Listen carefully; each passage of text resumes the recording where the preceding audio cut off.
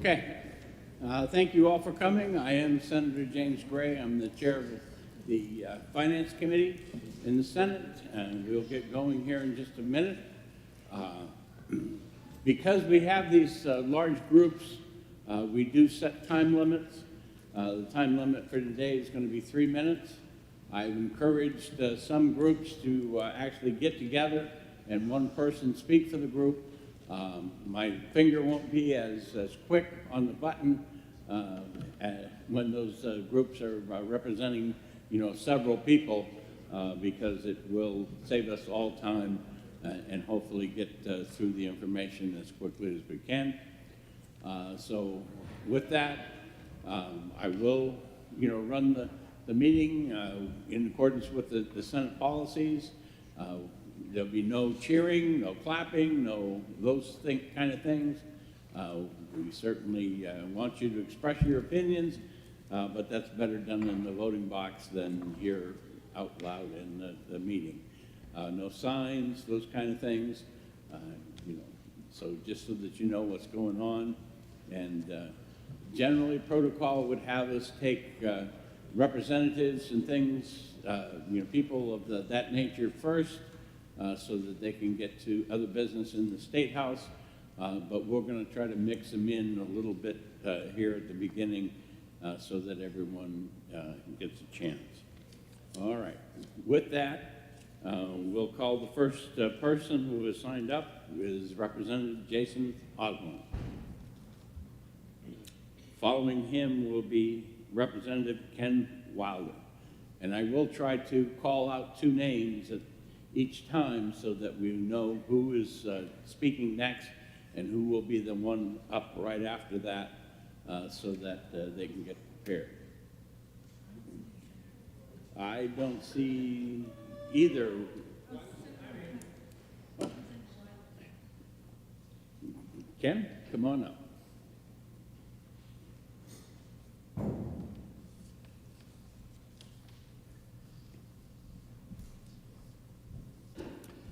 Thank you, Mr. Chairman, members of the committee.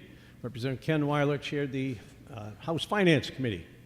It was quite a different situation than we've ever faced before. One of the things that we've tried to use through the years is called a tax expenditure limitation. So when we're looking at budget over budget, we shouldn't go up more than the increase in inflation and the increase in population. Those 2 figures are record heights. 12.7 inflation for the last 2 years, 1.5% increase in population left us with 14.7%. That would be the limit. We would never go that high, but we're going a lot higher than we ever have in the past. And many years ago, I was told to cut a budget 10%, and I managed to do that. So the other thing we were faced with was a very closely divided House. So we couldn't have a one-sided budget. It had to please both sides. We managed to do that, and Representative Osborne was going to brief on that particular amendment. He made a lot more changes to the budget than what we had seen originally to try to get more votes. And we were successful, as you know. We passed the budget out of the House 326 to 63. So that was quite an accomplishment. There's a lot of spending increases in there, but we fortunately have increases in the revenue as well. And due to the big ARPA spending over the previous years, people comparing the 21-22 budget, or the 22-23 budget to the 24-25 budget, excuse me, let him get me right, the 22-23 budget to the 24-25 budget, if you go from as passed, it's a huge increase. It's up around 15%.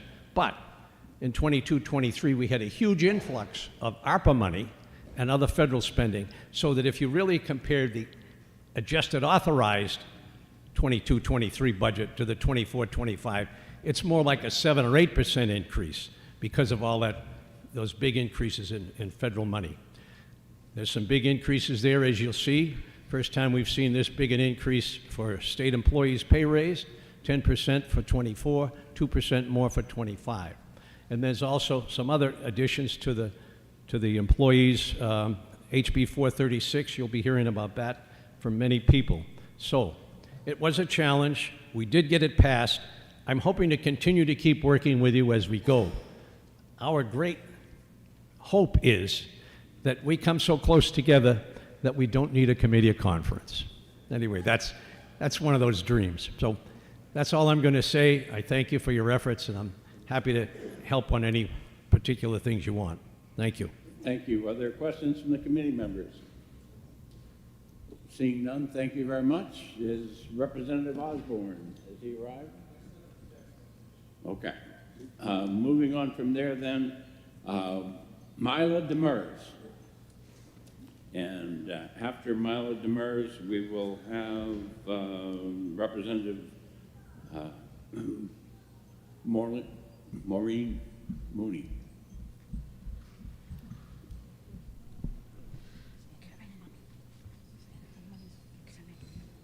Good afternoon. My name is Amanda Colleen, and I am from Nashville, New Hampshire, and I got my LNA license in the spring of 2022. It is so important for home health care to have more funding. It is especially important when it comes to home health care and pediatrics. My daughter, Mila, qualified for LNA services starting in September 2019. It wasn't until December of 2019 when my daughter was able to get nursing and had spent 6.5 weeks down in Boston between Mass General for Children's and Spalding Rehab. Part of the reason why it took so long was due to the rates of pay. I was very fortunate that Diane decided to take on the job when Tanya called and asked her if she'd be willing to take the case. Without Diane, Mila would not be where she is today. Mila was in very fragile health when we first came home from Spalding Rehab on Christmas Eve of 2019. With Diane's help, I was able to know that Mila was with someone who would keep a close eye on her. Without Diane, Mila would not have been able to attend Head Start or special ed preschool. Attending both of these, even during COVID, helped her with her development. If home health care had more funding, other parents like myself would be able to get private duty nursing services when needed. Please consider more funding for in-home health care services. And this is Mila. She just turned 6 today. Hi, Mila. So, Happy birthday. all right, go ahead, Diane. Are there questions from the committee members? And Seeing my none, name is thank you Diane very Jones. much. Go ahead. My name is Diane Jones. I'm Mila's LPN. I've been an LPN for 46 years here in the state of New Hampshire. I've been very proud of my employment here. I currently work in home care, of course, with the 6-year-old patient, Mila. When we first came home, my client was very weak. She had a tracheostomy in place. She needed my care. The arrival of COVID and the pandemic has made life so difficult for all of us. I accompany her to school every day, and without me, she would not be allowed to attend school. She has multiple risk factors for respiratory distress and the possibility of choking. My skilled observation, she is able to be a normal child and have the ability to thrive. Home care is such a necessary aspect of life with nurses and aides to assist the medically challenged children and families so they can receive the assistance they desperately need. With my care, my patient has thrived and become a success story. I hope you will consider providing more funding to help other families be success stories too. Thank you. Questions? Come on, baby girl. Seeing none, thank you very much. You're welcome. Let's go. Representative? And following the representative from COAS, Coalition for Youth and Families, Warden, will be after the representative.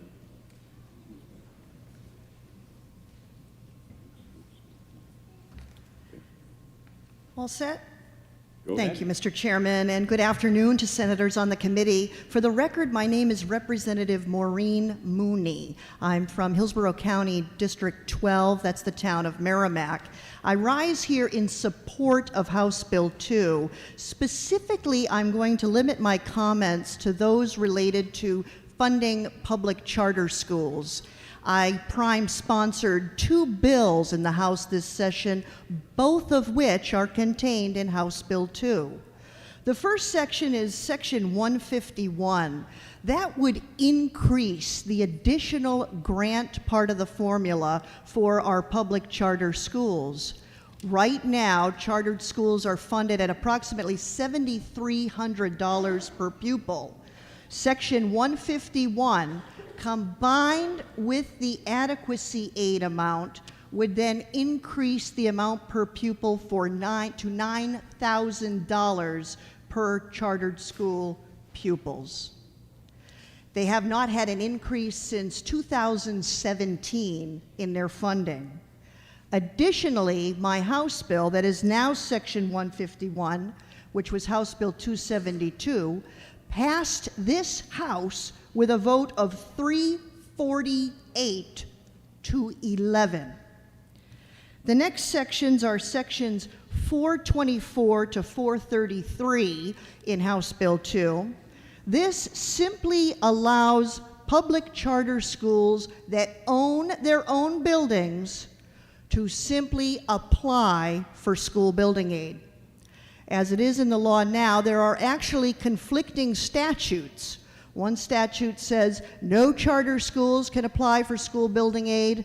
Another statute says, yes, they can apply, but only get 30% of their project. Sections 424 to 433 in House Bill 2 allow charter schools that own their own building to go through the process of applying, and cleans up the conflicting statutes by repealing the section of law that says charter schools cannot apply. However, it does keep the section that says they would get 30% of their project. So with that, I would encourage you all to vote for House Bill 2, and I thank you for your service. Thank you. Questions from committee members? Thank you very much. And Ms. Warden, and after that, Representative Osborne, are you here now? Okay, you'll be after. Go ahead. Hello, my name is Errol Warden. Before I start my testimony, I would like to introduce the children that did over 1,200 coloring pages from statewide child care centers across New Hampshire, and they'd love to bring them up to you. Go ahead. You got it. Good job. Nice job. Go up. Go on. Good job. Nice work.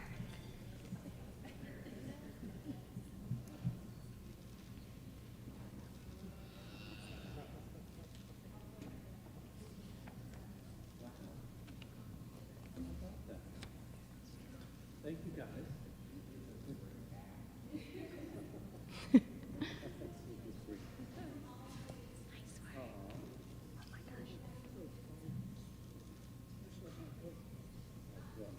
Nice work, you guys. Thank you very much. Nice work.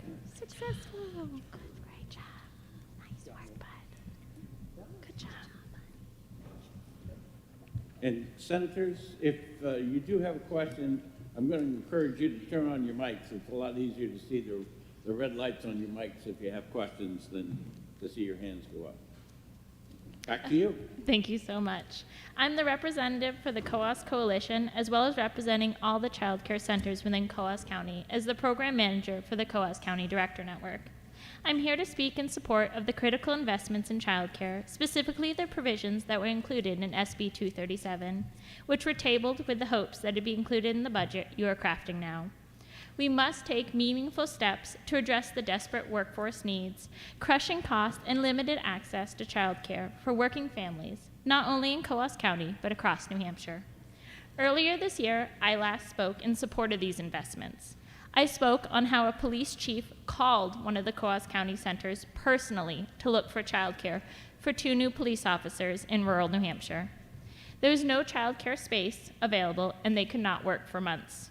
I also mentioned a center closing after 40 years of serving the community due to staff shortages.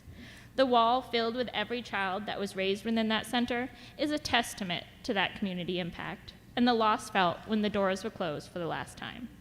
Now I'm coming back here today with updates that I hope you take to heart as you craft this budget.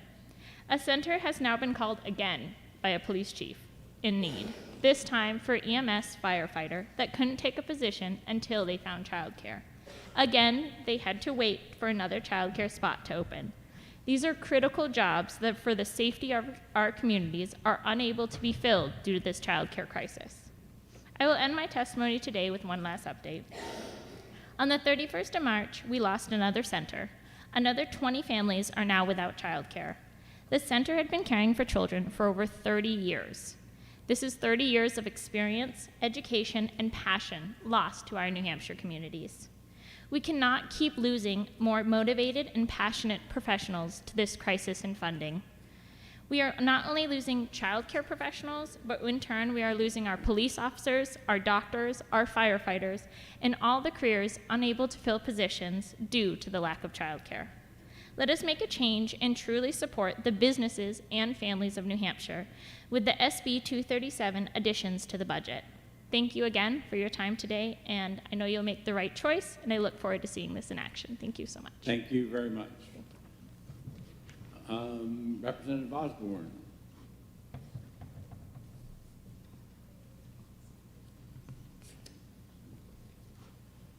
Representative Osborne, you're up. To speak. I'm Edwards. That's Edwards. Thank you, though. I'll take the promotion. That's okay. Mayor Joyce Craig.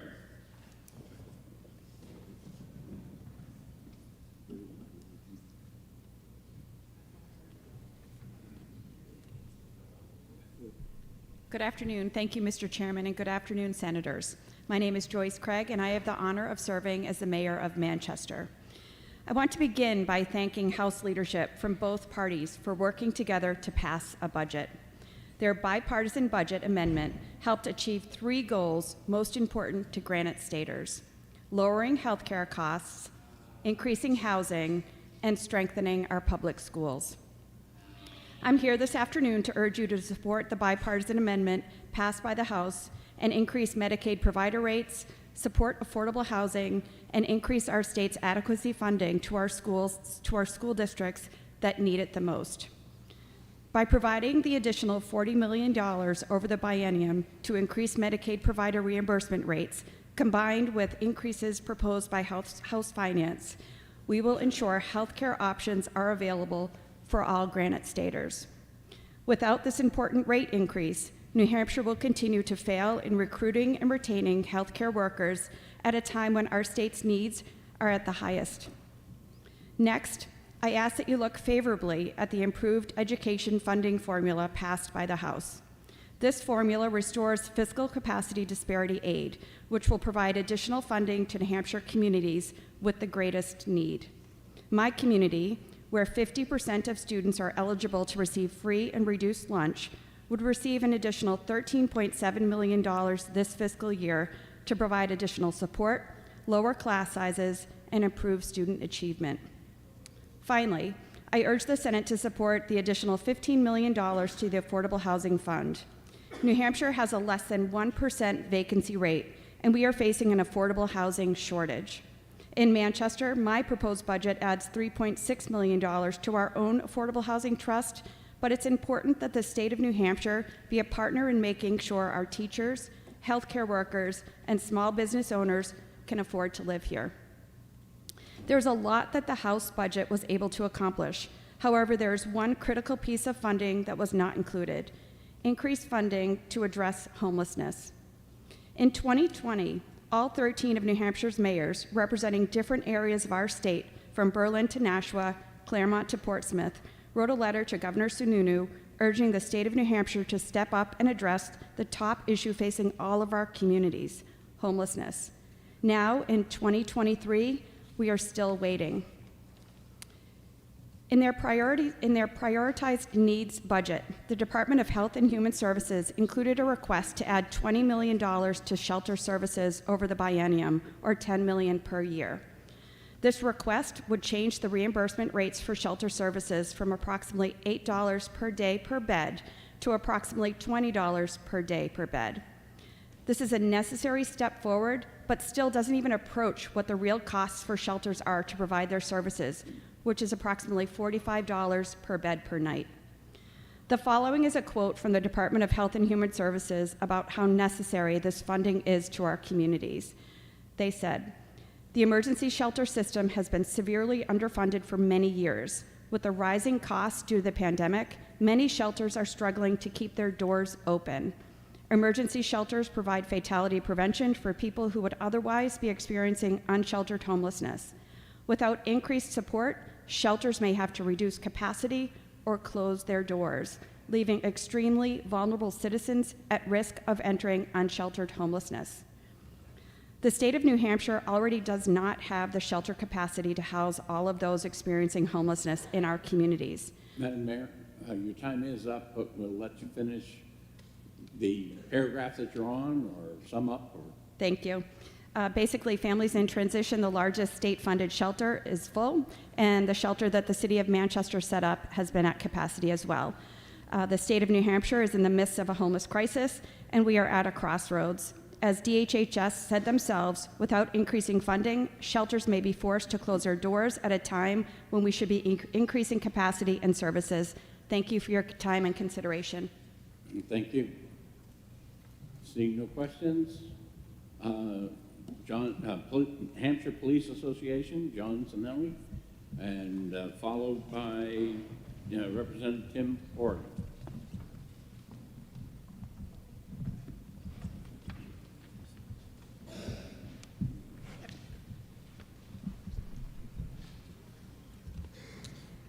Thank you, Mr. Chairman and members of the committee. My name is John Sinelli. I'm a sergeant with the Nashua Police Department, a resident of Windham, New Hampshire, and I currently serve as the treasurer of the New Hampshire Police Association. The New Hampshire Police Association represents thousands of law enforcement officers across the state, from first-year officers all the way to the chiefs of police. I know most of you have already met with President Mike Geha, myself, our lobbyist, along with other Group 2 retirement organizations to hear about the provisions in House Bill 2 relating to retirement, so I'll plan to be brief. I want to convey the importance of the Group 2 retirement system changes that the House passed in House Bill 2. Public safety, and specifically law enforcement, is facing a real and growing crisis. The availability of new hire police officers is at a record low, making an extremely challenging employment pipeline. And even more serious is that existing officers are departing earlier than we have ever seen before, putting extreme pressure on police departments and safety all across the state. The New Hampshire State Police has a vacancy rate of 20%. Local departments are seeing even higher numbers depending on the size of their department. The middle tier in the Group 2 retirement are our most experienced law enforcement officers. Every time one of them leaves, police officers are faced with additional mandatory overtime. Police departments are faced with major expenses of paying for that overtime, as well as upfront costs of trying to hire and train new officers, if those officers are even available. The one area we believe can have a positive impact on this problem is changes to the retirement system. As you have heard, the provisions in House Bill 2 are intended to reinstate some of the terms for the middle tier that existed prior to changes 12 years ago. At that time, no one could have contemplated the workforce situation we face today, but some of those changes are exacerbating today's problems. Doing as the House did will bring the system somewhat back to the way it was, giving these men and women incentive to stay for their full retirement term of employment. I see this problem every day. I hear about it everywhere I go. It is real and it is serious. This isn't just about good pay and having a good retirement program. It's about the safety of our citizens. I can tell you, I love the work I do. I believe most officers in this state feel the same way.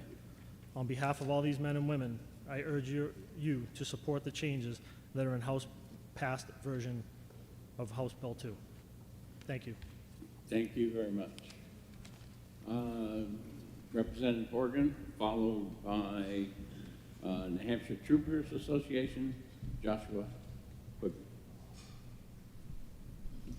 Thank you very much. Thank you very much, Mr. Chair. I was at a meeting this week where, actually, I guess a very wise man, I guess as you said, we have to consider where all the money is coming from, but I think we also have to consider where the money's going. So, first of all, you'll hear a lot about social services. I think that's any spending to make people's lives better is beneficial, and most of those programs are also good for the economy. So, especially many of the especially programs for the disabled, many of the disabled people can become productive members of society with these programs, taxpayers, and perhaps in many cases are even working for those services. So I would maintain the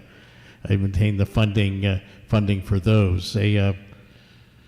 And we're talking about where it's coming from. I'm amazed we passed the budget for the House and passed as easy as we did with a bipartisan support. I must say our caucus leader, he's a miracle worker. I can't believe he did it, but I'm pleased he did. But one thing they did in the House, which you can undo, which I think would be worth considering, is eliminating the repeal of the interest and dividends tax. Even though I know I pay it myself, I don't like paying it, but I think that's probably a good place to tax. And it's probably, if you want to cut back taxes, there's probably other taxes that would be more productive to cut. And finally, on something totally unrelated but subject near and dear to my heart, there is some money for the renovation of the Whittemore Center at UNH, which did survive the House project. I hope it survives the Senate project. The state is going to kick in $6 million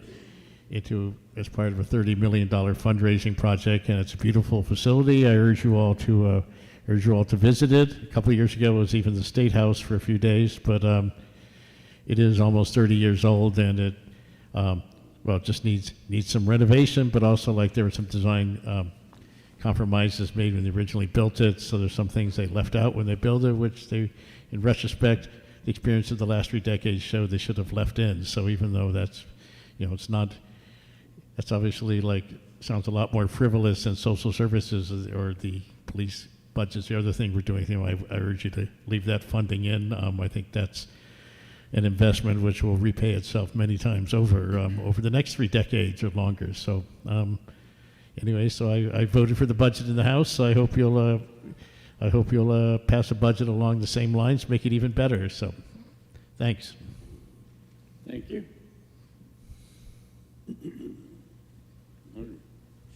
It's not being cooperative. Joshua, followed by Representative Perez. Thank you, Mr. Chairman and Senate Finance Committee members. My name is Joshua Quigley. I'm a trooper with the New Hampshire State Police, and I'm here today on behalf of the New Hampshire Troopers Association in support of the provisions to the changes to the Group 2 retirement, the middle tier, passed by the House in House Bill 2. I know that you have already heard from Troopers Association Troopers Association President Frank Campo and others about the provisions within HB 2, so I'll keep my comments brief. The problem these provisions aim to address is rather serious. We have seen retention problems currently that we have never before seen. To put this in perspective, the New Hampshire State Police currently has 69 unfilled positions. That represents nearly 20% of our entire workforce. Troopers are leaving well before their full retirement terms are up, and this is not unique to exclusively the New Hampshire State Police. Law enforcement agencies across the state are experiencing similar issues. With new recruits at a record low and experienced troopers leaving, the problem is only getting worse. Men and women in law enforcement are being burnt out as mandatory overtime is being used to fill this void, further exacerbating the situation. Something needs to be done. We believe the provisions passed by the House in House Bill 2 will help. These provisions reinstate some of the terms that existed in the middle tier prior to changes 12 years ago, and these will give an incentive to stay to full retirement term for many of these members. This will go a long way to stop the hemorrhaging. While the state makes efforts to fill these open positions.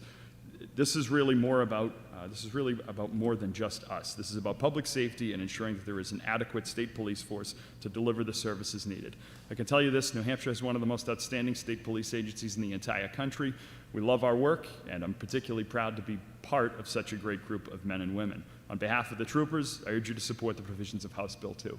Thank you for your time. Thank you very much. Representative Perez, followed by Frank Campo. Go ahead, Representative.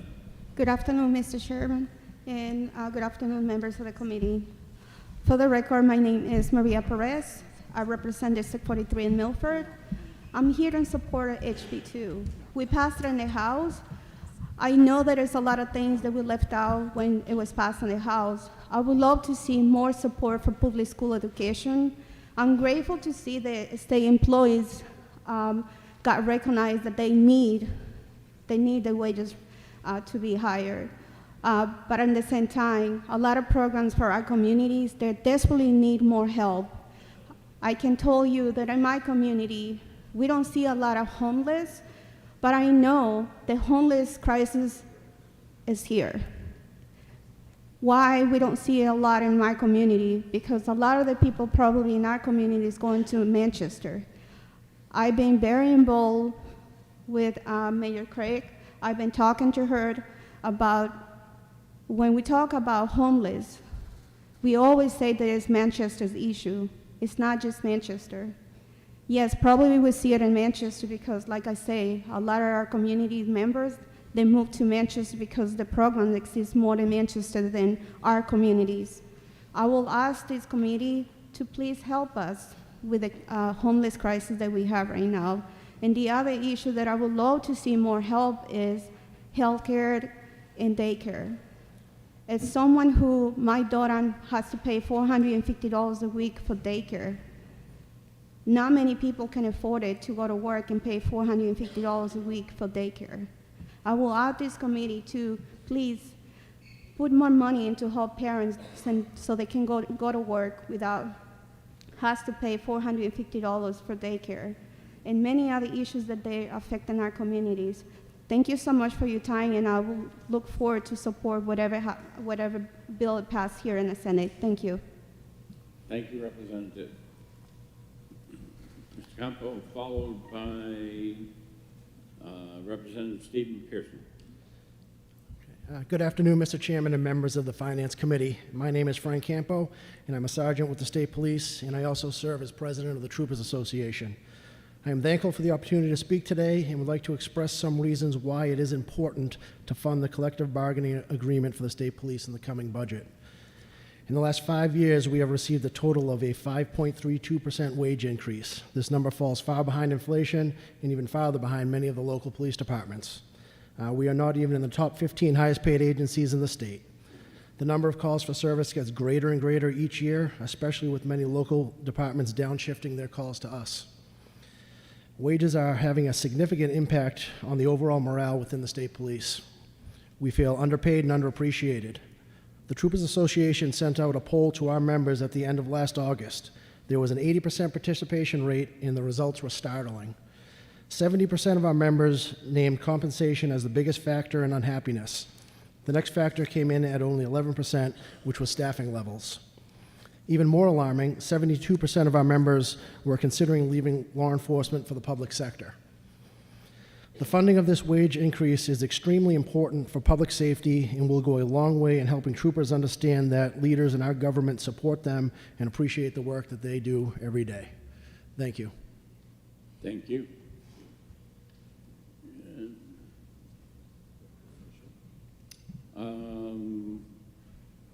Following the representative will be Ryan Donnelly. Go ahead, Representative. Thank you, Mr. Chair. Thank you, Senate Finance. For the record, Representative Steve Pearson, Rockingham District 13, which is dairy. I am the author of House Bill 436, which is the pension restoration bill that others prior have spoken about. 436 restores some of the benefits that were retroactively changed to first responders. This bill makes numerous concessions along with retaining all of the anti-spiking provisions currently found in law. I want to address the 2007 Decennial Commission report. Almost every recommendation by that commission has not occurred. Items in that commission report that were not recommended were going from 3 to 5 years, page 79, going from 2.5% to 2, page 25, raising the age from 45 to 55, page 25, raising the service from 20 to 25 years, page 25. The commission recommended earnable comp caps at 100. That was not done. It was done at 85%. That's on page 81. It recognized and looked at Article 36 of the Constitution and recognized the pension system as an ongoing obligation outlasting any biennial budget cycle. And I want to address that because this bill does go beyond a single budget cycle. Also in that report, they looked at retroactive changes, and Article 23 of the Constitution is mentioned as a significant problem to retroactive changes on page 77. Now, between 2007 and 2012, all 50 states did make some sort of pension reform. There is a document published by the National Association of State Retirement Administrators. This 98-page document highlights all 50 states and the District of Columbia. Within that document, the only states that made retroactive changes were New Hampshire, North Carolina, which made a change in 2011 and subsequently repealed 3 years later, and Wisconsin, that made a change that is far better than what we are offering in New Hampshire even right now. This bill is overfunded. It was intentionally written to be overfunded, and reduces, along with fixing this problem, reduces the debt of the pension system by $68 million. There is an updated informational financial sheet that is either coming to you or you have from the New Hampshire retirement system done by GRS, the actuarial firm that handles that. The problem that we're having right now, employee-wise, is very much a New Hampshire problem, and I'll give you a glowing example. The city of Worcester, Massachusetts has 272 firefighters on its hiring list. The city of Manchester has zero. Zero. This issue is very much a New Hampshire issue. And regionally, in testimony in the House, we heard that, frankly, in emergency services, the state of New Hampshire is viewed as a state that cannot be trusted. This will help restore some of that trust. This bill passed the House 282 to 80, largely in part to the First Responder Caucus. The First Responder Caucus on the Republican side, to which I am the lead, is the largest it has ever been in the House. 90% of House leadership voted for this bill, including the Deputy Speaker and Speaker Pro Tem and both Deputy Majority Leaders. The House has made a resounding statement on this problem, and I ask the Senate to concur with that. I appreciate your taking the time today to listen, and especially to listen to the stakeholders that have to live with the ramification of those changes every day. Thank you, sir. Thank you.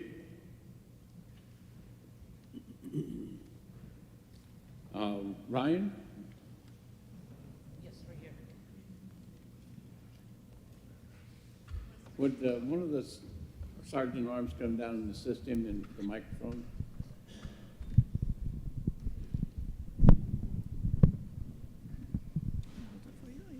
If you could, please. Yes. Hello, thank you. My name is Brian Donnelly. I am an advocacy coordinator with Granite State Independent Living. GSIL is a statewide nonprofit organization that advocates for and provides services to more than 1,800 Granite Staters with disabilities to allow them to live independently in their homes and communities. Included among those services are home and community-based personal care services provided under the Choices for Independence, or CFI, Medicaid waiver program. We are currently servicing over 500 consumers.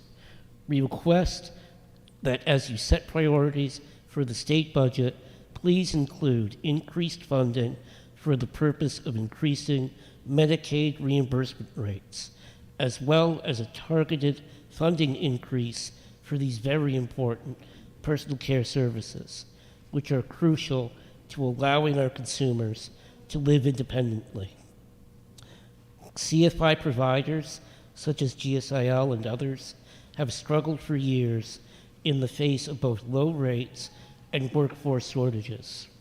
Our goal is to ensure that those that can stay at home to age with dignity. But our programs struggle to attract and retain workers due to the inadequate rates for CFI services. As a state, we can and must do better by offering options to our constituents, options which keep them in the least restrictive environment possible. Bottom line is wages. Our funding limitations mean we cannot offer workers a competitive wage compared to other entry-level and service sector jobs. As a Medicaid-only provider, we are limited by the Medicaid reimbursement rates, which have not kept pace with inflation for over a decade, putting us at a severe competitive disadvantage and limiting the reach of our programs.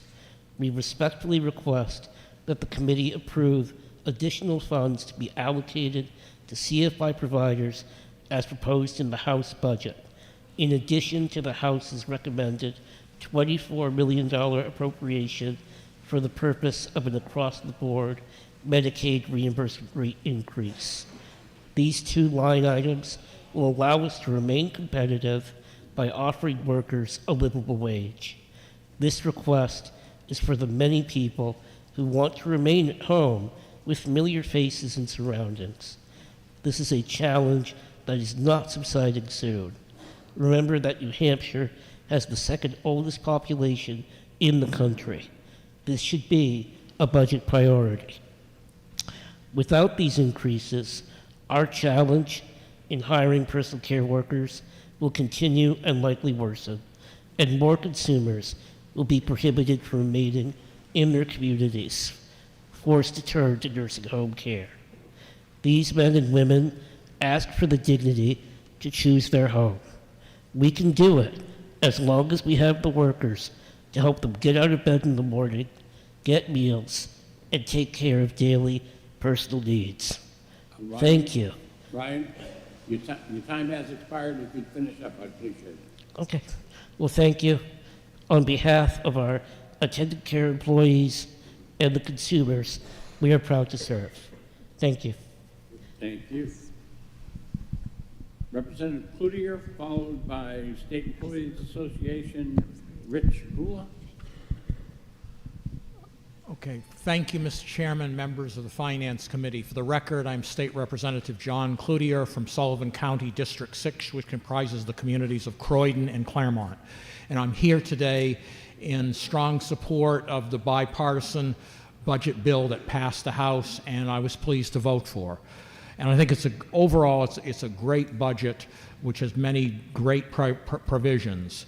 And I'm very pleased, among other things, that you provided money for the renovation of the Regional Vocational Center in Newport, which helps many of my Claremont and Croydon constituents, and made more money for adequate education funding. But I strongly urge you to pass this budget, especially when it comes to education funding, and give the highest priority to it, because I come from communities that are still struggling to pay for their public schools, and practically every few weeks I get some of my Croydon or Claremont constituents coming up to me and say, what is the state going to do to fund public education better and reduce our property taxes when it comes to schools? Of course, we've debated this issue in the legislature for years, and it's just been litigated in the courts. I just hope we can start this year to resolve it, and this bipartisan budget agreement is a start. But I think you should look carefully at any provisions, strengthen it, like the Education Trust Fund. Be very careful of any changes. That would be my only suggestion to approve. But overall, it was a good budget. It was a compromise, and I salute Representatives Wilhelm and Osborne to help lead us forward on this bipartisan budget compromise. Thank you. Thank you. Rich, followed by Representative Edwards. Good afternoon, Mr. Chairman, honorable members of the Senate Finance Committee. For the record, my name is Richard Gulla, and I am president of the State Employees Association. I am honored to be representing over 10,000 hardworking New Hampshire public employees and retirees. We are the men and women who plow our roads, ensure we have clean water to drink, that our children are safe, and our elderly are cared for. We are your neighbors and friends. We are taxpayers. We are dedicated public servants who have helped build New Hampshire and continue to keep New Hampshire great. Thank you for your time here today and allowing me to comment on our state's budget. I will be brief, as I want to be respectful of your time, and there are many others here today wanting to testify. We are in full support of the much-needed state employees' pay raise. I think Commissioner Charlie Arlinghouse summed it up pretty well in his April 10th, 2023 Union Leader op-ed, where he stated, and I quote, "The governor's proposed 10% cost of living adjustment to state employees' wages is prudent, economically modest, and a necessary response to market signals on the state labor force. To suggest otherwise is to misread 40 years of state history and to deny the destructive effects of inflation that have gutted real wages for most employees. We cannot emphasize enough how critical this is for our state employees, and we ask for your support. We are in full support of the restoration of benefits language in House Bill 2, which would affect approximately 1,800 state, local fire, corrections officers, and law enforcement employees. As you may remember, they saw their benefits reduced under a 2011 legislative change to the New Hampshire retirement system. The language in House Bill 2 adjusts the transition provisions for Group 2 service retirement adopted in 2011 over a 10-year period until 2033 and makes general fund appropriations each year to fund the cost of those benefits. This is a fairness issue, and we ask for your support. It is our sincere hope that this committee incorporates Senate Bill 205 and Senate Bill 57 into the budget. Senate Bill 205 would grant a 1.5% cost of living adjustment up to the first $50,000 of a member's retirement to any retired member in the New Hampshire retirement system who has been retired for at least 5 years prior to July 1, 2023, or to any beneficiary of a retiree who is receiving an allowance. Senate Bill 57 would provide for the application of the statutory reduction of a Group 1 employee or teacher, retiree's annuity at the member's full retirement age under the federal Social Security system rather than age 65. Both Senate Bill 205 and 57 are currently on the table in the Senate, having passed policy and finance committees in the Senate and have pending motions of order to the third reading. Thank you for your time today and your commitment to public service and for your consideration on these very real and important issues. And I'm happy to take and try to answer any questions you may have. And I don't see any, so thank you very much. Thank you. Representative Edwards, followed by, from the Lakes Region Community, Carey, and I'm difficult to read the last name, so. All right. Thank you, Mr. Chair. I'm Representative Jess Edwards, representing Rockingham District 31. I have had the privilege of serving for 3 years now, nearly 3 years, as the chairman of Division 3 of Finance. What you'll see in the Division 3 budget is fairly standard stuff for the most part. I just wanted to accentuate one item that's a bit unusual, and I'm happy to come and talk to you in more detail offline. But on page 118, item 389, affecting RSA 126B, Bravo, Bravo. This is the Prescription Drug Affordability Board. This board was created 2 terms ago when the Senate brought it over to the House as part of a Christmas tree bill, an omnibus bill. It never really got full hearing in HHS or Commerce or in Finance that year, but it did get signed into law. Because it did something that people wanted, and that was to establish more price transparency around our pharmaceuticals, under the belief that the more transparency there is, more likelihood is that we're going to get a competitive marketplace and better pricing. This got to be an issue for Division 3 when GELCAR in their rulemaking came to a unanimous conclusion that the fee structure was represented an unconstitutional tax and encouraged the legislature to go back and look at it. Both the senior Democrat on the committee and the senior Republican on the committee independently put forward HB 2 items to address the unconstitutional tax by getting rid of the fee structure and instead replacing it with general funds. So that's a fairly significant thing just to clean up, I think, an issue. 2 of the industry groups have complained about what they perceive to be an unconstitutional tax as well. So hopefully we could get ahead of some litigation here. It also has a fine mechanism where the fines can be levied because the industry doesn't want to provide business-sensitive information. Those fines can be up to $1,000 a day, $25,000 in total. There's just an issue with accountability there, and there's a lot of redundancy in the bill. So a key component of this bill is to have the Department of Insurance take the lead on taking a look at what's happening at the federal level and within different departments of state, and resolve redundancy and come up with new legislation. Happy to continue working offline with anyone on this, and I want to thank Senator Rosenwald. We're going to meet on Monday. Okay, thank you very much. Kerry, followed by Representative Gale.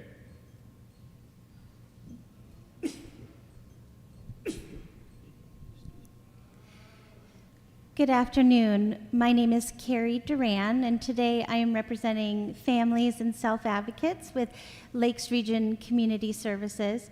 Thank you, Chairman Gray and members of the committee, for the opportunity to speak today. I'm wearing two hats today, that as an advocate for Lakes Region Community Services, and also that as an advocate as a mom, as I have a daughter who's 12 who was born with Down syndrome. I'd like to read to you really quickly a letter of testimony. I brought several here to present to you from a mom. My name is Barbara Spike, and my son Charles White and I live in Plymouth, New Hampshire. We ask you to support the developmental services budget and the proposed Medicaid rate increase. This proposed Medicaid rate increase will support the developmental disability system and workforce. There's currently a workforce crisis in New Hampshire where it's very difficult to attract and retain qualified workers for developmental services, including physical and occupational therapists. My son, who has Down syndrome, is supported by Lakes Region Community Services through the Developmental Disabilities Waiver and self-directed services. This has allowed him to gain part-time employment so that he can become a contributing member to our communities here in New Hampshire. Without this support, he would not be able to get transportation and housing, which has allowed him to get a job, which keeps a roof over his head. We live in subsidized housing, and for many years, mainly due to the laws regarding limits on assets and earnings allowed, this has prevented us from saving to purchase our own home. Thank you, Chairman Gray and members of the Senate Finance Committee, for considering my written testimony. I urge you to support a Medicaid rate increase for developmental services. I just wanted to close with saying this is a mom who, she's close to retirement, has an adult son. I am a mom who is close to turning 52, who has a 12-year-old daughter, and I'm looking ahead. I'm looking ahead to care for her, and I urge you to not only think of Barbara's son Charles, but also my daughter Katie as we look ahead and support HB1 and HB2. Thank you so much. Thank you. Representative Campbell, followed by, and the first name looks like it's Corbin, and I'm very difficult to read the writing on the last, so if Corbin is here, okay. Thank you, Senator, and thank you, members of the Senate Finance Committee. You've had quite a few emails from me in the recent days with many attachments. I hope you had a chance to peruse them. I've come today to talk about school building aid, something that the governor wanted to invest $75 million in one time next year, which is a start, but obviously not enough to answer the whole problem. So I've asked that you take a look at a bill that I put into the House this year, HB 332, which was the most modest of three building aid bills, but I believe all were retained. This one would change the $50 million annual cap to a $60 million minimum investment, because as you know, we have a great many schools that need to be renovated or replaced. This was made much worse by the 10-year moratorium. A second part of my bill is to do something, I emphasize this is something, lowercase letter something, for the school districts that had to act during the moratorium, Newmarket among them, where we spent $39 million.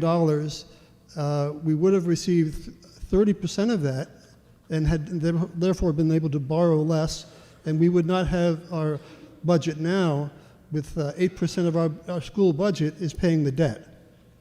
And you may know this off the top of your head. I talked to the treasurer today, the state treasurer, and the state is paying 2.5% for our budget on debt.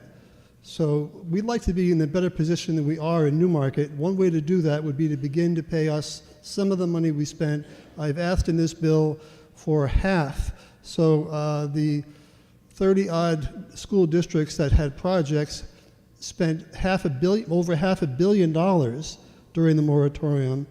The school building aid share would have been 180, so we're asking for 90 million, and not all at once, not the 80% down like you're doing now, but help us pay down our bonds so that we can have some property tax relief. And I'd also like, I think we can do more than one thing at a time in New Hampshire. We can work on the pending list. There's a long list of schools that aren't being funded yet. We can work on that, and we can work on paying down the people who had to invest during the moratorium and not just putting them off to the side because, well, that was your bad timing. New Hampshire has been really, really behind on funding education, and this is another part of education funding. When I heard about my friend Representative Weiler and the amendment to take school building aid out of the Education Trust Fund, I mean, this is a part of the reason we have a surplus is because we won't spend the money that we should. And we have the things to do. I hear there are no shortage of things to spend money on. People here are here to talk about this, and yet we're tight-fisted. We pride ourselves on not having a tax. We want to get rid of the interest and dividends tax. We have to replace that with something. It can't all be done with gambling. So we have to raise and spend money sufficient to do the people's work, and I thank you for your patience. Thank you, Representative. Corbin, followed by Ms. Margolin. Thank you, Chairman and members of the committee. My name is Corbin Warzeka, and I am a student at MC Squared in Keene. And I have come here in support of House Bill 2. Stand a little closer to the microphone, if you would. Thank you. I've come here in support of House Bill 2, specifically the part that would allow for more funds to go to charter schools. The funds would be used to provide for more learning opportunities for kids so they could really get the most out of their education, and even be used to help other students that sometimes have trouble learning or were not able to learn properly in a traditional school environment. Thank you. Well, thank you very much. Alyssa, followed by Alan Reitz. Mr. Chairman, members of the committee, for the record, my name is Alyssa Margolin. I serve as Director of Housing Action New Hampshire. As you know, our state is facing an unprecedented housing crisis due to a severe lack of supply of affordable housing options. The latest data reveal that we are currently short 23,000 units and will need to develop 60,000 units over the next 30 years. The shortage now impacts everyone, whether the concern is about workforce shortages, future economic well-being, our aging population, healthcare system, rise in homelessness. We must address the need for more affordable housing. HB1 and HB2, different versions submitted by Governor Sununu, what was passed by the House of Representatives, as well as key bills passed in the Senate, include a number of critical tools our state needs to address the housing crisis. One tool with a strong track record of affordability and leveraging additional resources is the Affordable Housing Fund. Another is a newer program that was originally developed with ARPA dollars, Invest New Hampshire program. Senate Bill 231 also included the new historic housing tax credit that would help make the best use of some older infrastructure and convert them into new housing opportunities. And Senate Bill 202, passed by the Senate, would launch a new affordable home ownership program through a new home ownership innovation program. We also encourage Senate Finance to connect these housing production resources with a new municipal incentive program, a housing champion bill, and its corresponding grants as passed in Senate Bill 145 that has the support of the Municipal Association, the BIA, New Hampshire Bankers, New Hampshire Lodging and Restaurant Association, New Hampshire Auto Dealers, New Hampshire Realtors, and Housing Action New Hampshire. And finally, members of the committee, we'd like to ask for your help in addressing our homelessness crisis. As you have heard, the department submitted a prioritized needs request for $24 million, and we are grateful to see support that was shown in SB 231, and we urge this chamber to include additional funding for the Bureau of Homelessness. Thank you for your consideration of these priorities. And thank you. All right, Alan, followed by Ashley from the Visiting Nurse Home Care. Thank you, Mr. Chairman, and members of the Senate Finance Committee for considering my comments. For the record, my name is Alan Reitz. I've lived in Sullivan County since 1991 and have worked for the Hanover Co-op food stores for the past 25 years. My job is in public and government affairs, and I'm in that capacity today speaking from a business perspective. Housing. We've heard so much about housing over the past few years. Some of us, members of your committee included, have been hearing about it and working on the housing problem for many years. Your deliberative body is poised to take appropriate action. I urge your support of all bills and funding requests that address housing affordability. Senate Bills 145, 202, and 231 are a balanced set of trackable actions. Each one details clear steps. Together, they help our state take the long strides necessary to fix the massive imbalance in the housing market. One example is the Housing Champions Bill, SB 145. The New Hampshire Municipal Association highlights the need for that bill in its April 28th legislative bulletin, stating, quote, "Updating local zoning codes is a challenging task because it is a time-intensive process that requires not only determining which ideas about development are appropriate, but also requires adapting those ideas to the realities on the ground." That statement is spot on. Through my job, I have attended more than a few municipal hearings around Sullivan and Grafton County to show support for the leaders who spend months and sometimes years to effect change.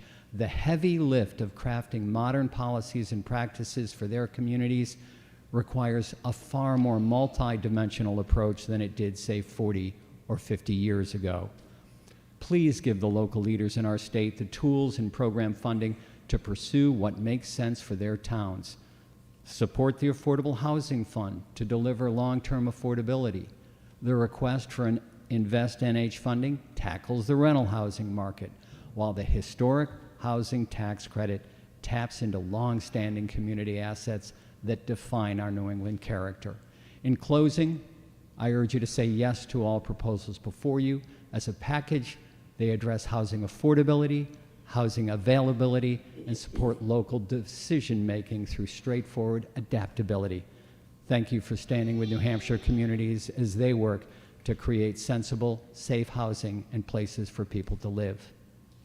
Thank you very much. Ashley, followed by Janice Howard. Thank you, Mr. Chairman. Thank you, Senators. My name is Ashley Shaney. I'm representing Visiting Nurse Home Care and Hospice of Northern Carroll County, way up in the rural New Hampshire. I stand before you today with what I thought was going to be an eloquent set of words to fit into such a small amount of time, but I don't know that I can make that happen. What I want you to know is that we work in a line of business that helps people stay in their home. We serve not only skilled clients that are coming home from the hospital, we serve people at the end of their lives, and then we serve them in the in-between. There is not enough healthcare workers to stay with the clients that need us. There are people at home without the services that they need, and I cannot sit in interviews anymore and tell people the wages that we're able to pay them with the CFI dollars that are funded to us. I have here all of the eloquent words that I will give to you afterwards, but what I need you to know is that from our heart is that we need you to be fiscally responsible, but also responsible in taking care of the citizens that are aging with disabilities in our community. We can no longer compete with the private sector. There are no employees and bodies left to have to take care of these people. And as they continue to age, this crisis, and everybody has used the word crisis, the crisis is only going to mount further and further. And it's selfless work, and at the end of the day, they have to have more funding in order to be able to do that selfless work. So I'm gonna leave you with something. This is something that, because we can't pay super high wages in healthcare, this is an exercise that we have taught all of our caregivers, and I'm hoping that everybody here will participate if you are able to. So if you can take one of your arms and put it out in front of you, move it this way, and then you're gonna move your arm. This is, I promise it's helpful in all healthcare aspects. Then you're gonna move it as far behind you as you can, and you're gonna pat yourself right here in the back, because that's the only benefits that we have left to offer our employees because we don't have the wages to give them. Home care is not a luxury. It is a vital service needed for our aging citizens. New Hampshire has taken pride in the word live free or die. Let's not confuse this with live free and die alone at home on your own. Please add more money to the House budget to fully fund the rate increases requested by the Granite State Home, Health, and Hospice and Hospital Association. Thank you. All right, thank you. Janice, followed by Tanya Philbrook.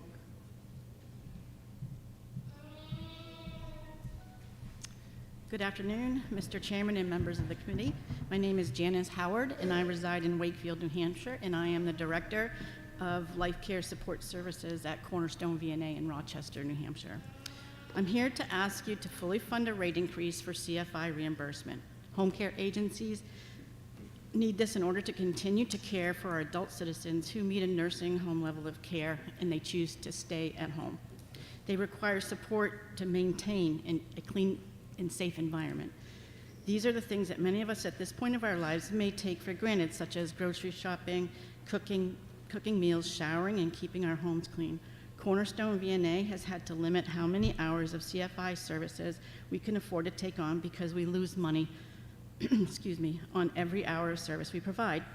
If the CFI program does not raise reimbursement rates, we will have to continue to turn away people who need these supports. The average cost of a home health aide is $79, but the CFI reimbursement is $34. The rate must cover wages, mileage, training, supervision, insurance benefits, and soon electronic visit verification. How many business people in this assembly, or owners in this assembly, could stay in business if the product costs $79 to produce, but you could only sell it for $34? That's what we're up against. Home care agencies are in the business of caring for people. None of us want to say, I'm sorry, or we're not able to take you on at this time, or other crushing thing to have to say is that we just don't have the staff to meet your needs. If the money for funding is not available for the CFI program soon, agencies with a high census of CFI clients may have to stop services due to the financial losses. If this does come to be, it will create a crisis, similar word again today, for our vulnerable adult citizens. In order to avoid this crisis, please act now.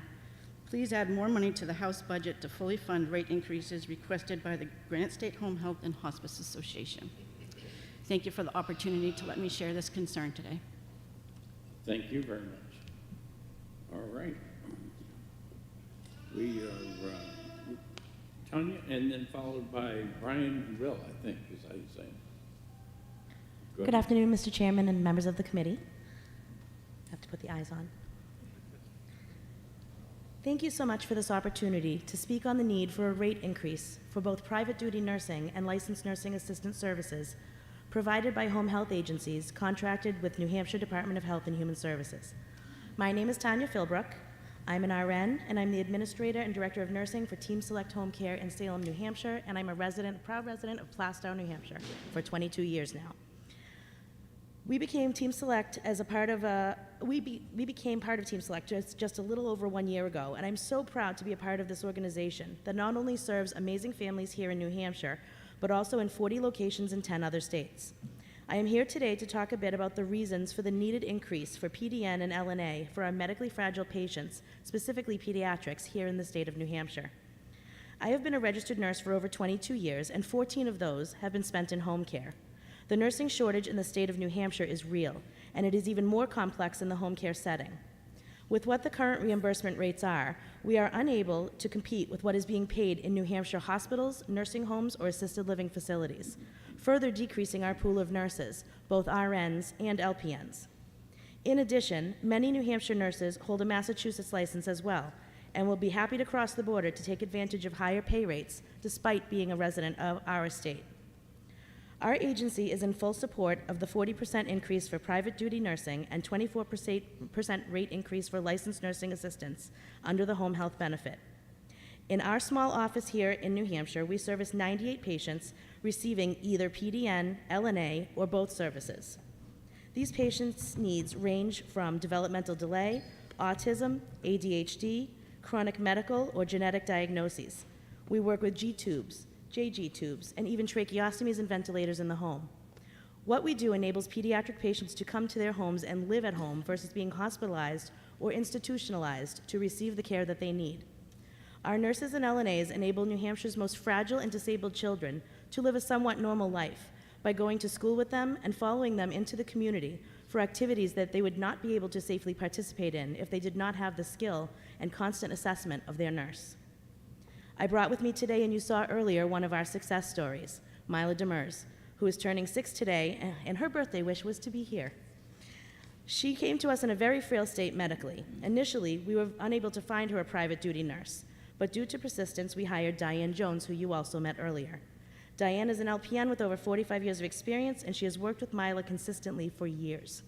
Mila has come from being hospitalized frequently and depending on a tracheostomy and G-tube to now having her trach closed and making strides in eating orally. Her behaviors have improved, and she is participating in mainstream schooling with the assistance of Diane. Mila has been staffed with 50 hours of private duty nursing per week without fail, and the strides she has made and milestones that some thought would never happen have actually been realized. Without her private duty nurse, this would not have been possible. We are in full support of the rate increase so that we can make more of New Hampshire's medically fragile pediatric population success stories like Mila.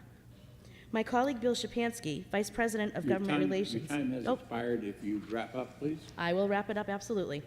As a nurse who cares deeply about her patients, their families, and her employees, I strongly urge you to support the proposed rate increase for both private duty nursing and LNA care. Thank you so much for this opportunity and your time and consideration. Okay, thank you. And Ryan, followed by Ron, Seba, whatever. All right. Go ahead. Thank you, Mr. Chair, Senate President, members of the committee. My name is Brian Rill. I am the president of the Professional Firefighters of New Hampshire. We represent approximately 2,000 active and retired firefighters in the state of New Hampshire. I am here, in addition to some other folks, in support, asking for your support of the provisions that are for the retirement transitional provisions, formerly known as House Bill 436, that are included in House Bill 2. As you've heard testimony already this afternoon from the police organizations, firefighters across the state are experiencing a very, very similar and concerning crisis, and that is the crisis of retention of our personnel. Years ago, there were some changes that were made to the retirement system. These changes were needed in order to shore up what at the time was a retirement system that was not going to remain solvent. Legislators, much like you, had to make some very difficult decisions, and that was not due to anything other than some faulty funding mechanisms to the system. We are asking for a small change, a large change for a smaller contingent of people that were affected by these changes. There was a middle tier transitional group you're all very well aware of, and this change would restore some benefits, approximately 85% or so of the benefits to those personnel. We are in a dangerous place right now in public safety in New Hampshire. And I just want to state a couple of things that I think would be important to know. In 2022, there was a confidential survey sent out by the Department of Safety that asked our personnel, why aren't you taking jobs in New Hampshire if you're passing the state entrance exam in New Hampshire? And 65% of them stated they were going to other states because of their retirement system. Now, that's significant when you look at the recruitment and retention crisis in the state. But when you talk about retention specifically, you're talking about a group of people that are your most qualified leaders, your lieutenants, your captains, your chiefs, your administrative personnel. If we lose all of these highly trained, highly qualified individuals, we're left with folks that are not yet qualified to be in these positions stepping up. This creates not only a problem within the ranks, it creates a problem for public safety in New Hampshire. And I'm asking you to support the provisions of this bill based on two things. This bill is good for determining what the value of public safety personnel is here in New Hampshire and determines the value of public safety in New Hampshire. I ask for your support. Thank you for your time. Thank you. Ron, followed by Patrick Robinson. Thank you, Chairman Gary and members of the committee. For the record, my name is Ron Sebastian. I'm a resident of Derry and a captain for the Derry Fire Department. Additionally, I'm also the president of United Professional Firefighters Local 4392, representing 72 firefighters, paramedics, and dispatchers. I'm asking for your support on the transitional retirement provisions included in House Bill 2. For a little context, I'm a 22-year veteran with the Derry Fire Department. The 2011 retirement changes did not impact me personally, but in fact, I'm eligible to retire in August of next year. I can leave the fire service under the same exact terms that were presented to me upon hire, nothing more and nothing less. Today, I'm here to support 15 of my fellow firefighters, the residents, friends who are impacted by these changes, along with the hundreds of other fellow firefighters across the Granite State. Excuse me. As of today, these firefighters will not retire with the same benefits secured at the start of their careers. As a leader of the fire service, I'm here to ask for your help. New Hampshire first responders impacted by the 2011 benefit reductions are beginning to feel the effects of those changes. They realize the benefit packages agreed upon when they were hired severely contrast with the benefits they will receive. From our perspective, the outlook of public safety in the state of New Hampshire is grim. Conversations around the firehouse kitchen table are proof of how things are heading. The potential loss of many of our formal and informal leaders caught in the transitional provisions are now becoming a concerning reality. The drastic benefits differences are causing our most qualified personnel to seek alternative careers before reaching retirement eligibility, leaving a tremendous void in our fire departments. And in Derry, we currently have several senior members who are eligible and are planning on retiring, 2 alone this month, and potentially a few more before the end of the year. As mentioned earlier, these are some of our top senior officials, chief officers, lieutenants, and captains. These voids are unsustainable for New Hampshire's fire service and are not sustainable for the town of Derry. Currently, 15 members working were affected by the 2011 changes. Several of those are high-ranking officials, like I mentioned, within the organization, and will leave unprecedented voids in leadership once they are gone. Derry firefighters want to remain in their careers, protecting their community, but firefighters are finding it increasingly difficult to face the everyday risk of the job without the security retirement benefits. I am not in no hurry to retire because the benefits under the old system incentivize me to stay beyond my required time and age, and I still have many years to come. Firefighters vested in the system by 2012 will receive exactly what they signed up for. New firefighters in 2012 will also receive exactly what they were promised. Yet 15 Derry firefighters and about 500 statewide do not fit in either category. This is time to fulfill the promises made to them, and I ask for the committee's full support on House Bill 2. Thank you. Patrick, followed by Maggie Fogarty. Good afternoon. Thank you, Chairman Gary and members of the committee. For the record, my name is Pat Robertson. I'm a resident of Windham. I am a firefighter for the Windham Fire Department. Additionally, I am the president of Windham Professional Firefighters Local 2915. We represent 24 firefighter, EMTs, and paramedics for the town of Windham. Today I speak in support of the retirement provisions included in House Bill 2. As someone who has 23 years on the job, I am not immediately impacted by these provisions. However, I am intimately familiar with the issues as the impacts many of the firefighters who serve for the town of Windham. I'm here today to tell you that the fire service is experiencing unprecedented problems with hiring and retention and quality firefighters in New Hampshire. Windham, we just retired a member yesterday.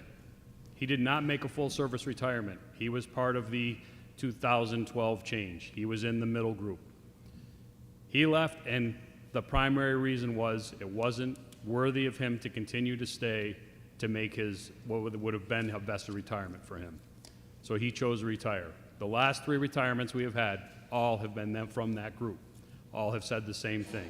And I now have 3 members, paramedics, that are very hard to come by these days, that are talking about retiring should they not make the changes that have been put into House Bill 2. This is an ongoing issue that is not going to get better unless we do something to help these folks. We cannot afford to lose these people. Our members take pride in the job they do every day. They protect the citizens of Windham. They have historically done so for modest salaries in exchange for proper health care and healthy retirement benefits. Through the years, our firefighter salaries have not kept pace with inflation, while they have seen their retirement benefit reduced and the retiree health care removed.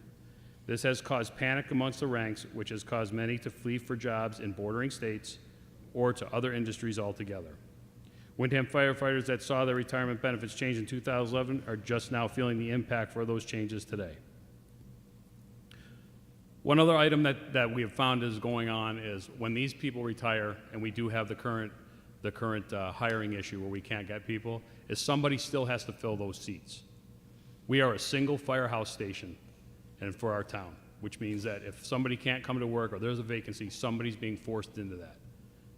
We talk about PTSD in the fire service and the police services. This is going to contribute to it because people are going to be here longer and they're working too many hours.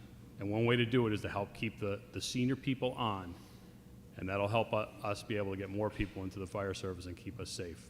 I thank the committee members for their time today, and I hope that you will support House Bill 2 and the changes for the retirement.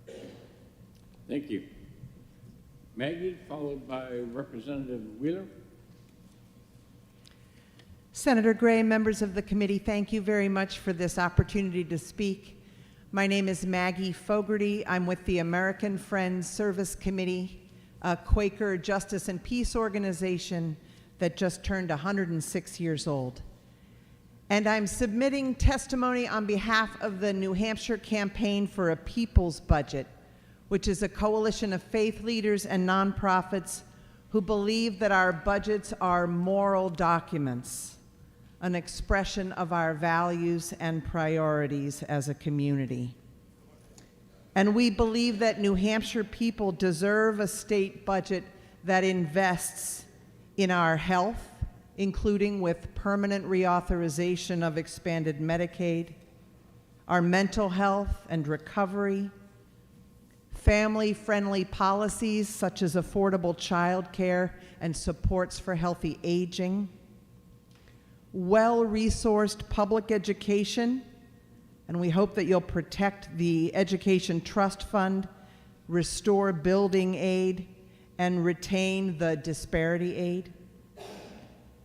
Good wages and good retirement for our beloved state workers, clean water, clean air, and a sustainable environment, affordable housing for everyone, and abundant resources to end homelessness, alternatives to incarceration, and common sense public safety policies, including public notification of highway checkpoints. To do this, we need fair and adequate taxation that invites all of us to contribute to the common good according to our ability to pay, not tax cuts for the wealthiest Granite Staters and corporations. Our testimony goes into greater detail, so I'll just submit that for the finer points.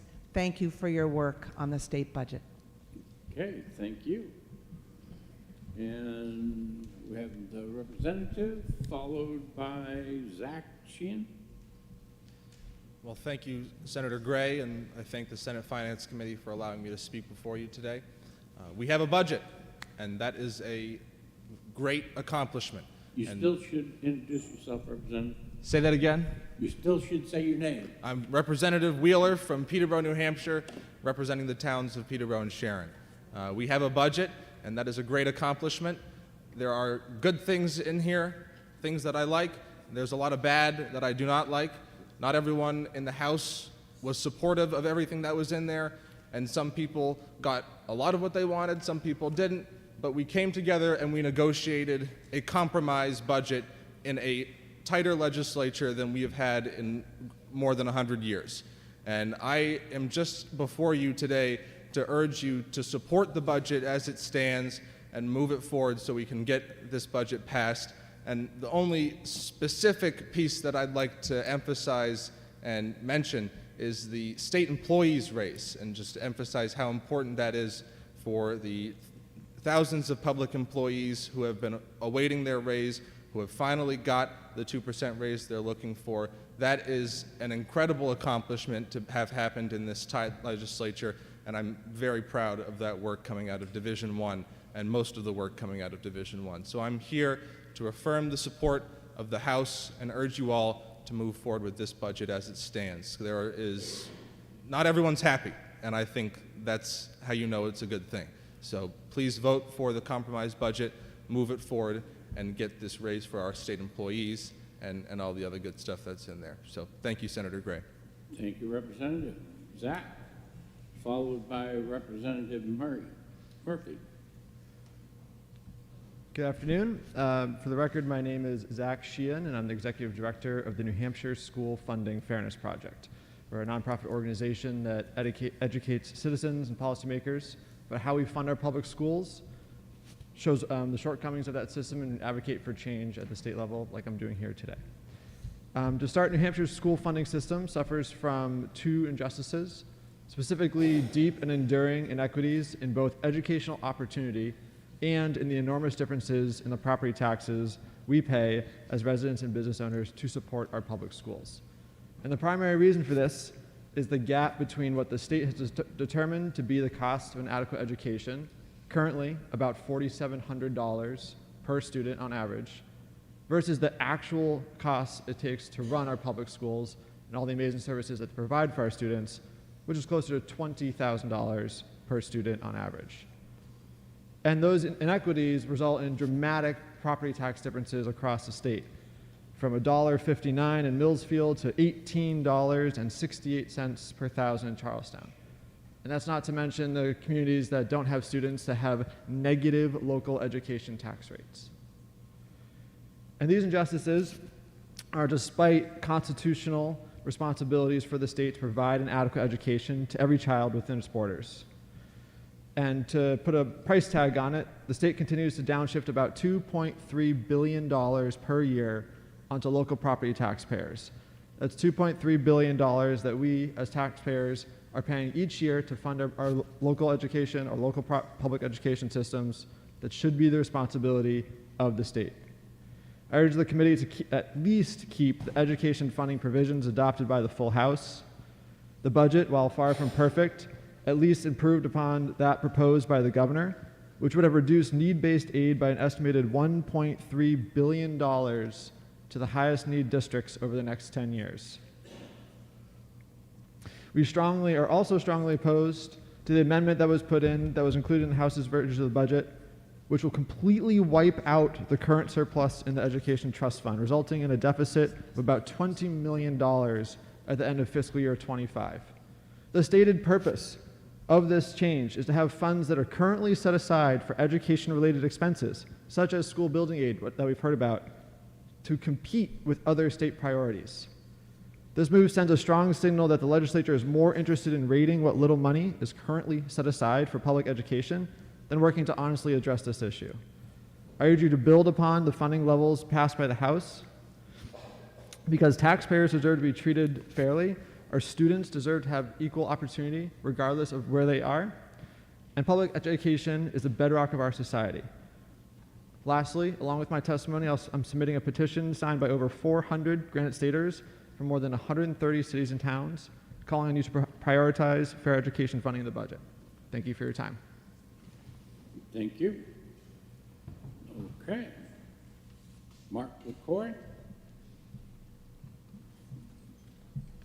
Good afternoon, Senator, members of the committee. My name is Nancy Murphy. I'm a representative for the town of Merrimack. I'm here today to ask for your support of the budget. There are certainly a number of issues that are personally of great interest to me and my community, including education, mental health, disability supports. But one of the issues that I just want to mention today, and it's included within HB 2, is a bill that I prime sponsored, HB 614, which would appropriate a sum of $500,000 for a kidney cancer feasibility study for the town of Merrimack. As you may know, Merrimack is sort of ground zero for the Pfas contamination in our state, and we have a lot of people with health issues. Department of Health and Human Services did a study, and our cancer rates are in excess This feasibility study is phase 3 and will likely lead to a full epidemiological study following. I urge you to keep this budget, to pass this budget, and to take all those things into consideration because there's so many people in this state impacted by those issues. Thank you. And thank you. Mark, followed by Chris from AMY. Chairman Gray, thank you for allowing me to testify for the funding for systems of care. My name is Mark LaCroix, and I live in Concord, but I grew up in Berlin. I'd like to thank the Senate for passing SB 36. And I did tell this story at HHS committee, so I apologize if you've heard it before.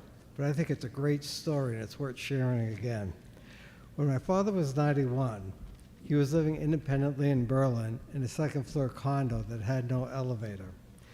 My father was very socially active. He attended church 3 days a week. He visited his local senior center for lunch, and he loved making 2,000-piece puzzles with others over there. He dined out with friends at night and usually ended his day watching a movie or playing in a cribbage tournament at a friend's house. And I say this to you to know that he was socially active and up and down those stairs several times a day. Over time, my father developed shortness of breath. Eventually, he began to isolate himself at home because going up and down the stairs was too much for him. I offered that he live with me in Concord, but he wanted to stay close to his friends and stated he would prefer to live at a nursing home up in Berlin versus than moving down to Concord so he could visit with his friends. His shortness of breath was diagnosed as exposure to asbestos after working 46 years in the paper mill, and there was really no cure, and his pulmonologist expected him to get worse. So after discussion with my father and his pulmonologist, we decided he would benefit from a stair lift, because it was really to the point he really could no longer live alone in his condo without this assist. I reached out to ServiceLink about financial assistance or for other resources, because not everybody services up in Berlin, as to who could install the lift and see if there were any financial assistance. But I never heard back from ServiceLink for 2 months. By this time, my sister and I had privately paid for the stair lift, and it was installed, allowing my father to continue to live independently in a condo for 2 more years until his death. Now, as you all know, long-term care nursing home stays are paid privately or by state Medicaid programs. In my father's case, he didn't have any money. The $5,000 chairlift really saved the state of New Hampshire 2 years' worth of nursing home costs at about $10,000 a month. But really, I'm not here just to talk about the financial issue. The dignity and quality of life that my father enjoyed living independently really should be available to everyone. In terms of a percentage for long-term care spending, New Hampshire ranks 50th in terms of the percent of government spending for long-term care services going to home and community-based services. That really stacks the deck for us to be looking at nursing home care versus home care services. So as we all get older and we all age ourselves, we really want to be able to get services that... Sir, your time is up. If you'd right. wrap up, please. I will. So I hope that the Budget Committee will fully fund the Funding of Systems Care, SB 36. Thank you. Okay, thank you. Chris, followed by Bob Dunn. Thank you, Mr. Chairman, members of the committee. For the record, my name is Christopher Stawaz. I'm a resident of Hollis, and I'm the Regional Director for American Medical Response in New Hampshire. I'm also a paramedic for the last 39 years, practicing all that time in New Hampshire. I'm here today to speak in support of House Amendment 2, specifically to the Section 242, Roman numeral 19, page 82, which is ambulance and EMT funding. While you wrestle with the difficult spending choices before you, I urge you to continue to support the long-term health of New Hampshire's ambulance medical transportation system. The system can simply no longer sustain itself at current reimbursement levels. It is in crisis, and I hesitate to use that word because it's been used so many times today, but I can say it without hesitation, having worked in this field for my entire life in New Hampshire. Without it, the rest of the state's healthcare system is literally unable to move. New Hampshire hospitals are experiencing significantly extended wait times to transfer patients, hours or in some cases days. The situation is worse for New Hampshire critical access hospitals like Huggins and Franklin Hospital. Every New Hampshire hospital is being impacted today. Transfer beds are being delayed or lost due to limited ambulance availability. Several New Hampshire hospitals are paying ambulance providers directly to move their Medicaid patients at higher rates than what New Hampshire Medicaid currently pays, just to get them to do the trip. Low participation in the New Hampshire Medicaid ambulance brokerage network is causing further ambulance availability issues and network inadequacy. New Hampshire still has one of the lowest ground ambulance Medicaid reimbursement rates in New England, despite last year's increase, which was the first one in 17 years. Fewer and fewer licensed EMS providers, not unlike what you heard earlier from nursing colleagues, firefighters, and police officers, are choosing to work in different fields because the pay is better and the work is, quite frankly, a lot easier. Ambulance transportation delays will continue to increase as more hospitals curtail or eliminate services requiring more patient transfers, many of them time and thereby outcome sensitive. And several New Hampshire ambulance services have recently closed, creating further gaps and longer wait times for transportations. While I sat in my car eating lunch, I received a text from the Keene Sentinel announcing the closure of the Luzio ambulance in Keene, New Hampshire. A private ambulance service that had been in business for 70 years is shutting its door tomorrow. More and more are rumored to be in financial peril, and all cite stagnant below-cost reimbursement, inflation, and a lack of qualified workers as the root cause. So I am here today to urge you to support the language that's currently contained in HB 2, and thank you for your time and the opportunity to speak to you today. Thank you very much. Bob Dunn, followed by Pamela from the New Hampshire Coalition Against Domestic and Sexual Violence. Thank you, Mr. Chair and members of the committee. I'm Bob Dunn, the Director of Public Policy for the Roman Catholic Diocese of Manchester, and I'm here today on behalf of Bishop Peter Labashi and also Thomas Blonsky, who's the CEO of Catholic Charities New Hampshire, to speak to the budget and the trailer bill. And first of all, to thank all of you for your always thoughtful work on the budget. We ask that you approach all of your decisions on the budget through the lens of a preeminent priority for the poor. We hope that you'll see the aspects of the budget that provide services for those most in need, especially in the areas of healthcare, housing, and food, as the most important parts of the budget because they advance human dignity and the common good. I just want to mention three out of the many. First, long-term care. This committee has heard today, and this committee is well aware of the existential crisis that exists for recipients of long-term care. And our own experience of this is informed by the 6 Catholic Charities nursing homes. We have 380 beds in those homes. Fully 80 of them are empty because of the staffing shortage. Catholic Charities facilities have a Medicaid funding shortfall of $8 to $10 million every year. So this is obviously unsustainable, and we hope that you'll fund Medicaid long-term care at levels that ensure access to quality care for the people who are entitled to it. And lastly, just two quick things. We supported SB 175, the Momnibus bill, because there's few ways to better support the common good than by upholding the health and well-being of mothers and babies. And we appreciate the fact that the Senate unanimously approved Senate Bill 175, so we'd ask that the provisions of 175 be included in the final version of House Bill 2. And lastly, if it becomes necessary to include it in House Bill 2, we'd also ask that you include the Granite Advantage program reauthorization in the trailer bill without a sunset, as the Senate has already approved in Senate Bill 263, another bill that we supported. And thank you again for all of your thoughtful consideration. Thank you. Okay, Pamela, followed by Christine Phillips. Good afternoon, Mr. Chair and members of the committee. My name is Pamela Kylig, and I am the Public Policy Specialist at the New Hampshire Coalition Against Domestic and Sexual Violence. Thank you for the opportunity. Closer to the mic, please. It's hard to be short sometimes.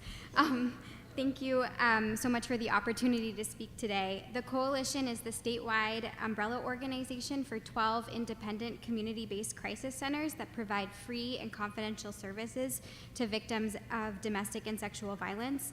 And I'm here to speak today in support of the funding currently allocated to the Domestic Violence Prevention Program under HB 1.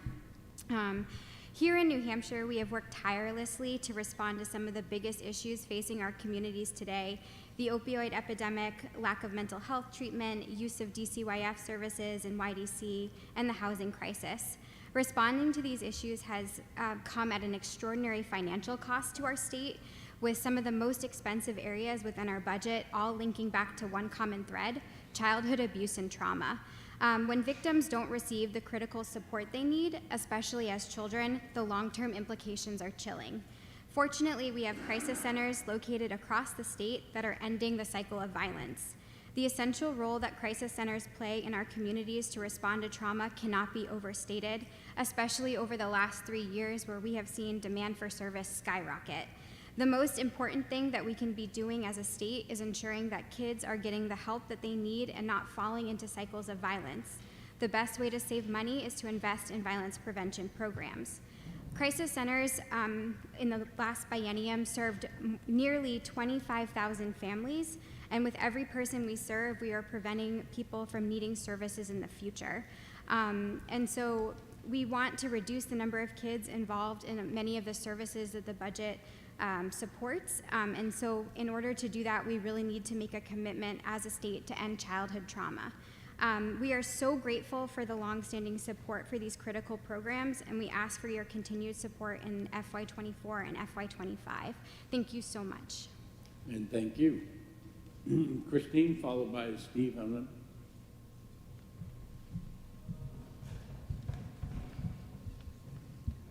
Go ahead. Hi, good afternoon, Mr. Chairman, and members of the committee. My name is Christine Phillips. I am Anya's mom and co-founder and executive director of Friends of Anya Center for Grieving Children and Families. Friends of Anya is a 501c3 based in Manchester that helps children and families grieving death navigate their path to a hopeful future. We respectfully request that the committee reinstate the funding Governor Sununu originally included in his budget proposal for juvenile peer-to-peer grief support. 1 in 13 children in the state of New Hampshire will experience the death of an important person before age 18. Research shows that bereaved children are at an increased risk of disrupted development. Unaddressed childhood grief and trauma can lead to short-term and long-term difficulties, including decreased academic performance, mental health issues, and early mortality. There has always been a need for grief support. However, the recent pandemic, the ongoing mental health crisis, and the ongoing substance misuse crisis have only furthered the need for grief support. Many of our grieving kids have had a loved one die by overdose or suicide. Friends of Anya's evidence-based model of peer-to-peer support is crucial to the mental health and well-being of children, teens, and caregivers. Through free grief support services at our center, we connect grieving children and teach essential life skills and coping strategies to effectively manage the complicated emotions and trauma resulting from a death. While we serve all children who can come to the Friends of Anya Center, we know that we can reach so many others by meeting them where they're at, which is in school. Transportation and other factors make it difficult, if not impossible, for some grieving children, teens, and families to get to us, so we need to get to them. If the Senate amends the budget to once again include the appropriation for juvenile peer-to-peer grief support services, Friends of Anya would use these funds to build out our in-school programming and continue our backpack program. Currently, we have backpacks in 104 schools across the state, but there are many more kids we could help, and we continue to get requests each week. 70% of educators have a grieving student in their classroom, and only 7% have received any type of bereavement training. Both our backpack program and in-school programming provide the necessary tools to assist counselors and teachers in helping children in their grief. It is our vision that no child grieves alone. Every grieving child and teen deserves support as they navigate the death of their important person. The cost of doing nothing far outweighs what we are asking for today. We ask that the committee please consider including $1.5 million in funding for juvenile peer-to-peer grief support services. Thank you for your time and consideration. And thank you. Steve, followed by Rebecca from the New Hampshire State Commission on Aging. Good afternoon, Mr. Chairman, members of the committee. My name is Steve Anand. I am the president of the Hospital Association. I'm here representing all of our state's hospitals. Development of the state budget is an important exercise in addressing key priorities in our state, and we appreciate the opportunity to share our thoughts with you as part of this process. You have our written testimony, so I won't go through that in detail, but I do want to raise a few key points. First, one of the greatest challenges facing hospitals today is the inability to discharge patients who are medically cleared to move to their next level of care in a nursing home, skilled nursing facility, or home care because of their own staffing challenges or the inability to timely transfer patients from our hospital emergency departments for patients who are in psychiatric crisis. We appreciated the across-the-board increase to Medicaid rates that the governor proposed, but believe that the approach taken by the House to provide much more substantial targeted rate increases is what is needed at this time.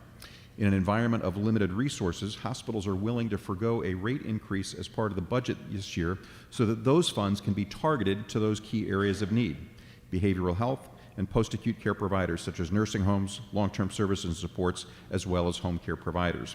Higher Medicaid reimbursement rates would create the stability and predictability those providers need to be able to hire and retain more staff to serve their patients, clients, and residents.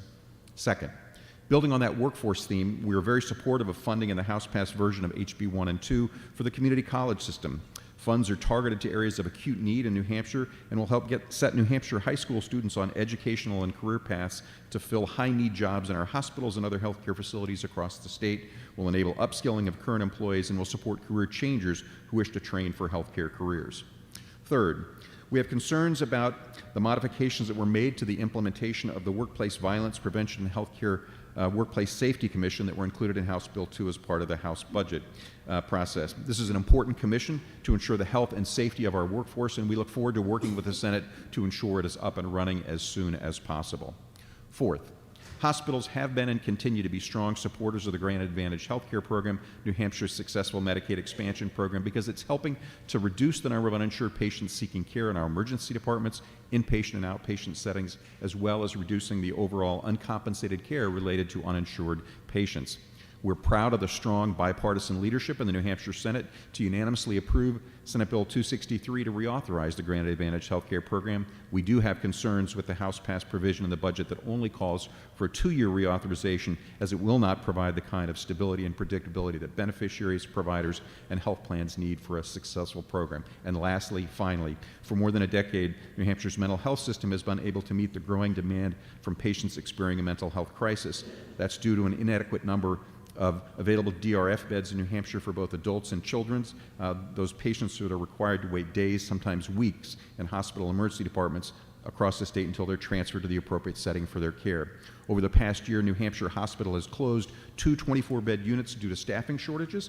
Those units were further damaged due to the frigid cold weather we experienced earlier this winter, and we urge the Senate to include funding to open those units as quickly as possible and to work with an outside staffing agency to secure the staff necessary to safely and effectively open those beds. In addition, bringing online... Your time has expired. If you'd wrap up, please. Absolutely. Much has been done over the past several years to deal with the behavioral health crisis. We appreciate and applaud those efforts, but more work is yet to be done. We look forward to working with you to do just that. Thank you for the opportunity to share our views, but thank you for listening to the views of citizens all across the state. Thank you. Thank you. Rebecca, followed by Heather Carroll. Thank you, Chairman Gray and members of the committee. I am Rebecca Skye, the Executive Director of the New Hampshire State Commission on Aging. What is in the Commission on Aging written testimony that I submitted earlier is a list of items that are either currently under consideration in the budget or in bills that are laid on the table for consideration of inclusion in the budget that align with the priorities the Commission sees for our state. The first area of concern is systems of care for healthy aging and Medicaid increases. Please read the narrative under that first section.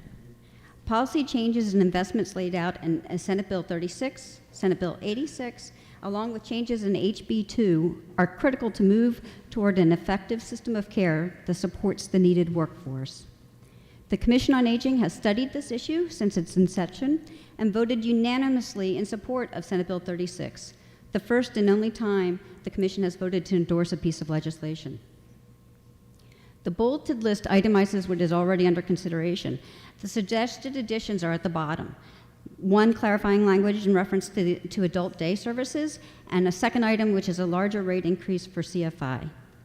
The amount needed to bridge the gap resulting from inflation without adequate rate increases is between 2011 CFI rates and today's rates is $20 million more if the dollars in Section 210 of HB2 are tagged for rate increases.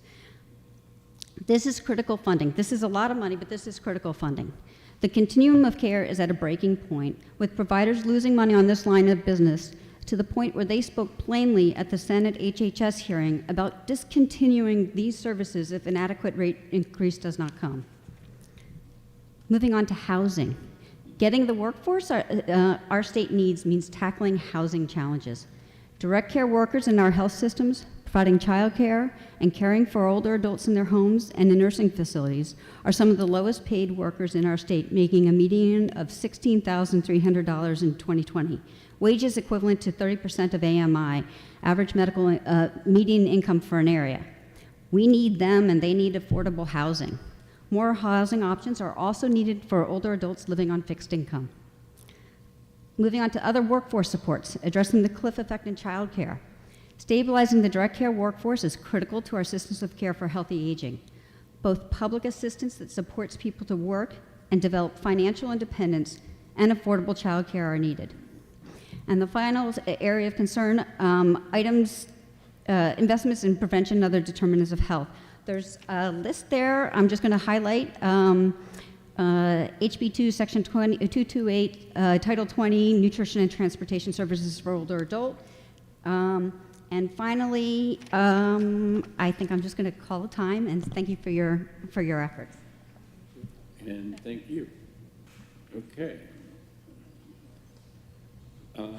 Next, after Heather, will be Chloe, and I don't know whether Chloe and Sean want to be together or not. You can tell me in a second here. Go ahead. Good afternoon, Chairman, committee members. My name is Heather Carroll, and I am here on behalf of the New Hampshire Alliance for Healthy Aging. Sorry about that. And I'm also a resident of New Boston, New Hampshire.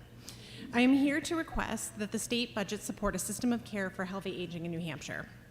All granted staters should have access to the services they need and the ability to choose where and how they age in this state. Investing now is the best way to ensure older adults have meaningful choices when they need them. We have the opportunity to build upon a current state of home and community-based services by supporting these recommendations. First, we would like to see the addition of the Senate Bill 36 System of Care Bill to the budget. It is critical to ensuring older adults have meaningful choice of where they want to live and receive care. Two, we'd like to prioritize implementation of the rates set effective July 1st to ensure that providers do not stop serving people that are part of the Choices for Independence program. We'd like to make an additional investments in CFI rates increases to include the funding gap, to close the funding gap and strengthen the workforce and improve access to care. We also would like to see the support for the public awareness campaign funding for Alzheimer's early detection. We'd also like to request that we fund adult day services on the Medicaid state plan rate at the same $75 rate for Choices for Independence.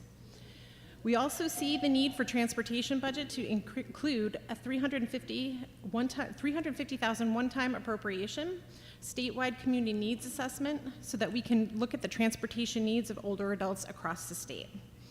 And I thank you for consideration. Thank you. So Chloe and Sean, are you going to come up together, or? Yeah. Okay, so following them will be Erica, looks like D-E-V-I-N-E-S. Welcome. Welcome. Yeah. Thank you for having us.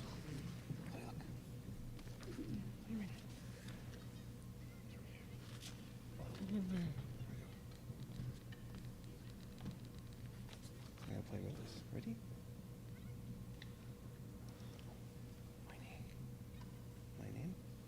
My name is Chloe Bertrand. I live at 50 South Main Street in Mount Vernon. I live at 50 South Main Street in Mount Vernon. Mount Vernon.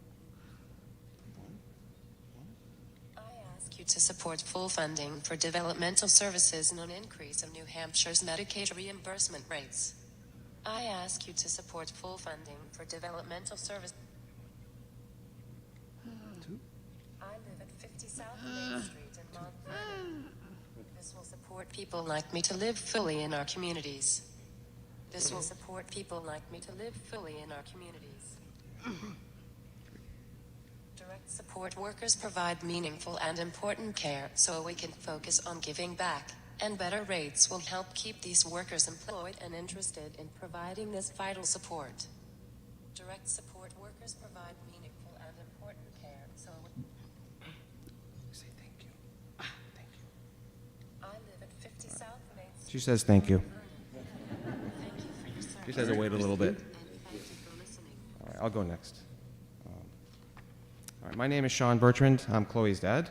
I was driving down the Route 101A this week in Nashua, and I happened to see in front of Dunkin' Donuts there was a little display, $15 to start.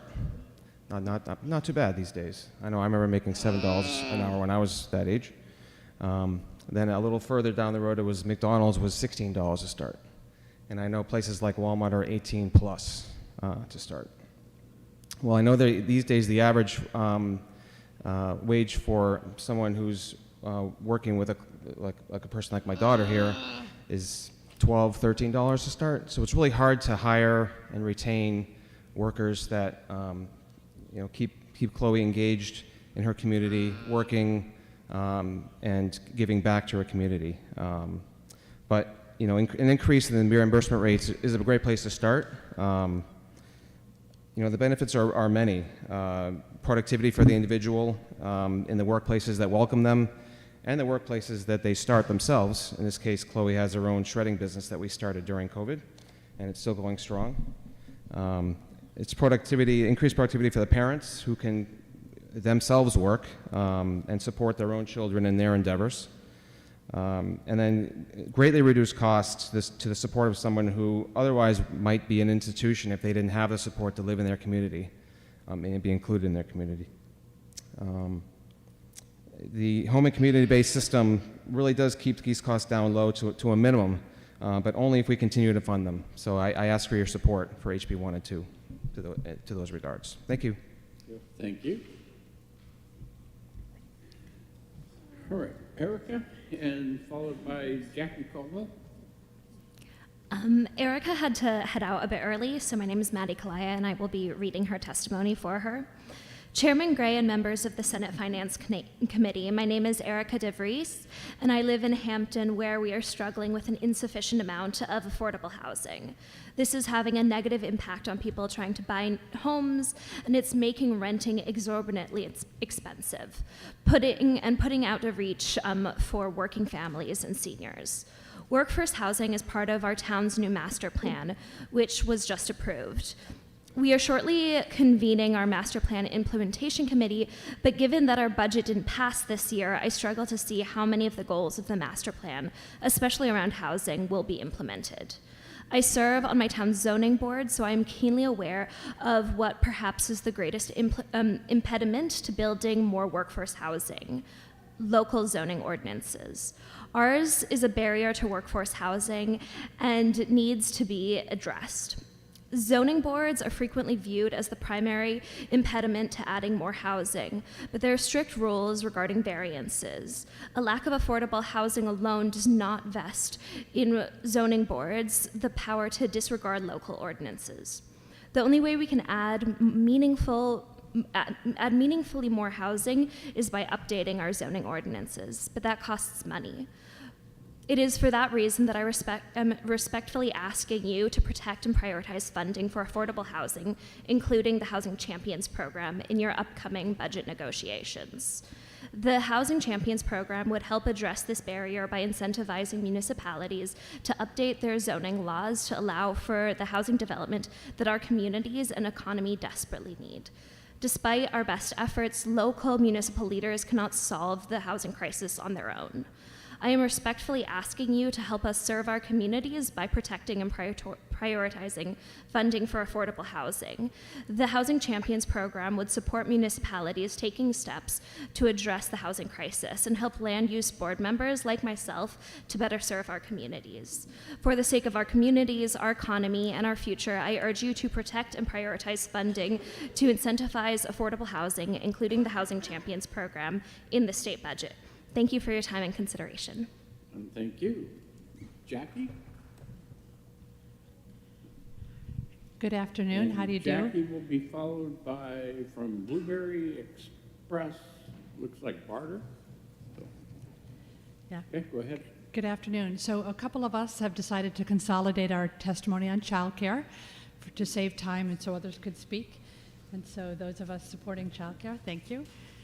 And so I'm from Early Learning New Hampshire. We're a statewide nonprofit. I'm also here speaking on behalf of the legislative enacted New Hampshire Child Care Advisory Council. Mark McMurphy from Henniker asked me to speak. He had to leave as well. Lynn Willett from Nellie's Treehouse in Amherst, Marianne Barter from Merrimack Valley Daycare Services, and also Blueberry Express in Pittsfield. So just wanted to really quickly say, thank you so much for your consideration of childcare in the budget. We know that we're very grateful to the Senate Finance for your unanimous support of SB 237, the Child Care for New Hampshire Working Families Act, also the Senate HHS Committee for doing the same. We're very grateful for your understanding the importance. It had really great provisions for access for families to be able to afford childcare, those hardworking families, but it also has establishing a workforce fund. And Senator Bradley, I know you know from last year, many of the conversations that were had about the best way to do this. What is the solution? What can we do to retain and recruit the workforce? So we wanted to make sure you knew a couple things. The workforce fund, we want it established, but also want it funded. And so wanted to make sure you knew that for every child care teacher that is retained, 8 children and their hardworking parents get to stay in child care. If you lose a teacher, those children may have to leave the program. And I have to say, if you've ever watched a classroom of 3-year-olds when their teacher tells them that she's leaving, you don't call that turnover, it's loss. And you really want to prevent that as often as possible.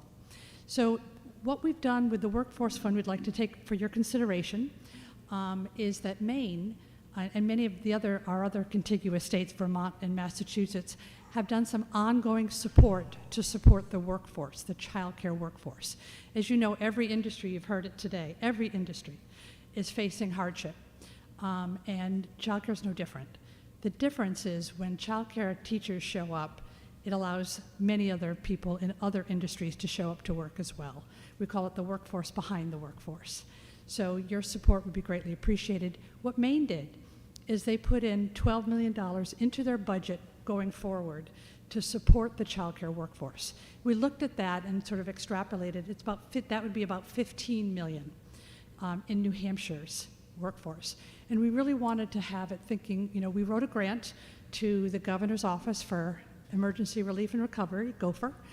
We did ask for it. It has not been rejected or approved yet, but we did ask for flexible funding for child care employers to be able to retain and recruit their employees, a real variety of ways they can use this funding. So we really look forward to your support on this, and thank you for your service. Okay, thank you. Mary Ann, you signed up separately? Okay, William Walker, followed by Elaine Strand.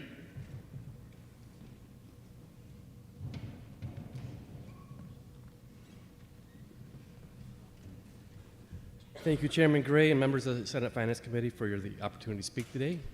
My name is Will Walker. I live in Hollis with my wife, Kelly, and my son, Liam, who's 24 years old and has autism.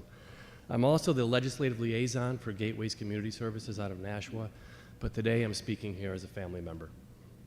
I'm asking you to support the developmental services budget as well as the proposed Medicaid rate increases. Both of these will help my son continue receiving services that help him live a full, inclusive, and productive life. The developmental services budget has enabled us to create a team around my son. In addition to my wife, my son, and myself, this team includes a direct support professional and as well as a case manager from our area agency, Gateways Community Services. Through this team, my son is able to grow and contribute to society. He has a job at Meals on Wheels. He volunteers in the community. And I'd like to emphasize that not only is he growing, but so is the community. Okay, so everybody that's exposed to my son and his direct support professional grows as a result of that. In other words, you know, the diversity, the equity, the inclusion, and the belonging that is enabled by the developmental disability service delivery system helps our entire society grow. It doesn't benefit just my family and my son. Due to the workforce shortage, it took us months to put this team together. It took us a very long time. And our son's direct support professional, Molly, his case managers, Christy Don, they're all skilled, committed, and caring people. They are critical components of this team, and I don't want to lose them because their wages are too low. Okay, so without the developmental services budget or the proposed Medicaid rate increase, we risk tearing this team apart and preventing future teams from forming. The result is catastrophic, not only for my family, but for all other families like mine.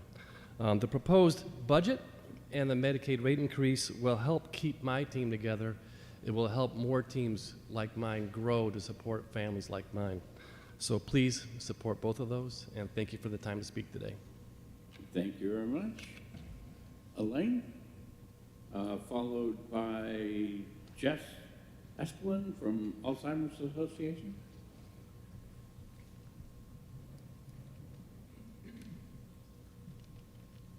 Good afternoon.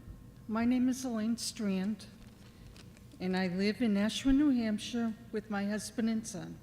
I am asking you to support the developmental services budget and the proposed rate increase for Medicaid. These are very important to people with disabilities. I would like to tell you about my family. I have 3 adult children. My oldest is autistic, nonverbal, and he currently attends the Plus Company in Nashua, Monday through Friday. He enjoys being with his peers and being able to go out in the community with his staff person. My middle child is learning disabled, but she is able to have her own apartment. She works part-time and is also the mother of an 8-year-old son. She is also involved with the Plus Company, and she likes being able to socialize with them. My youngest is also autistic, nonverbal, and he is involved in a DATE program in Manchester, New Hampshire. He currently lives with a caregiver in Merrimack. I am forever grateful that my children have their individual budgets so that they can have a sense of purpose to their lives. We are supported by Gateways Community Services in Nashua. Thank you, Chairman Gray and members of the Senate Finance Committee, and I do hope that you will support the budget for people with disabilities. I know that they will be forever grateful. Thank you. And thank you. All right. Now we've got Jess, followed by Lynn Willett. Go ahead. Good afternoon, Mr. Chair, members of the committee. For the record, my name is Jess Eskeland. I am the Senior Public Policy Manager for the local chapter of the Alzheimer's Association. Here today to ask you to put Senate Bill 234 in the budget. This legislation would direct DHHS to administer a one-time public health awareness campaign on Alzheimer's disease, brain health, and other dementia. This is a public health crisis right now. Over 6 million Americans have Alzheimer's disease. Here in New Hampshire, as of 2020, there were 26,000 Granite Staters living with Alzheimer's. This is going to go up about 23% by 2025, meaning 32,000 Granite Staters will be living with Alzheimer's. This is an incredibly expensive disease to manage, as you might imagine. Medicaid costs for people with Alzheimer's in New Hampshire were $254 million in 2020, and this number will only rise exponentially. By raising awareness and increasing early detection and diagnosis, the state stands not only to improve the lives of those Granite Staters affected, but save on costly long-term care down the road. Specifically, the campaign would inform the public and healthcare providers on early warning signs, the importance of early detection and timely diagnosis of cognitive impairment, validated cognitive assessment tools, the benefit of a Medicare annual wellness visit for cognitive health, and generally how to reduce your risk factors with lifestyle changes. At the conclusion of the campaign, the department would report out to the legislature, and that would help inform future policy initiatives, help us assess gaps in service, and better serve this community. The legislation is currently on the table. It was unanimously approved by Senate HHS and then the Senate and tabled for consideration for an inclusion in the budget, which I respectfully urge you to do. I would also like to express the association's support for Senate Bill 36.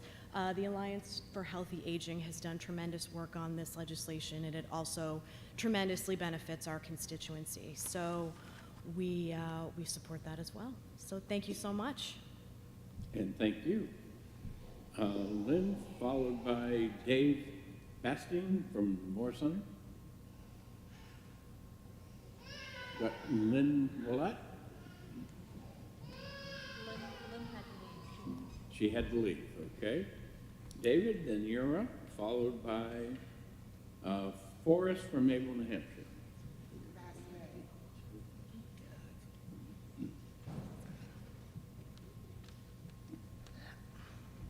Welcome, David. Hi. Good afternoon, Chairman Gray and the Senate Finance Committee. My name is Forrest Baldwin Freedy. I live in Concord, New Hampshire, in my condo. Please fully fund developmental services and support a Medicaid rate increase. This support helps people like myself to live meaningful lives in the community, and a rate increase is needed to combat the workforce crisis. I love living as independently as possible and having an active life in the community. I will be graduating from Project Surge. I enjoy a great, meaningful life as a disability rights advocate and in support of able and age. Please act now and fund developmental services and support a Medicaid rate increase. Your support means more people with disabilities can live and productive lives. Any questions, please? All right, well, thank you very much. David, Bastien. Are you David? I am, yes. All right. David will be followed by Nancy from DD Waiver. Okay, hi. My name is Dave Bastian, and I'm with the Moore Center, which is the area agency for Greater Manchester. It's one of 10 area agencies in New Hampshire. And I do a lot of recruiting for the Moore Center, so I'm familiar with the workforce hiring issues that we're having. And I want to provide just some statistics that we found recently.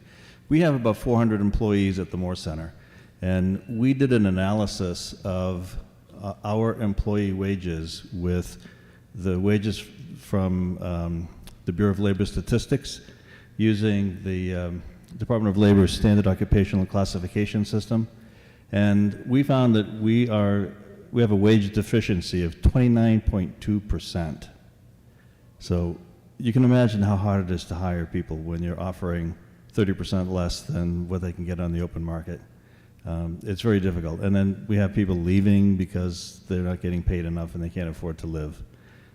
So that's using statistical data from federal agencies who provide unbiased information. And how do we get that way? Here is a few pertinent facts. In the last 28 years, 21 had no budget increase for the area agencies. 21 out of 28 years. In the last 15 years, we had 2-3% increases, and we went 11 years without an increase at all. Nothing. We have full-time employees who haven't had an equity pay increase in 3, 5, in some cases 10 years. Would any of you stay in a position where you didn't get an increase like that? Probably not.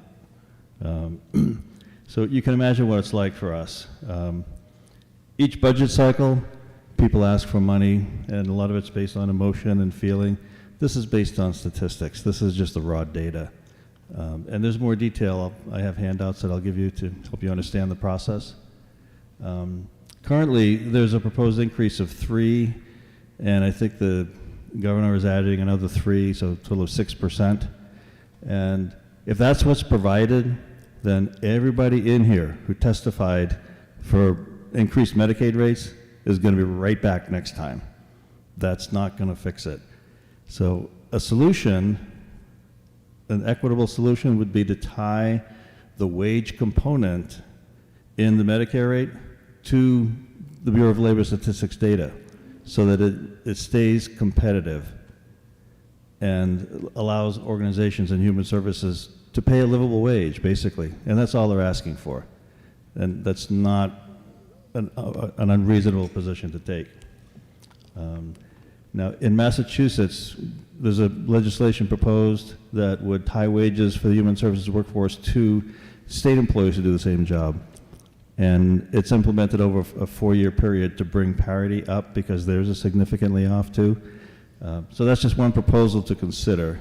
But in general, just tying the wage portion of Medicaid rates would resolve the problem. You've heard from numerous people here talking about the Medicaid rates, and it all comes down to the same thing. The rates don't cover an equitable wage. So that's it. I wouldn't want your job, by the way. Listening to everybody here, I would not want your job, not for a minute. That's all right, David. Your time has expired, so Okay. and we've already said goodbye. Thank you. All right, thank you. All right, Nancy, and then she'll be followed by Lori Ben and Samuel Safford. Good afternoon. American hero Captain Big X, also known as Megan Kelleher, is a strong, fiercely independent, creative, active, young 31-year-old, excuse me, she would kill me for that one. She loves being with her friends and is part of a social group called Rising Stars. She loves going to her art classes at Making Art Accessible at the Courier Museum, playing bocce with her pals at Special Olympics. She has a huge extended family made mostly of friends of mine and her sisters. She spends every other weekend with her dad, and her sister flies home from Nashville every other month to spend time with her favorite person on earth and to give me a break. The captain loves to travel, color, laugh, dance, go to the movies, and reading. Until 11:30 p.m. at night, she's mostly in good humor until you say lights out or she's being rushed. The captain has a big say in what her day looks like and even helps interview her staff before they're hired. She is staff, legal guardian, representative payee. She has no concept of money or her own safety. When a fire alarm has gone off in our home, she'll cover her ears and stay put. After crossing a road, she'll think that a car will stop, and we know it won't. She has no fear at all and is an extremely high pain threshold. She needs support to make all her meals, bathing, brushing her teeth, combing her hair, physical support for some transitions. She has no idea what medication she's taking or what she would ingest. She'd ingest anything if given to her. She is exceptionally high risk of exploitation. She has to sleep with her head elevated, and staff has to watch her for transitions from sitting to standing especially. She's had 3 falls this year, but luckily we've stayed out of the hospital. Megan has to have a thickener added to all her beverages so she won't aspirate her fluid into her lungs. Her staff comes in the morning 3 days a week to help her rise, clean up after bathroom visits, make her lunch, breakfast, using very specific calculations for sodium, calories, fluid intake. The right balance of nutrition and consistency is key for her. If she gains more than 3 pounds in a day, she may have a hospital stay that's 9 days long. Megan has to exercise. She has to exercise, not that she wants to, but she has to exercise. She does 45 minutes of cardio every day and has a daily walk and does her own dance routines to keep herself moving. Megan contracted a virus in 2015 that destroyed her pericardium, and her heart now works at 20% capacity. She's alive because of the consistent care from a medical team, staff, and me. She does not know fear or failure. I carry that burden. This month she's had 6 medical appointments and doesn't include her weekly in-home nursing care.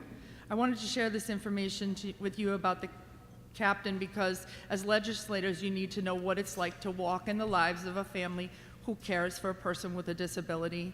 It is extensive, it is important, and it's really important that you all know what it's like to have a child who was in hospice last year because a medication she tried was ineffective. Your time has expired, so if you'd wrap it up. Yes, I will. Please, I'll skip over to the end. I sent a copy of this to you guys. Please support funding for HB 1 and 2 for people with developmental disabilities. It's really important. Her staff makes $16 an hour, and I can't give her any more money. I can't pay her any on the side because it's illegal. We have to support people to give them fair wages, to keep them working with people like Captain Big X. Thank you for your time. Thank you. The Staffords, followed by Kim LaValle.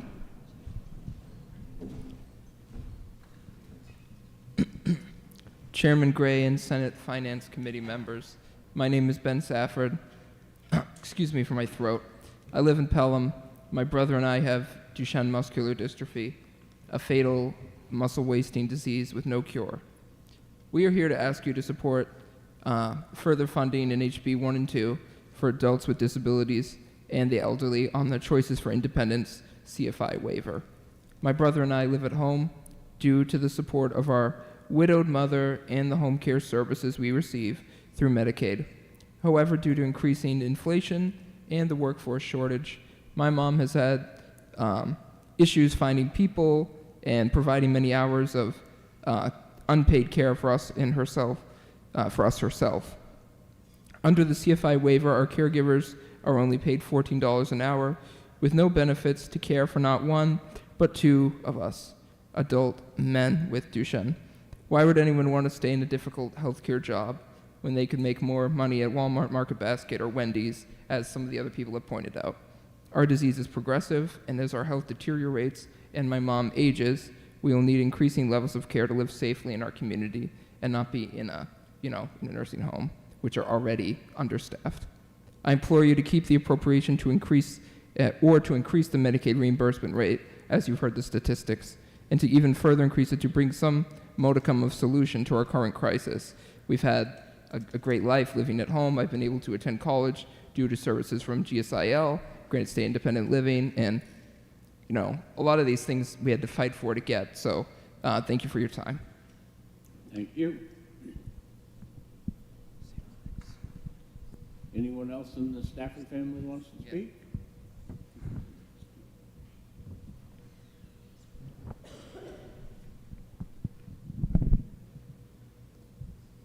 Okay, then we'll go to Kim LaValle, followed by Greg Cunningham.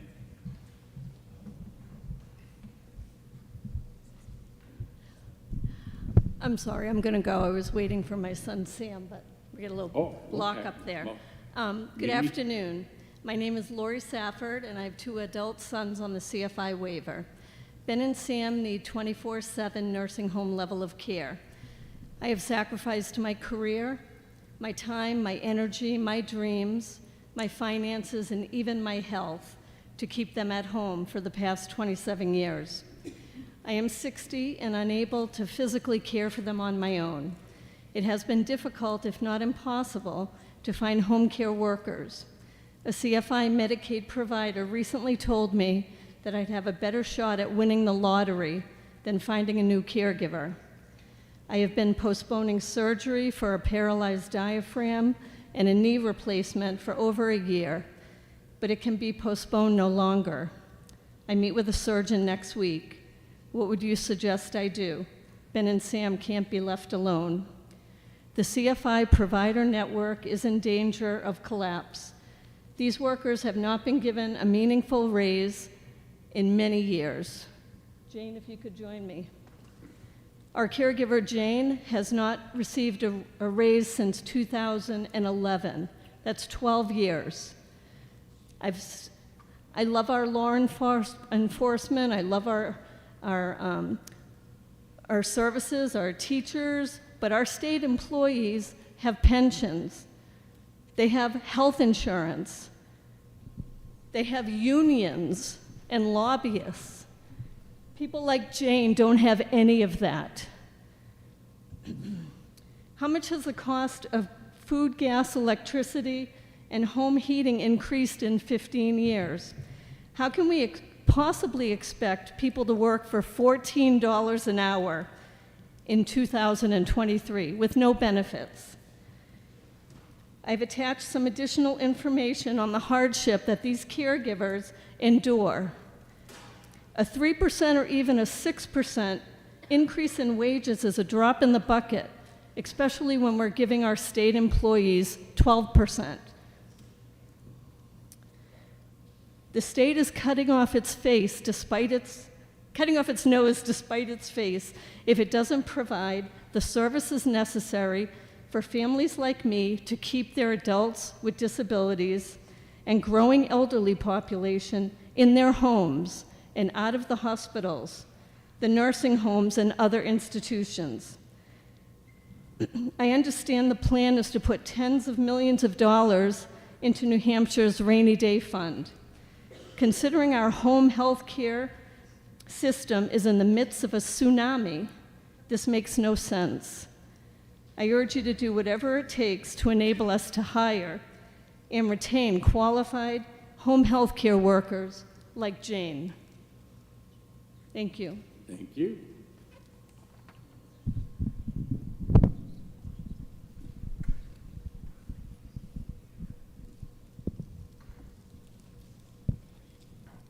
I'm Sam Safford. My brother and I have Duchenne muscular dystrophy.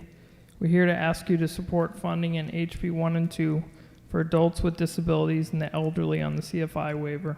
I don't want to live in a nursing home. It would be devastating for my brother and I, and more expensive for the state of New Hampshire. My mom is unable to physically care for us by herself. She's running out of my father's life insurance money to pay for caregivers. Without my mom providing free housing, clothing, food, transportation, and care, Ben and I would not be able to live productive lives. We wouldn't be able to volunteer at our church, participate in our community, and my brother wouldn't be able to maintain his job helping those with disabilities. We can't find caregivers to work for $14 per hour with no benefits. 3% or even a 6% Medicaid reimbursement raise not enough, especially when all New Hampshire state employees will be receiving a 12% raise over the next 2 years. Please support a Medicaid rate increase to help attract and retain qualified home health care workers. Our caregivers are taking care of people who have inherent value and dignity. We're more important than things like the environment or the building fund. Please support increased Medicaid reimbursement rates. Thank you. Thank you.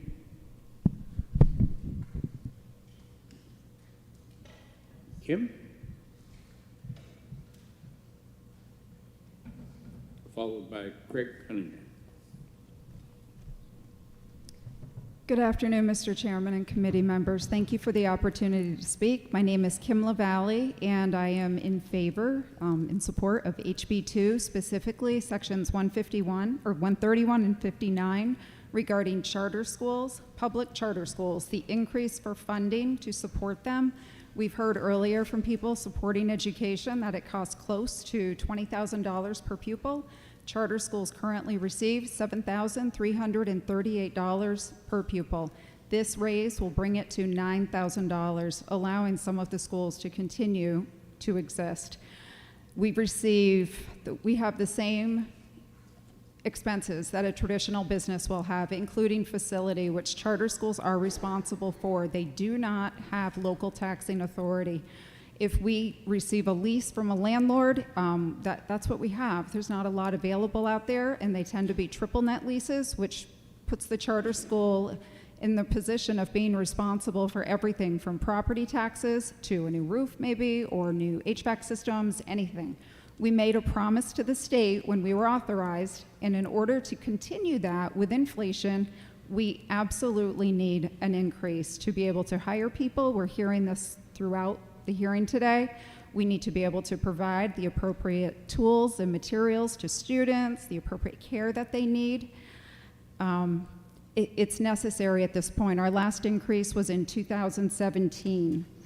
We had tremendous bipartisan support in the House. It was really quite a feat on HB 272. I believe it was 348 to 11.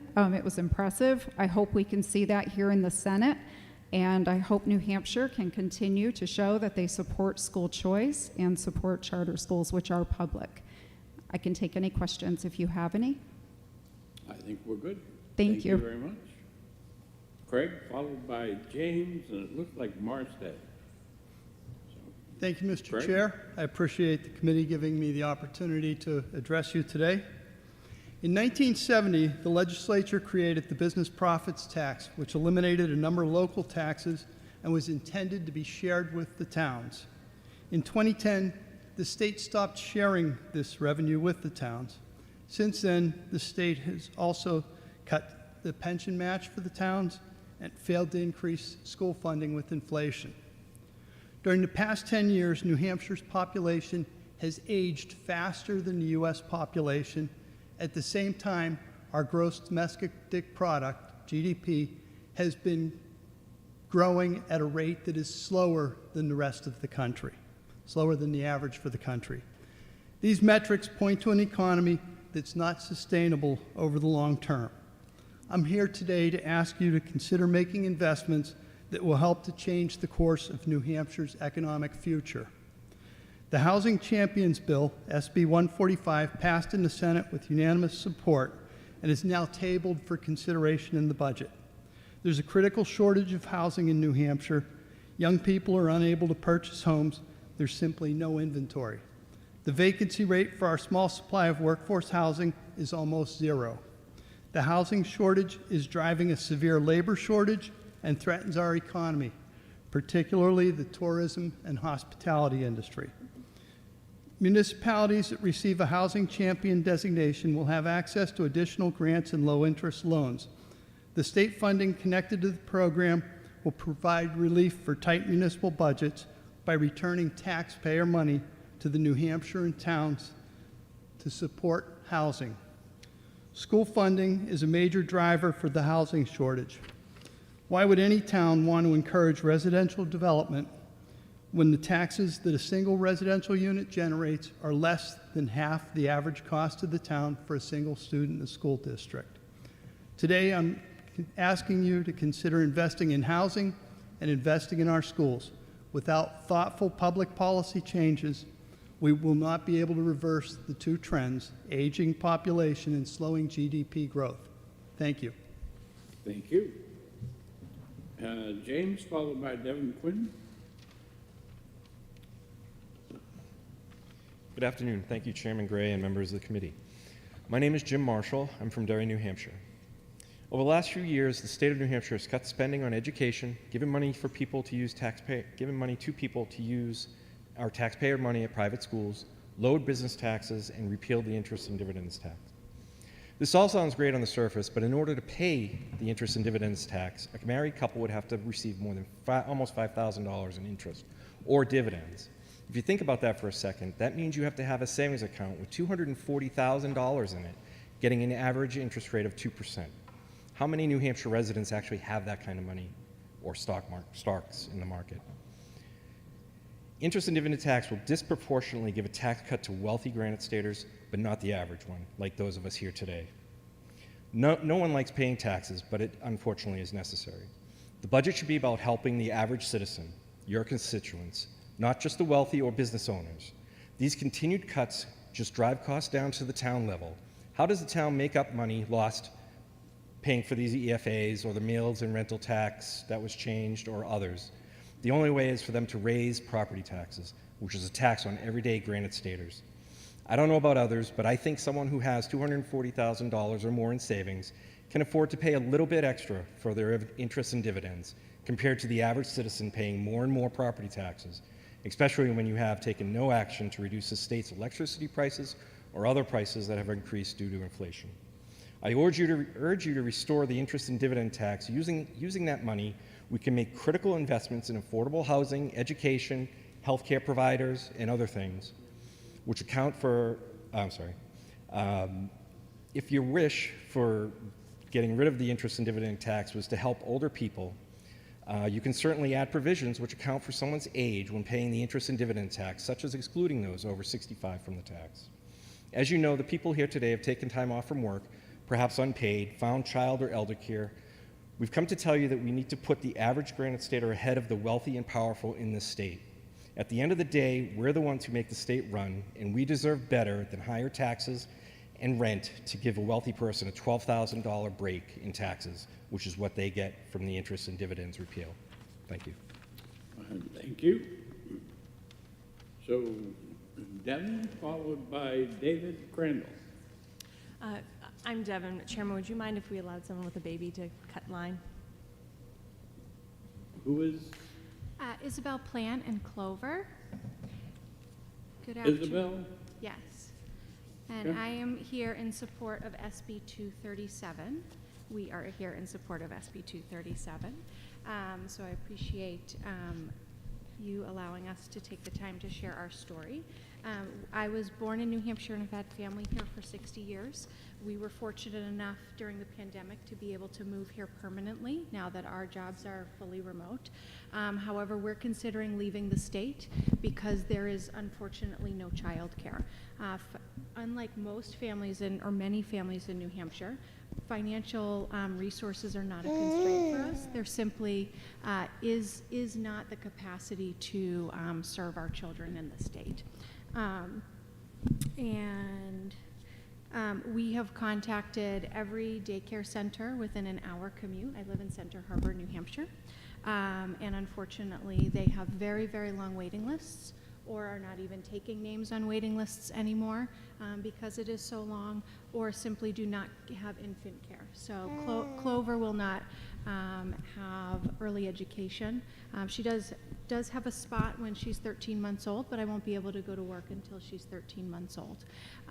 Both my husband and I are senior leaders at venture-backed startups, and our jobs professionally have been to grow companies, and we've seen firsthand that the lack of childcare is inhibiting New Hampshire's economic growth because working families don't have childcare.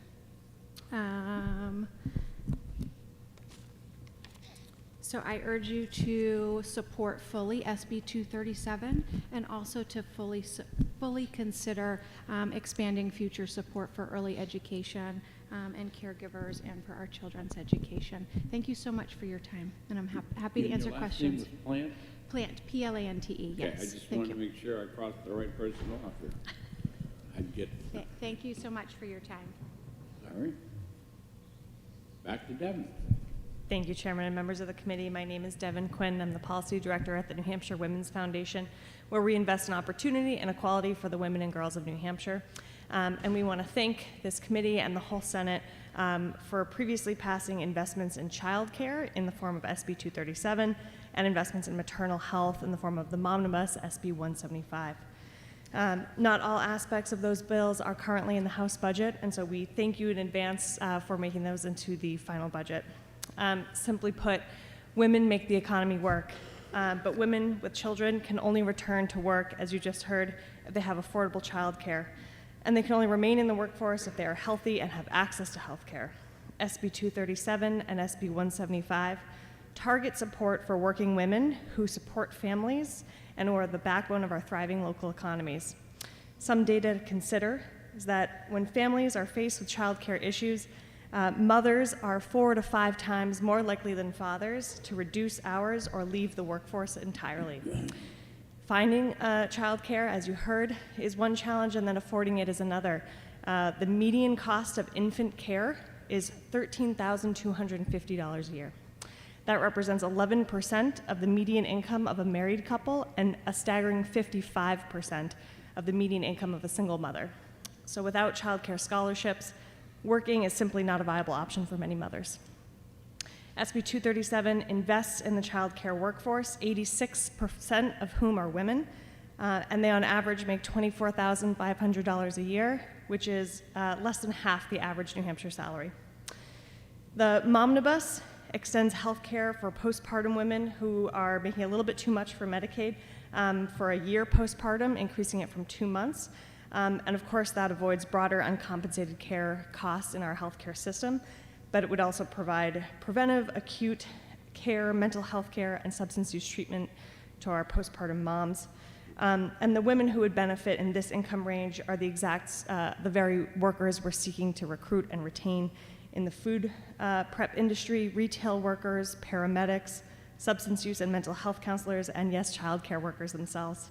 The Momnibus also has a few wonderful wins for moms, including access to doula care, lactation services, donor breast milk banks, early childhood mental health consultations, and investment in family resource centers. And so for these reasons, we thank you for supporting the full inclusion of all investments the Senate has previously passed for maternal health and child care. Okay, thank you very much. David, followed by Audrey Gerken. Thank you, Mr. Chairman. My name's David Crandall. I'm Director of Development of Twin Pines Housing. We're a nonprofit organization that provides affordable housing in the Upper Valley region.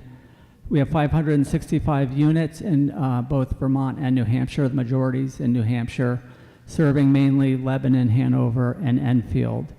I know you've all heard a lot about affordable housing today, so I'm not going to get into the facts and figures so much. But I do want to talk about one of our projects that exemplifies how the dollars that you approve support our communities. And I should say at the outset that I'm here to voice our support of the Affordable Housing Fund and the other related bills. In New London, New Hampshire, we are in the midst of developing a 60-unit workforce project. It will be 4 units clustered together next to the New London Hospital. And this will be 1 and 2 bedroom units. We've had a number of public Q&A sessions recently, and actually Senator Ennis came to one of these, and we appreciate that. But what we've heard time and time again, and it's no surprise, but from employers, is that they just can't find any employees because there's no place to live. And so this workforce housing, everybody's behind it. The president of the hospital said that he has 285 employees there that income qualify.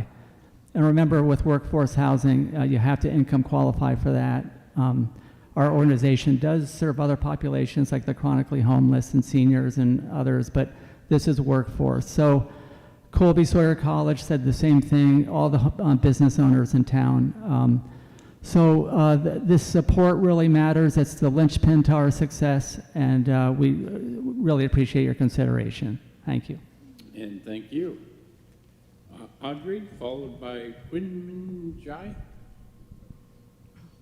Yep. I butchered it, I'm sure, but Audrey. Hi, yes, thank you, Chairman Gray and members of the Senate Finance Committee.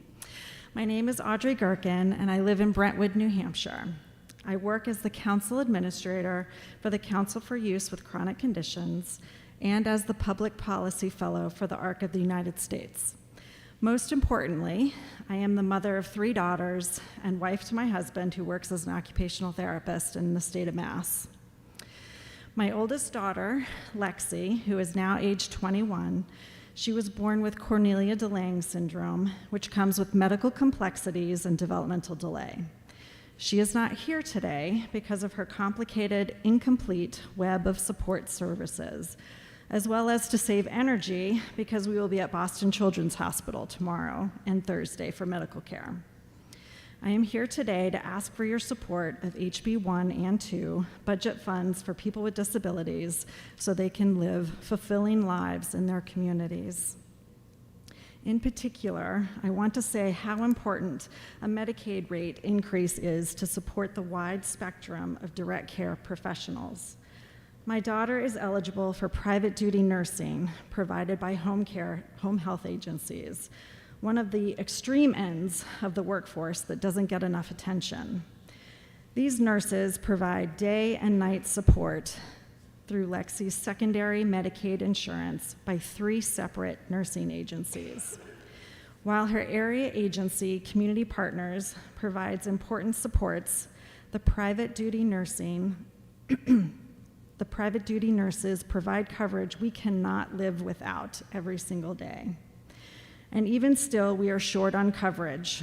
We're currently missing 3 overnight shifts and a day shifts. The last few months, Lexi's main day nurse needed to help her own grandmother, so Lexi wasn't attending school 3 days a week. Can you imagine being told your child can only attend school 2 days a week? It happens to us often. Overall, in the state of New Hampshire, children and adults eligible for private duty nursing consistently have 50 to 60% of their shifts go unfulfilled. Many families receive 0 hours of their eligible coverage. I provided a link to the data in my testimony, and I emailed it to you for easy access. This data is since the last small reimbursement rate increase in 2016. So you can see a rate increase is needed, but is not the only answer. I urge the Senate to take a holistic view of the issues causing the systemic failure. I call it a systemic failure because it is no longer viable to call it a workforce crisis when the crisis lasts well over 15 years. It is a complete system failure at this point. Direct care professionals, including private duty nurses, need insurance benefits, incentives for educational opportunities, career ladders, affordable housing, appropriate transportation, and yes, increased wages from an increased reimbursement rate. Time has expired if you'd wrap up. Okay, thank you. I say over and over again that Lexi is the canary in the coal mine. As legislators and the general public age and require and need home and community-based services themselves, this isn't a problem for only people with disabilities. It's a problem for everyone. I urge you to pass HB 1 and 2 to make a step forward for those served on the DD, ABD, IHS, and CFI Medicaid waivers, including the Medicaid rate increase. Thank you. And you'll be followed by John ZIE Xiuminji. MBA. Go ahead. Okay, I'm trying to get this down a little bit.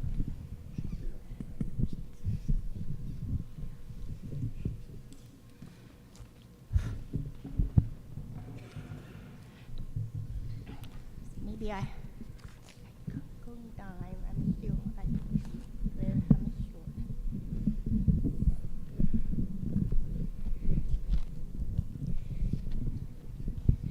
Dear Chairman, dear all senators, Go ahead. thank you very much for the opportunity. I am here to give you urgent information. I am requesting an urgent hearing. This is only introduce the issues, how important, why it's important. Mankind has been invaded, mankind has been controlled. invading enemy, the purpose to control mankind is to extinction mankind through the planned 5 major earthquakes that written in evil's original documents. The decades saying of New World Order is the enemy's way of cheating, conspiracy to help extinction of man on earth. New World Order never exists. The New World Order is extinction of mankind. We are at the edge of crashing. 7.8 billion lives are all on hold. My name is Qiu Mingji. I am God Almighty's special created child for mankind's salvation. God embedded me on earth, then inside enemy's core system. For over 13 years, I have been serving God and humanity by staying inside Satan UFO's core system as enemy's human AI to control human brain and to amplify director energy. God Almighty used such a trial position to give me the opportunity to detect the truth, as I am the only human being in the whole world that able to see Satan UFO's original documents. They're killing mankind agendas. I have the responsibility to share the truth by which to save society and human lives. I want to talk with you one thing, that is you all talked about the mental illness in New Hampshire. Why? It is because enemy has been using a very nice face, using some excuse, like let's say utility justice project, and then they are able to move director energy into New Hampshire. That director energy UV control human brain, and they can control your thinking, they can control your emotion system to make you anxiety, and also to make you like depressed. So today— I'm sorry, ma'am, your time has expired. So you want me to wrap it up? Very quickly. Okay. What I'm trying to say is this urgent information you may not believe, because the enemy has been all those years to say this are crazy. But actually, if you really take a look of my book, I have 2 books, and you can check all the evidences, and this is mankind's chance to survive. I not only I tell you the problem, I also tell you Thank you, ma'am. the solutions. Thank you, ma'am. We're going on to the next person. John, followed by Amanda from Team Select. Good afternoon, and thank you for your time. Really appreciate it. My name is John Zemba, and I'm from Epping. I'm here today to ask you to include Senate Bill 234 into the state budget. That legislation would create a one-time public awareness campaign on brain health, Alzheimer's disease, and related dementias through the Department of Health and Human Services. The bill is currently laid on the table in the Senate. My wife, Laurie, died from Alzheimer's on November 14, 2022, just about 6 months ago. She was 69 when she passed. Here's a picture of my wife.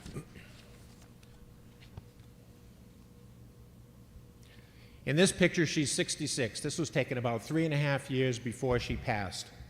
She was an avid cyclist, and the year before she rode about 12,000 miles on her bike. When it wasn't raining or snowing outside in beautiful New Hampshire, she was downstairs on her trainer. She had a goal and she passed it. So to look at this picture, you would say, boy, she's pretty healthy, wouldn't you think? Most people would say so. In fact, most people around her really thought that she was very healthy. But she had other health issues.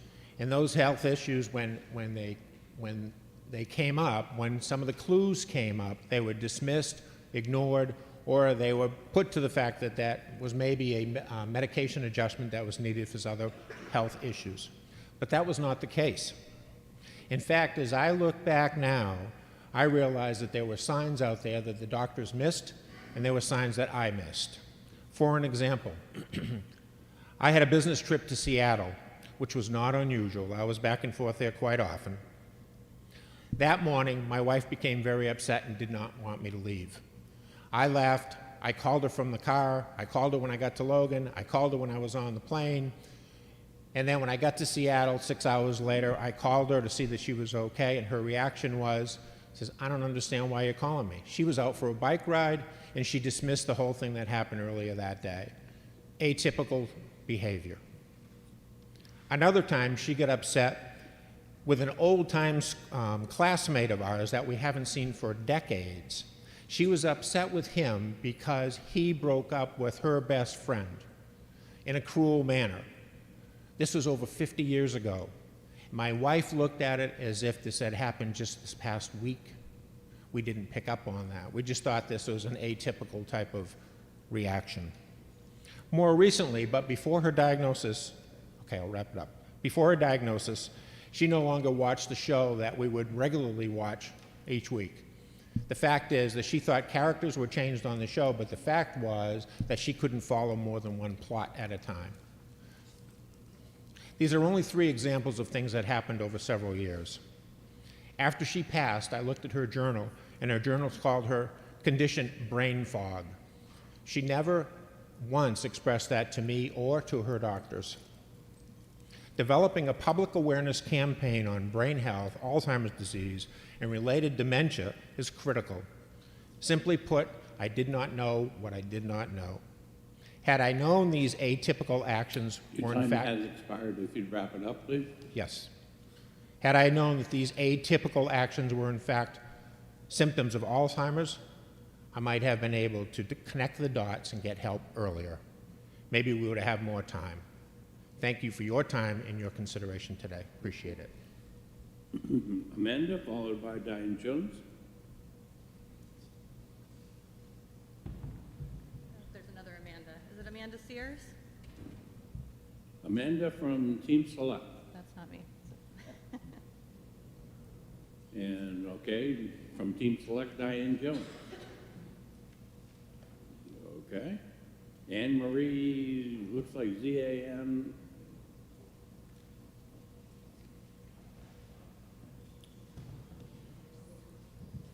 Followed by Harrison.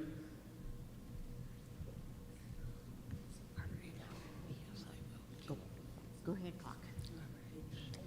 Hi, my name is Anne Marie Zanfania, and I live in Plastown, New Hampshire. I've lived there for 40 years. About 6 years ago, my sister came to live with me, which is Kate. And I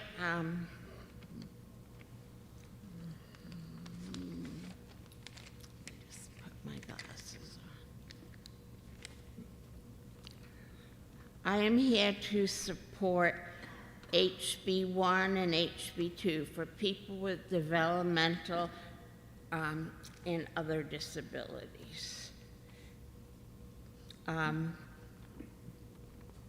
My sister Kate, who has been intellectually challenged since birth, has lived with us for the past 8 years, since the passing of our mother.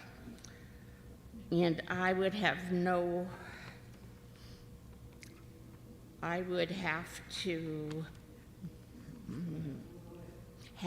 have it no other way. Thank you, Jim. However, Katie needs to be with other people, whether similarly challenged or not. And I also could use some time for myself. We are being served by Community Crossroads in Atkinson, and they are very attentive to Katie's needs. But they need state support, especially funding to maintain a high quality of support for families like ours. Katie and my husband and I, along with Community Crossroads, would certainly benefit from additional funding from the state. And I want to thank you very much. Anne Marie Zanfania. Can I say something? All right, quick. Sure.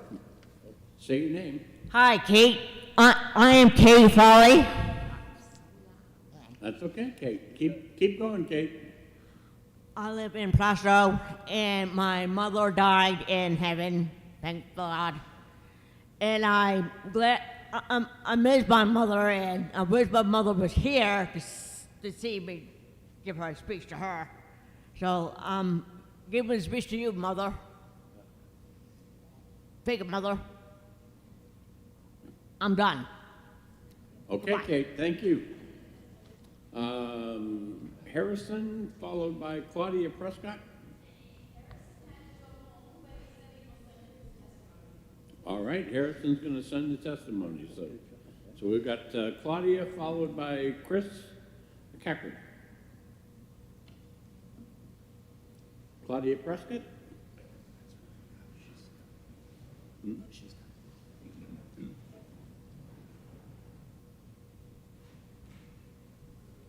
Hey, gentlemen. Thanks for the opportunity to speak. I'm Claudia Prescott.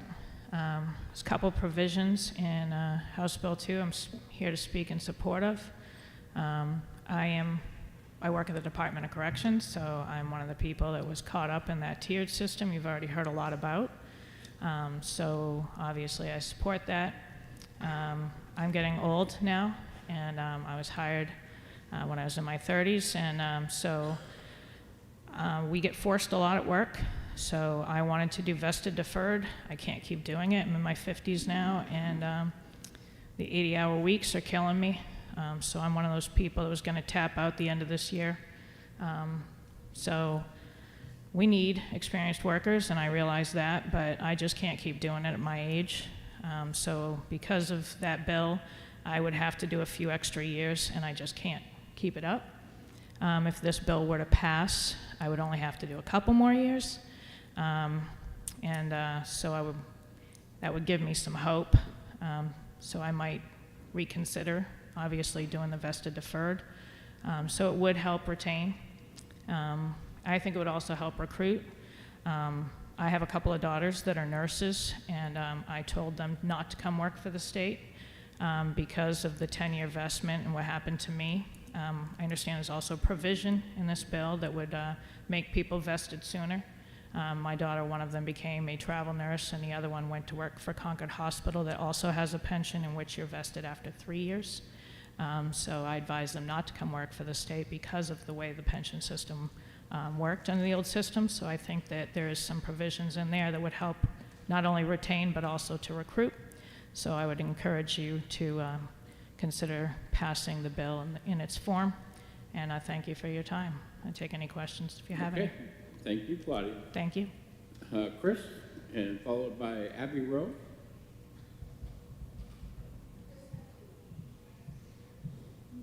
As long as you do it within 3 minutes. Are you signed up to speak also? That would be a problem. No, they would only, I'm sorry, they would only let me sign in her, so I signed her instead of myself. Okay. Good afternoon. My name is Christine Stoddard, and I'm the Director of Public Policy at Bi-State Primary Care Association, and we represent New Hampshire's community health centers. Chris McCracken is the CEO of Amoskeag Health. That health center serves over 18,000 patients, 52% of which are enrolled in the state's Medicaid program.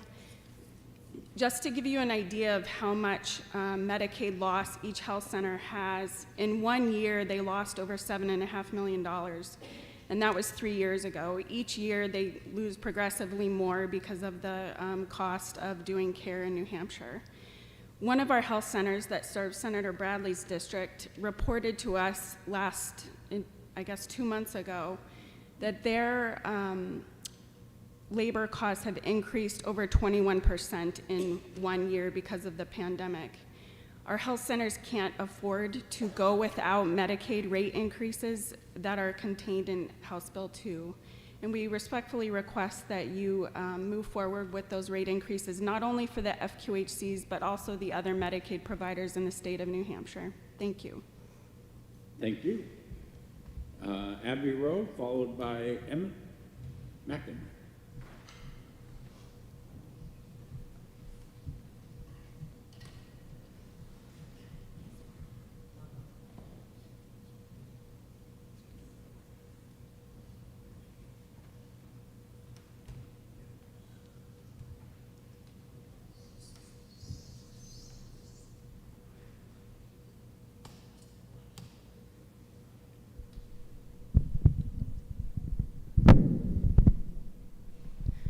Hi, committee members. Thank you for this opportunity to address you.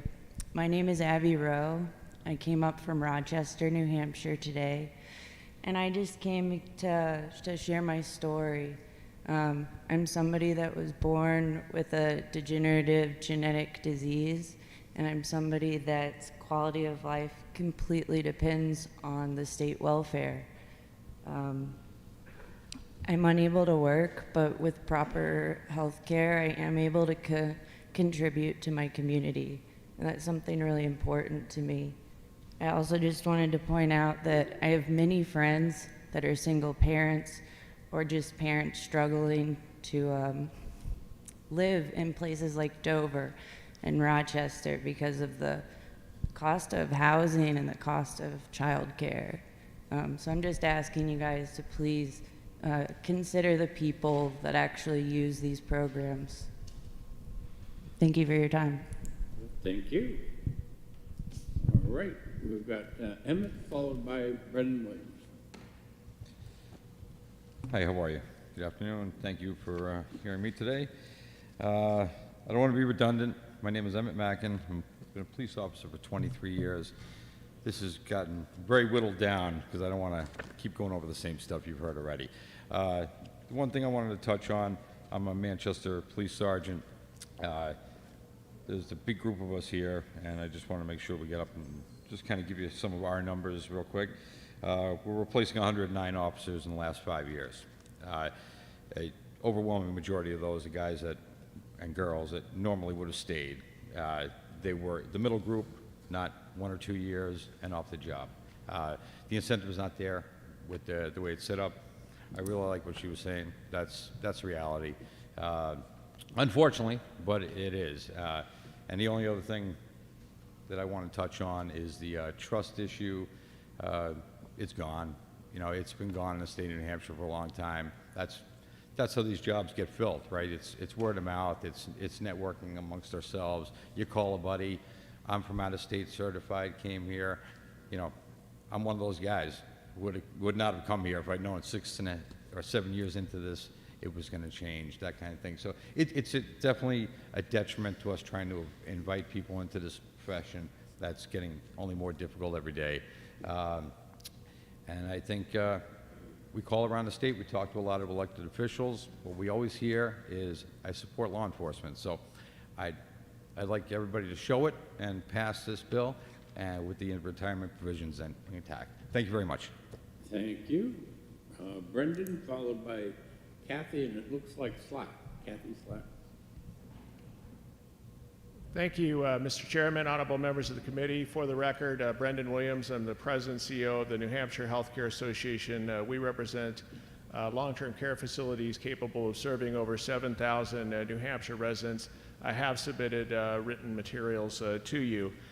We support the Medicaid rate increase progress made in House Bills 1 and 2. I have here providers who are not going to testify so as not to take up your time, but I see here the owner of Epsom Healthcare Center and 2 facilities in Manchester. The pandemic has taken a terrible toll, as you all know, on long-term care. About 11% of the workforce for nursing homes was lost in the first year of the pandemic. Daily staffing agency costs have gone up over 2,000% in Sullivan County alone on a per patient day between 2019 and 2021, and they've gone up since. And that's true even though wages have gone up more in the nursing home sector than any other healthcare sector. You can pay now a base wage of as much as $20 an hour to a licensed nursing assistant, and yet you still have to compete in a marketplace of desperation for staffing agency help with other nursing homes and with hospitals too. This is obviously completely unsustainable.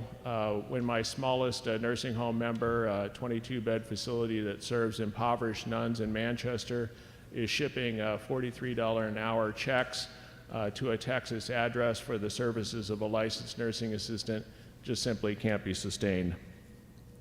These extraordinary costs are obviously outside of Medicaid reimbursement, and they're not building the workforce necessary to ease the bottleneck in hospitals and also home and community-based settings when a nursing home placement is needed.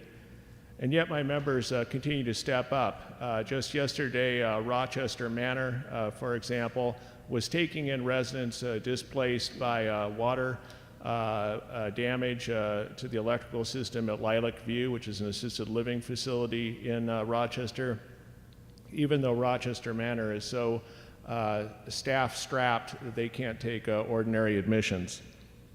We really try to leave no one behind, but when I contact our state's largest county home, and they have a wait list of 138 prospective residents, we're a state that is leaving people behind, and we're seeing our care atrophy bed by bed, unit by unit, and wing by wing. So in short, Mr. Chairman, I know your time is short. We support what other states have done, and for an increase to be made to Medicaid care of at least 15%, which is actually less than a number of other states have pulled off. We think that that could sustain a homegrown workforce for our state's long-term care facilities. Always happy to take your questions. Thank you for your time. And thank you. Kathy, followed by Joyce Kelly.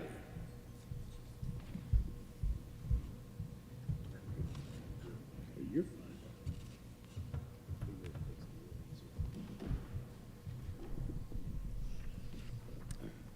Hello, and thank you for the opportunity to speak today. My name is Kathy Slack. I'm from Bradford, New Hampshire, and I work in Manchester. I provide private duty nursing. I hire nurses to work in homes for individuals. Skilled nurses administer specialized medical care to our New Hampshire family members. Our medically fragile clients are able to receive interventions preventing rehospitalizations. Without this skilled nursing in the home, these individuals would remain in the hospital at enormous cost to Medicaid insurance. With skilled nursing, medically fragile children can attend school and other community activities that you and I enjoy. Currently, there is an infant at Boston Children's Hospital that the doctors and the team will not let leave the hospital until they have 112 hours staffed in the home with private duty nursing. We have been aggressively advertising for 6 months and have not had one application for this case. There's no end in sight for this family, and the child is in the hospital, should be home. My role at Beata, as I said, is to train and hire nurses. We have a simulation lab that allows our nurses to receive that specialized training to be able to provide that care in home. I want to speak on behalf of the private duty nurses. At Beata, our nurses are trained in the simulation lab, and they're receiving $15 to $30 an hour less than the nurses in Massachusetts. They are currently receiving $20 to $40 an hour less than their colleagues at the hospitals in New Hampshire. They can't afford to do this, and New Hampshire can't afford to lose these nurses that are crossing the borders to work where they can make money and make a livable wage. The last increase we had was 3%, which is approximately 90 cents an hour for a registered nurse. Currently, skilled nurses are receiving a financial stipend from the federal government, and that's for their commitment to work through a pandemic. This is not a permanent solution and should not be subsidizing their salary. We honor our heroes and appreciate that recognition. Our ask today is to support the skilled nurses and increase Medicaid reimbursement to meet inflation and provide competitive wages. Please recognize the value of the work they do every day for your constituents and your community. Thank you. Thank you very much for your time. Thank you very much. All right, next is Joyce, followed by Lauren. But before you start, I want to remind people that it is 4:15. We are scheduled to take a recess at 5 o'clock till 6 o'clock. We will go through the list, so all you have to do to get up and speak, if you don't get called before that, is stick around. I'm on page 5 of 7, and 7 isn't full, but I'm told I've got another sheet ready out in the anteroom. So just giving you a heads up where we are. Glad I'm before the 5. Hi, my name is Joyce Kelly. I am a resident of Laconia, New Hampshire, a registered nurse, and the co-chair of the New Hampshire Breastfeeding Task Force. The New Hampshire Breastfeeding Task Force is an educational nonprofit and is the recognized state breastfeeding coalition of the United States Breastfeeding Committee. Our mission is to promote, protect, and support breastfeeding through education, outreach, and advocacy. We, as volunteers, work collectively to educate and advocate for policies that support breastfeeding families and the professionals that assist those families. We have members throughout the state, many of whom work in our hospitals, but also provide care in the community setting, public health setting, and higher education. Breastfeeding reduces childhood illness, infections, and even maternal conditions such as breast cancer and heart disease. Access to breastfeeding support is even more important for children living in poverty or affected by other social determinants of health, because we know those moms have lower breastfeeding rates. I would like to thank you for your support of New Hampshire families as shown through your support of Senate Bill 175.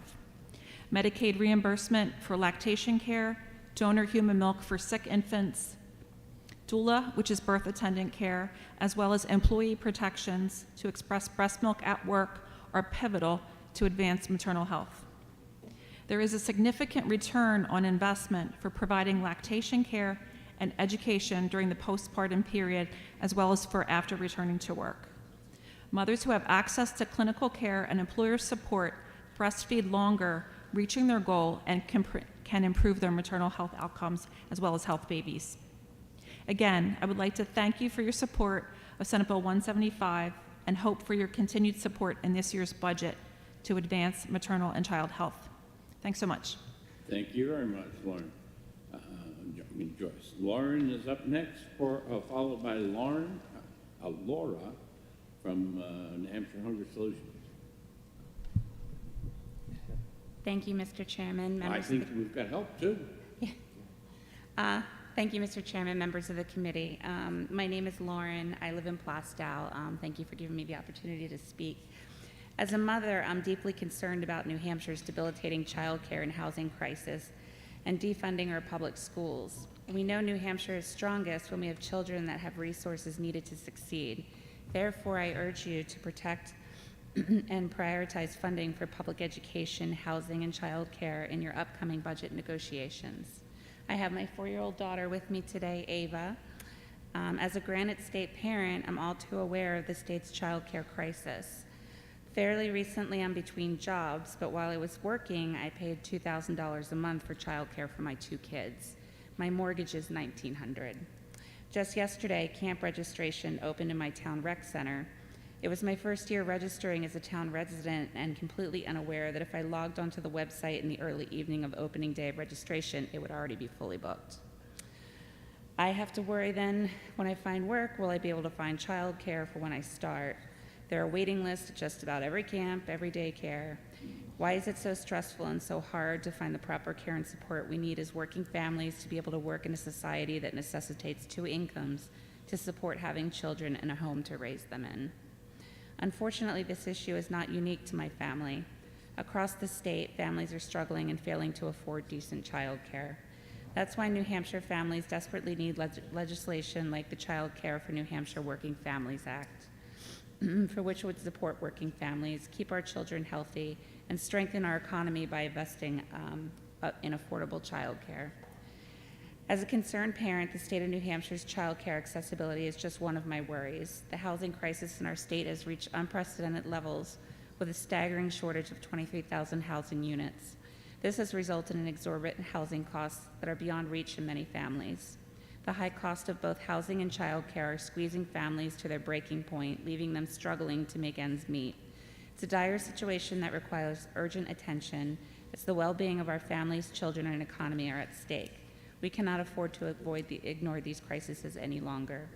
Working families like mine are relying on you to take meaningful action to increase New Hampshire's housing supply.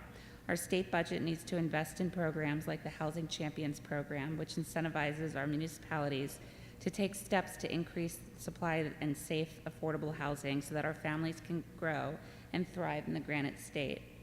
Our children deserve to grow up in a state where they have access to affordable child care, excellent public education, and safe, stable housing. Working family needs a state budget that invests in child care funding for full child kindergarten programs, our school, and affordable housing, not one that gives unnecessary tax cuts to millionaires. The interest dividends that tax cut will only put a greater burden on working families through increased property taxes that we'll have to pay. Investing in quality, affordable child care and housing and public education is an investment in the future of New Hampshire. For the sake of our families, our children, we need a budget that invests in public education, affordable housing, child care programs like the Housing Champions Program and the Child Care for New Hampshire Working Families Act. Thank you for your time. All right, thank you very much. Do you want to go down and get this? All right, we're ready for Laura, then Tricia Pedersen. Good afternoon, Chairman Gray and members of the committee. My name is Laura Milliken. I'm the Executive Director of New Hampshire Hunger Solutions, a statewide advocacy nonprofit seeking to end hunger in New Hampshire. I want to talk about two programs that should be included in the budget to reduce child hunger in our state. First, I urge you to include reestablishing the Special Supplemental Nutrition Program for Women, Infants, and Children, or WIC, Farmers Market Nutrition Program in HB2. The program would give pregnant women and children from birth to age 5 a benefit to be able to purchase fresh fruits and vegetables from local farmers. The program is mostly federally funded with a small state administrative match.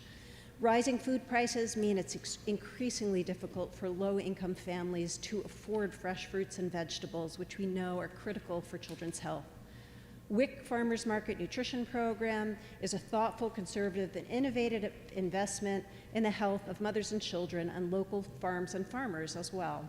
I urge the committee to include WIC Farmers Market Nutrition Program in HB2.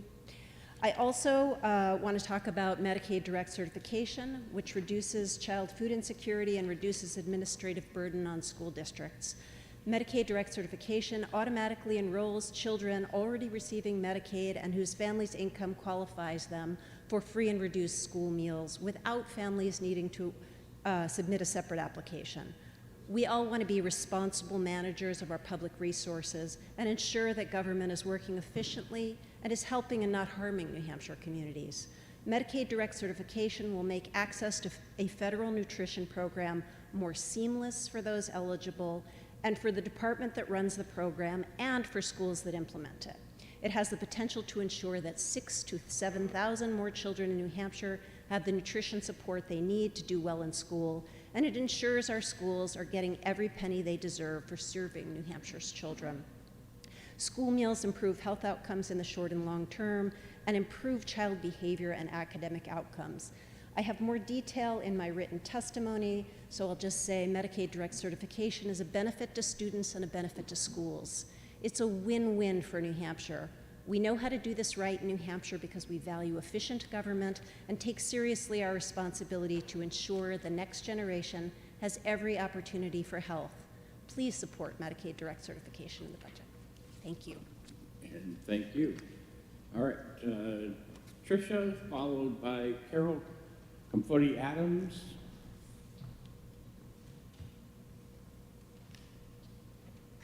Tricia Ederson? Oh, no, that's Carol. I don't hear anybody answering up for Tricia, so. Carol, you're next. Following Carol will be Mitchell, Ellen Mitchell from Maximum Health. Go ahead, Carol. Hi, Mr. Chairman and members of the committee. My name is Carol Comfort Adams. I live in Bradford, and I also work in Henniker as the Human Service part-time welfare director. I'm here to ask you to support the system of care for healthy aging in New Hampshire. It builds on the supports that we already have for home and community health services, which are very important. As you see me sitting in this chair, I was injured in a car accident on black ice 21 years ago. I was 47, had a young family. I used up all my resources. My family fell apart. But I got my kids through college, and then I had to go on Medicaid because I exhausted all my finances. I work. I volunteer actively in my community. I also support many peers that have quadriplegia or spinal cord injury or other physical disabilities. And we are people that, because of our disability, would be in nursing homes. At 47 years old, I didn't want to be in a nursing home. At 68 years old, I don't want to be in a nursing home. I still work. I'll probably work till I'm 75. I need to supplement my retirement, Social Security. And I need to get my activities of daily living, bathrooms, stuff done. And it only can happen with someone coming into my house. It would cost you tens of thousands more if I was in a nursing home. And we need to increase the rates of workers that you've heard with everybody through healthcare. I have had a friend that's been in a nursing home for 8 months now. She went from acute care hospital to nursing home. And even in the nursing home, she couldn't get the right care, and it's just a skin wound that's costing the state a lot of money, and she's trying hard to get home. But then again, we have the shortages of workforce. So I ask you to support the system of care and choices for independent living. And I also, as a welfare director, and also have a lot of friends in New Hampshire, I would say workforce housing is very important. I see families that spend 50 to 60% of their income on housing and another 20 to 25% on childcare, just so they can work. So those two things are also important. Thank you very much for your hard work. And thank you. Eileen, followed by Kevin McDonald. Good afternoon. My name is Eileen Mitchell, and I am the RN clinical manager for Maxim Healthcare Services. We currently provide 120,000 hours of PDN services through our Bedford, New Hampshire office, and we service the whole state of New Hampshire. We currently employ over 100 nurses and caregivers through that office. We are members of the Home Care, Hospice, and Palliative Care of New Hampshire, which represents the interests of the home health care providers in New Hampshire. Maxim nurses serve the most medically fragile individuals in the state. These individuals require skilled nursing services performed by in-home registered nurses and RNs, overseen by RNs, and as heard by some of the people who spoke already, most of these patients require 24 hours of nursing care. In order to manage these chronic conditions safely in the home, we need to increase our rates for our PDN. Our goal is to keep these individuals in the setting that promotes their highest quality of life and allows them the opportunity to engage in the New Hampshire communities. Unfortunately, many children in New Hampshire with special health care needs are either not receiving enough nursing services in the home or unable to access it at all, due to the lack of available nurses stemming from the state's incredibly low Medicaid reimbursement rate. New Hampshire's current reimbursement for nurses in private duty nursing is not only insufficient to maintain adequate staffing and patient care, but is also not competitive to those of our neighboring states, Maine and Massachusetts, which is resulting in migration of New Hampshire's skilled nursing workforce. This lack of proactive investment in the area has created critical access issues for services and has left many patients forced to seek more expensive care, either being admitted to hospitals or nursing homes. Each time provider groups such as ourselves and parents are forced to get involved, it's commonly too late. The committee has the opportunity and responsibility to offer these children and their families a better way of life while also balancing New Hampshire's Medicaid budget. Raising reimbursement rates is not only the right thing to do for these children and medically fragile population, but is also the right way to spend the New Hampshire's precious Medicaid dollars and to put a stop to unnecessary hospital and other institutionalized healthcare bills, which cost thousands of dollars every day more than private duty nursing care. Increasing New Hampshire's depressed Medicaid rates by 40% for private duty nursing would place New Hampshire's reimbursements rates competitively with our neighboring states and will then be tangible effect on children, their families, and the great state of New Hampshire. Please stabilize the Medicaid program by funding the general fund with $2.6 million for fiscal year 2024 and $5.3 million for fiscal year 2025. This investment will change the course of private duty nursing care in the state and help protect the medically fragile New Hampshire residents. Thank you for your support for home health care. We hope the committee will consider our desperate request for increased Medicaid reimbursements rates in private duty nursing. Thank you. Okay, thank you. Kevin, followed by, it looks like SEIFU Regaza. So, Kevin? Kevin McDonald? Okay. Regaza, Yes, followed sir. by Kelly Olson. Go ahead. Thank you, Chairman Gray. Thank you, member of the committee. My name is Seifi Ragasa. For the record, I am a Chief Probation Parole Officer, also the President of the New Hampshire Probation Parole Officers Command Staff Union. So I'm here in support of House Bill 2, specifically 436, the House Bill 436. And the reason why I'm here to speak in support of the bill is that back in 2011, I'm sure you have heard it all day long and you've been hearing this for the past few weeks. What has happened was that the retirement system greatly affected Group 2 employees, specifically my group. We didn't only put a bad taste on first responders' mouths, but also we created this dilemma that I, not only as a probation parole officer, as a correction employee, that I had to deal with every day, that we're losing seasoned, trained, experienced officers on a daily basis. But also that affected us in our ability to recruit more people. These are not the job where everyone would come to work through the door. Unfortunately, some professions are not just yet. So what has happened is that has been affecting us since 2011. We've lost so many people. Currently, as a probation parole officer, my primary responsibility is to serve in the community. But every week, I'll go once a week, first shift to serve at the prison due to their staffing.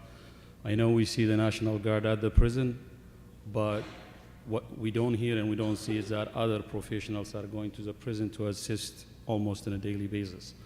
So the plan was in a malice intent back in 2012, and I'm not here to blame anyone in here, but did it work?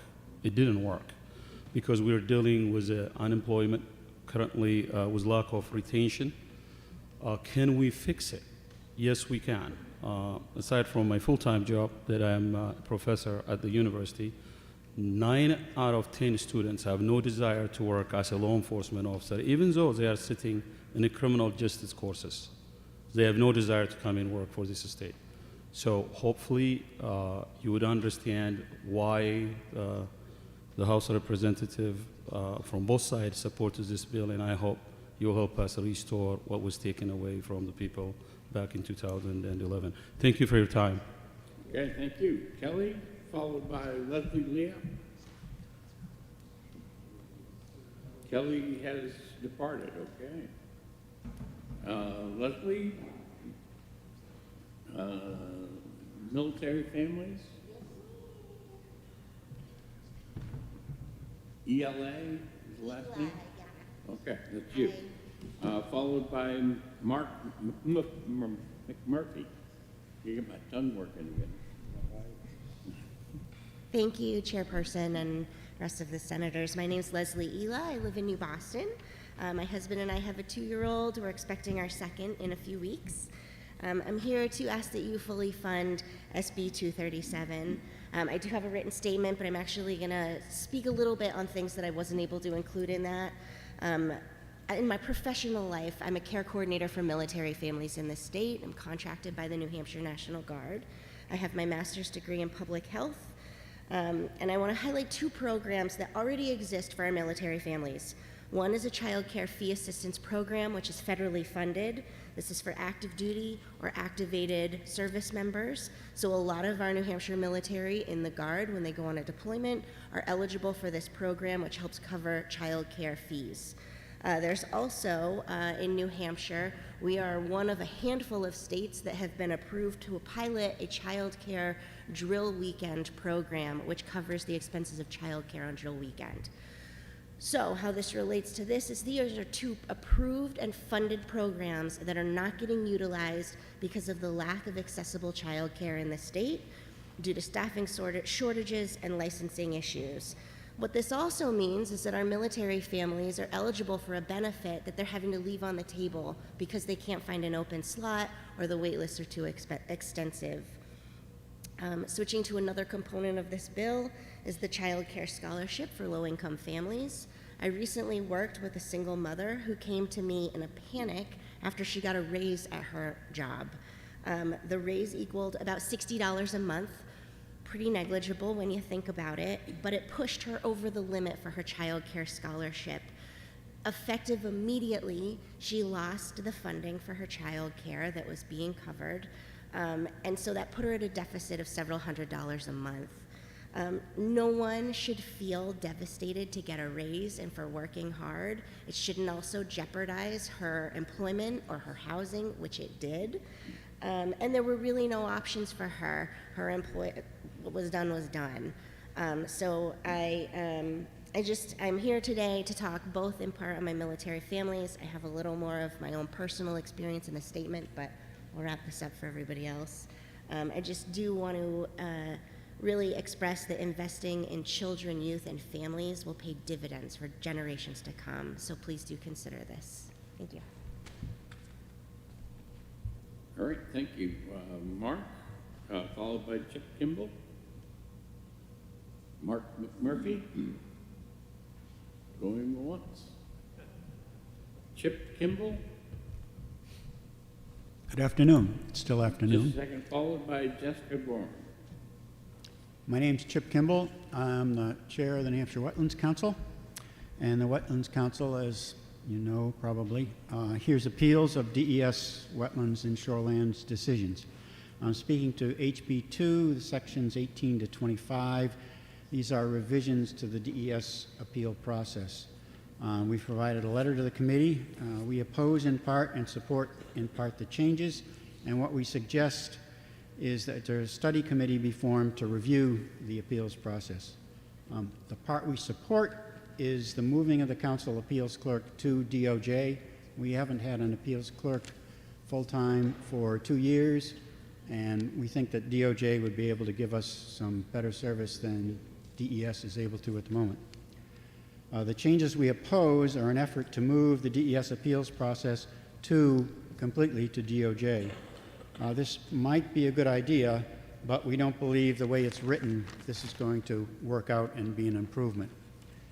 I want to point out that this year, the council, the Wetlands Council, has scheduled appeals hearings in January, April, and May. So we've scheduled 3 hearings, but all 3 have been delayed by parties for various reasons.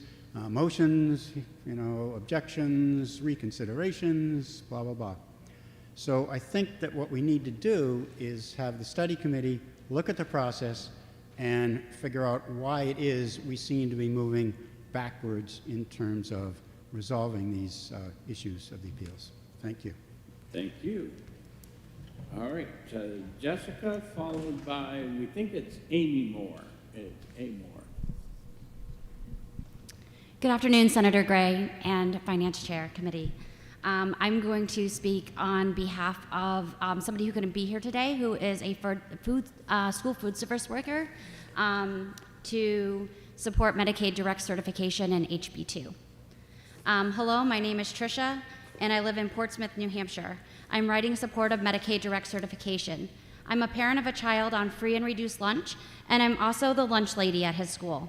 I took this job because hours are conducive to being a single parent. In the years I have spent at the school, I have learned that even a community as rich as Portsmouth, there are many families like mine which have a need for free and reduced lunches.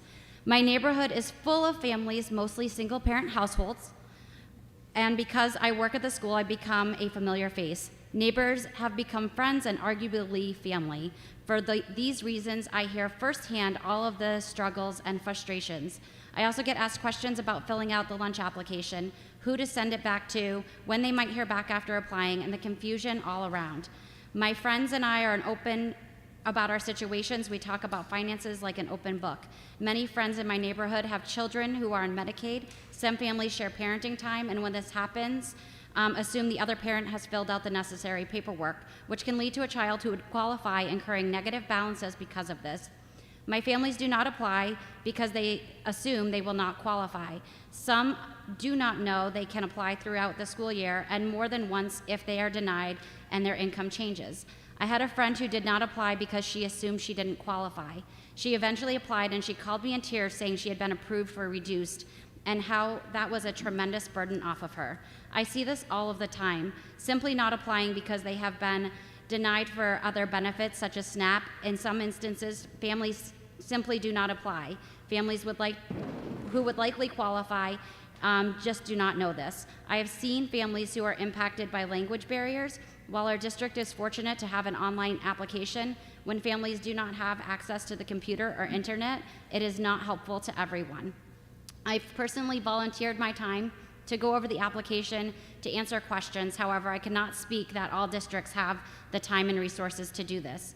There are a million different reasons why people do not fill out the application. Personally, I remember when my son was in kindergarten, seeing the form and not giving any thought. I was a single mother back then too. My son was on Medicaid, and I was by all means living in poverty. But was I going to fill out the form? No. Was it my pride? No. Am I a stranger to the feeling of giving what I was going to fill feels like the DNA sample to DHHS? The idea of filling out the form was overwhelming. I felt like I was surrounded in a world of BMWs and Range Rovers as I pulled up in a car with mixed matched wheels, possibly even my exhaust hanging on for dear life. I was not going to fill out that form.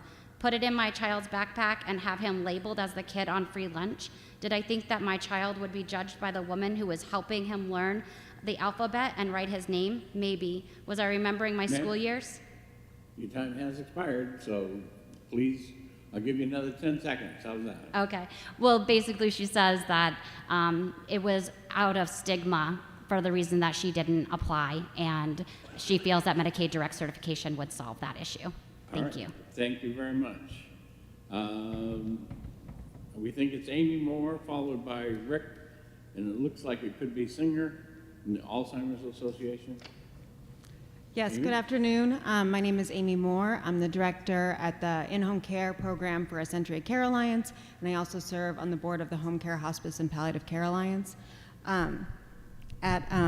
At Essentia, we serve approximately 400 individuals on the CFI waiver, which you've already heard a lot about today. One thing that I don't think was mentioned is that that waiver has been underfunded by approximately $153 million since 2011. So I just wanted to speak to what that means, because it means for me that in the last couple of months I've had to turn away a 100-year-old veteran who couldn't be discharged from the hospital because there was nowhere to put him. We didn't have caregivers. It means that the 40-year-old woman who now was on disability because she was shot in the face by her partner in a domestic dispute doesn't have care.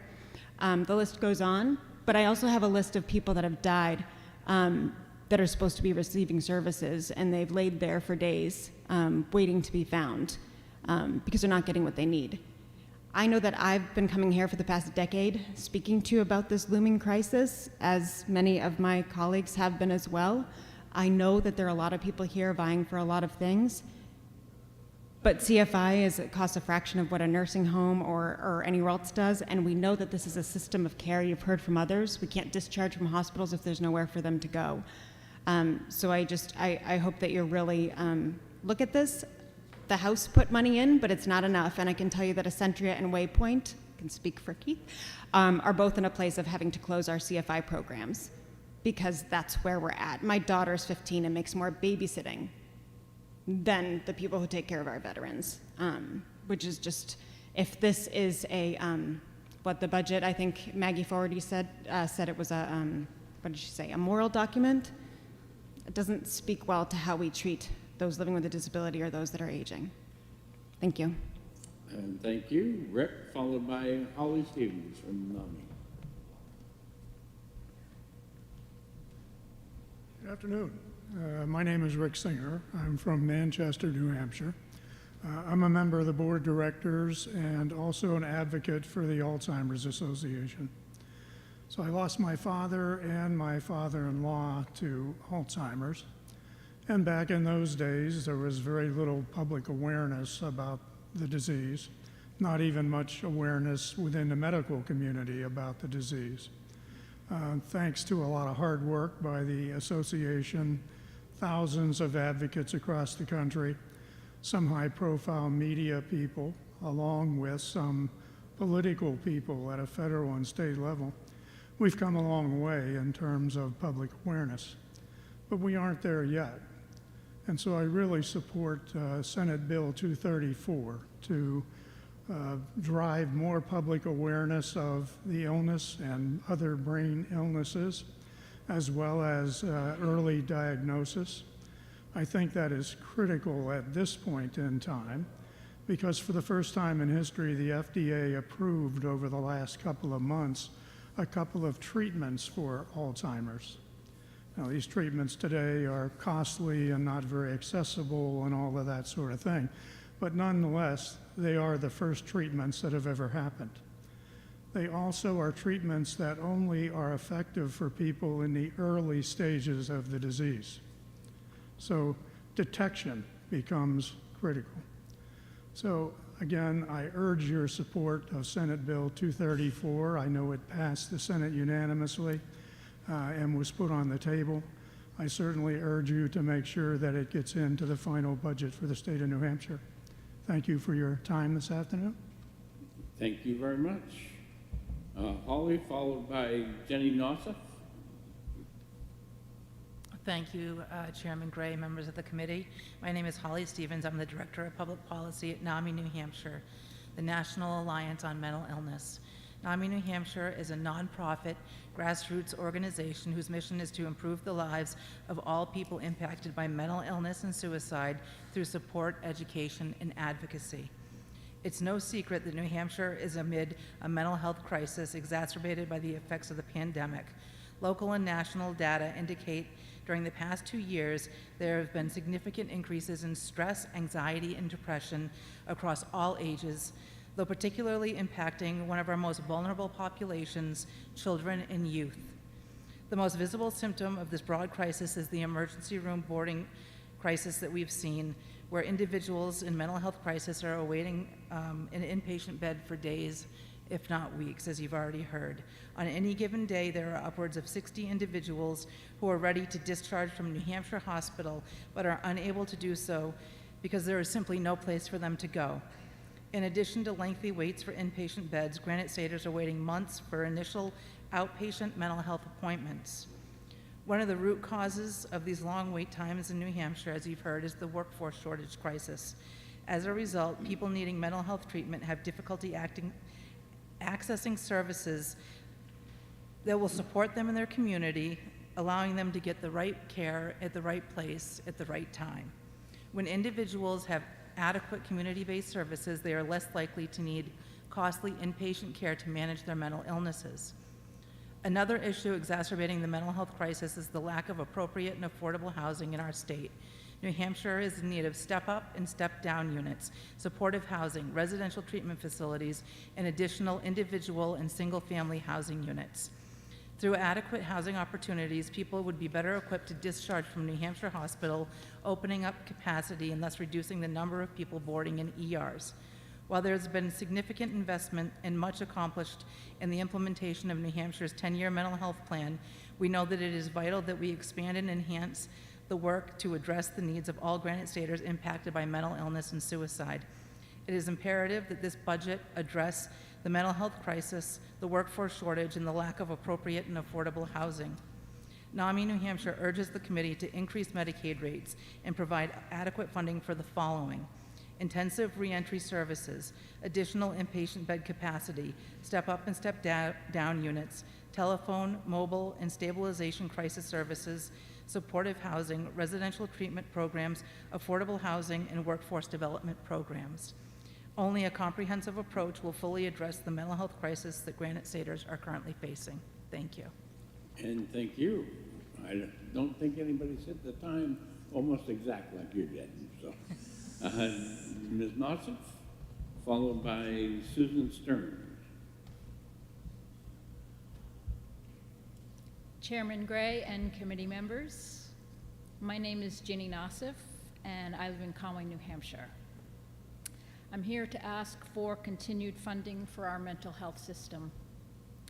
Before 2018, I believed that if I had a serious medical emergency, that someone would help me or my loved one. In 2018, my son was attending UNH as a sophomore engineering student. He came home one weekend and was clearly beginning to hallucinate, signifying the early stages of first episode psychosis, a serious mental health condition that, unless you've seen this in a loved one, you may not know the pain and trauma experienced by all of us watching, trying to understand what was going on and feeling helpless. We brought him to the emergency room at Memorial Hospital in North Conway. He laid in a windowless room on a mattress on the floor for 2.5 weeks with no psychiatric care provided because there was no room at New Hampshire Hospital or any other designated receiving facility. Every person we spoke to, from New Hampshire Hospital to the emergency room staff to Northern Human Services, all told us it was someone else's responsibility. It felt unreal, as if we were watching a nightmare unfolding in a movie. In our case, at each step of the way, from crisis to stabilization to transitional support, we met with roadblocks. If there had been more inpatient capacity, my son would not have languished in crisis in an emergency room. If the community health centers had staff that made competitive wages, my son could have received immediate services and better treatment from experienced professionals. If there had been supported and transitional housing, people wouldn't be falling back into the same cycle of crisis in an underfunded and overwhelmed mental health system. Thank you for the past support of the 10-year mental health plan. But please, don't turn away yet. Please stay the course and provide the funds needed, the comprehensive funds needed to treat and care for all psychiatric patients in a timely, effective, and respectful manner. Thank you. Thank you. Susan?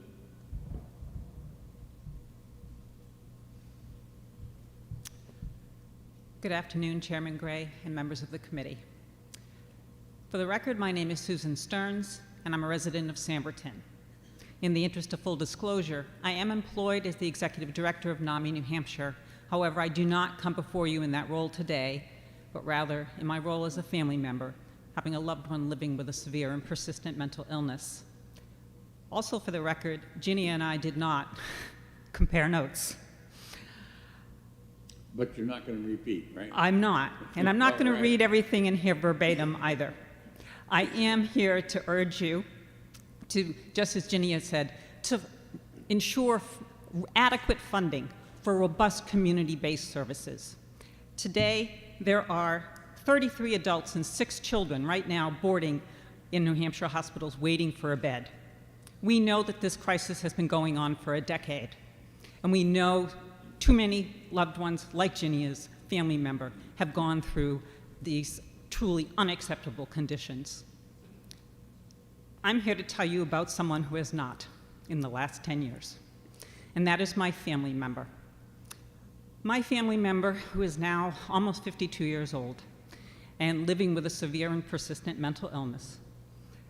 In the spring, late winter, spring of 2013, after many years of cycling in and out of hospitals, he had a course of very serious self-injury that left permanent damage and scarring and landed him in the burn center at Mass General for an extended stay.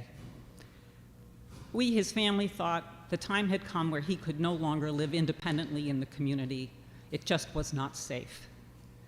And then the budget on July 1st of 2013 went into effect. And within that budget was funding for assertive community treatment teams. I believe my loved one was patient number 2 at Lakes Region Mental Health Center for the ACT team.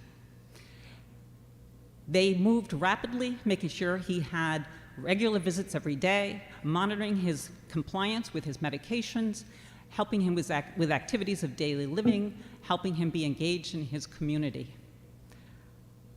I am happy to tell you, and frankly surprised, that here 10 years later, I tell you he has not yet required a psychiatric inpatient admission.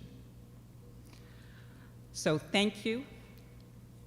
Funding our community-based services makes a difference and ultimately saves money. I can't promise my loved one will never need that level of care, but truly thank you, and I urge you to please ensure that we continue to stay the course, as Ginny has said. And truly thank you for your service. And thank you. We are less than a minute away from 5 o'clock, according to my watch. There is about a page on this list, and I know that I was announced before. So those of you that can stay, we appreciate it, but the staff does need to take a break, and so we are in recess until 6 o'clock.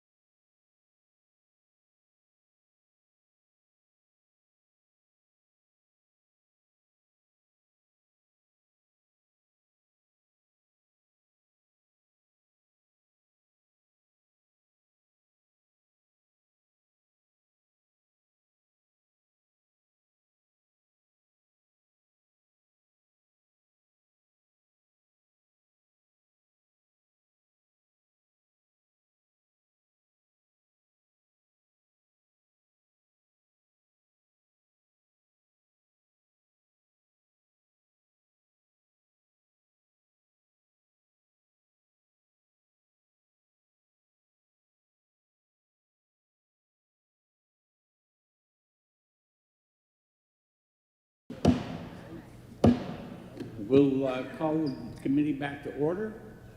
And it looks like there may be a few names here that aren't longer, are no longer here. So we'll start down through them. We have a Jennifer, it looks like B-E-R-T-R-A-N-D, Bertrand. She's across the street. She'll be here. All right, well, she's coming from across the street. Deborah House. She left her testimony, okay. Brandy Bertrand. That must be you. Yes, it is. All right, just hold on for a minute because we're going to see if we can figure out who comes after you. Frank, and it looks like S-W-I-R-K-O. N-H-P-P-O-A. That would be, okay, so we'll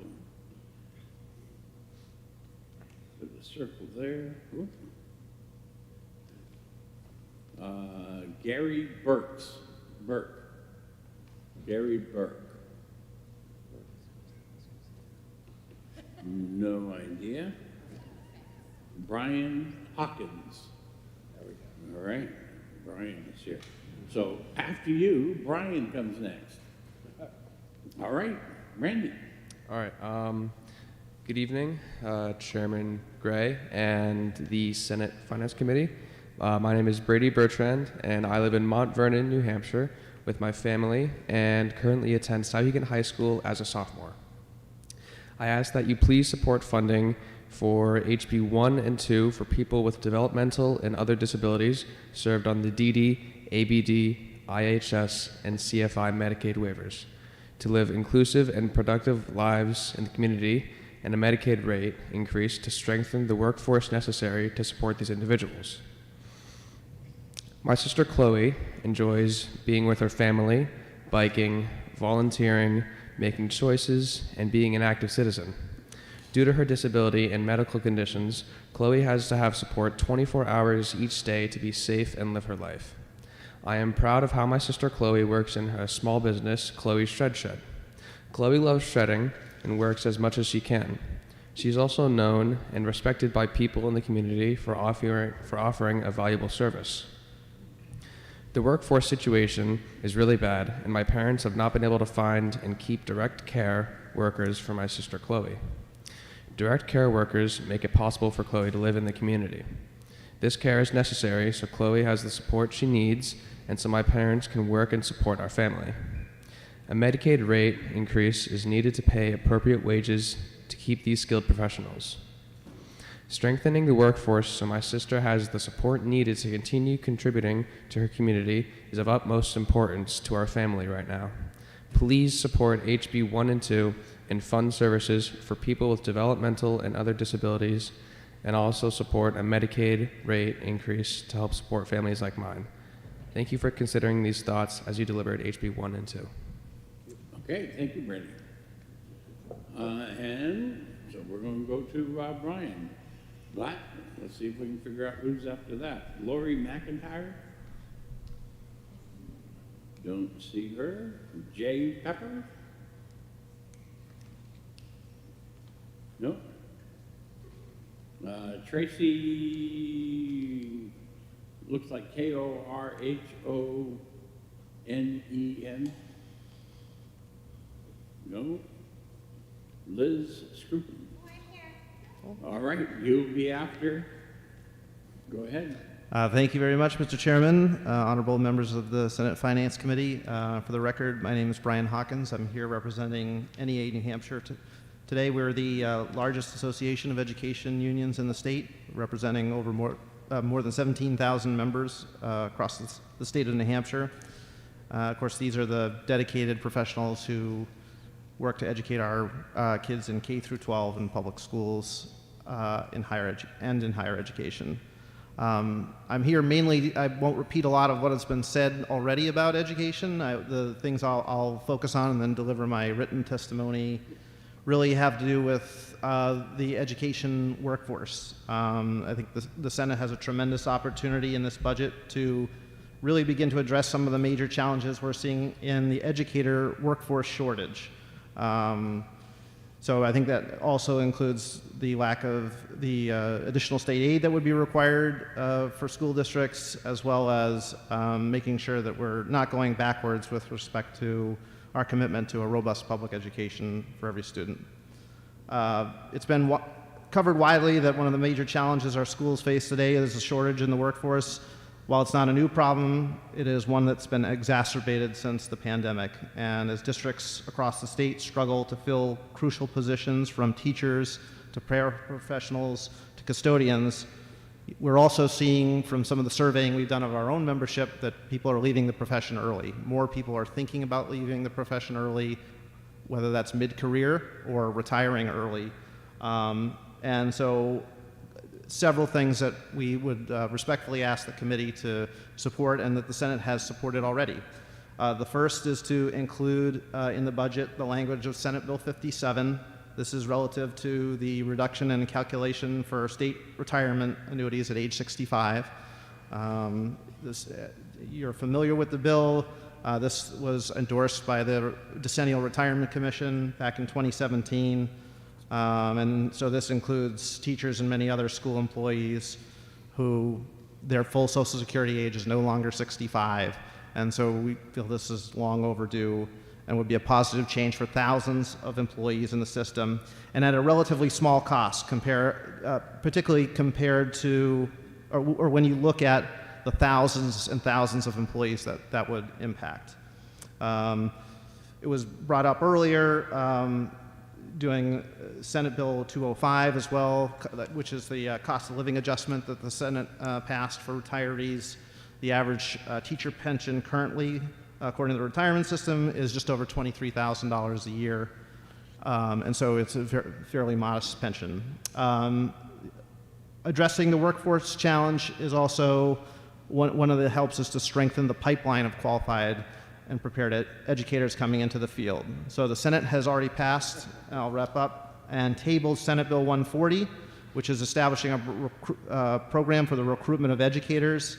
We believe this will go a long way in removing barriers for those who are entering teacher preparation programs, which do a terrific job in the state for preparing teachers to be ready to be in the classroom. I'm already at time, so I'll just say we also, in our written testimony, have feelings about the school funding formula, as well as reversing the change that the House made with the Education Trust Fund. But I'll leave the rest of that to my written testimony, and thank you very much, Mr. Chairman. Okay. Liz, you'll be up in a minute. Joy Barrett. Any takers? No? Cora Hopi? Cora had to leave, right? Cora had to leave. Okay. She had to leave, okay. Kate Fry.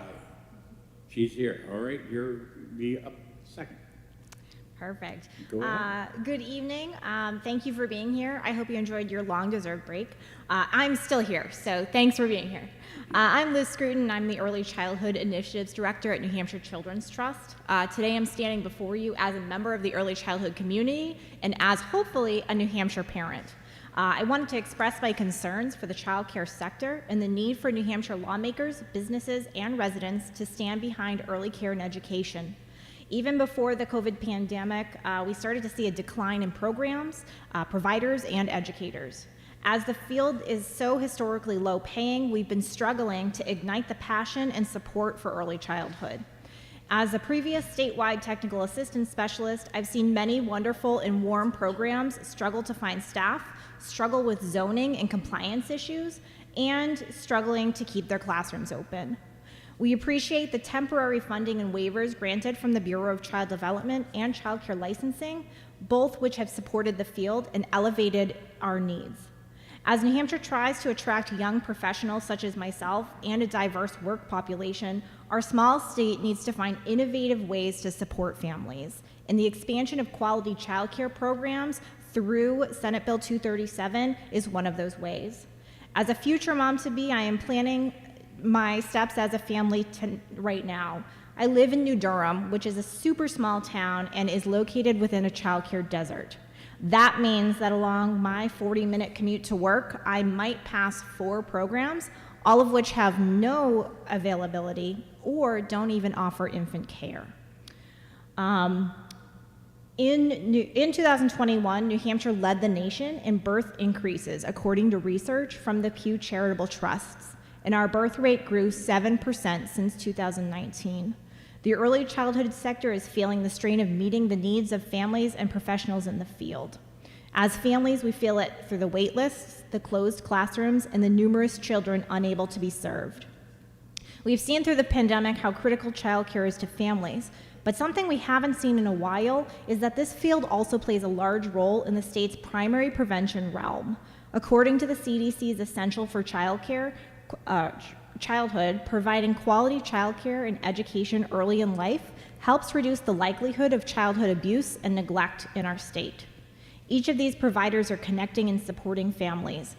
As professionals, we remind them that their child's behavior is an attempt to communicate, and that the temper tantrum their child may be throwing in the middle of the grocery store is absolutely normal. We play a role in helping those families to manage their stressors. We become a part of this family support system, and this investment would not only create economic support, but would protect our youngest citizens. As a citizen and professional in this field, I urge you to remember that childcare is not simply an interest of families, but is a critical part of the success of many sectors here in New Hampshire. Thank you for your consideration and your partnership as we continue to work together for families, children, and our entire workforce. Okay, thank you very much. After Kate, Amanda Sears, she's still here? Okay. Kate, you're first.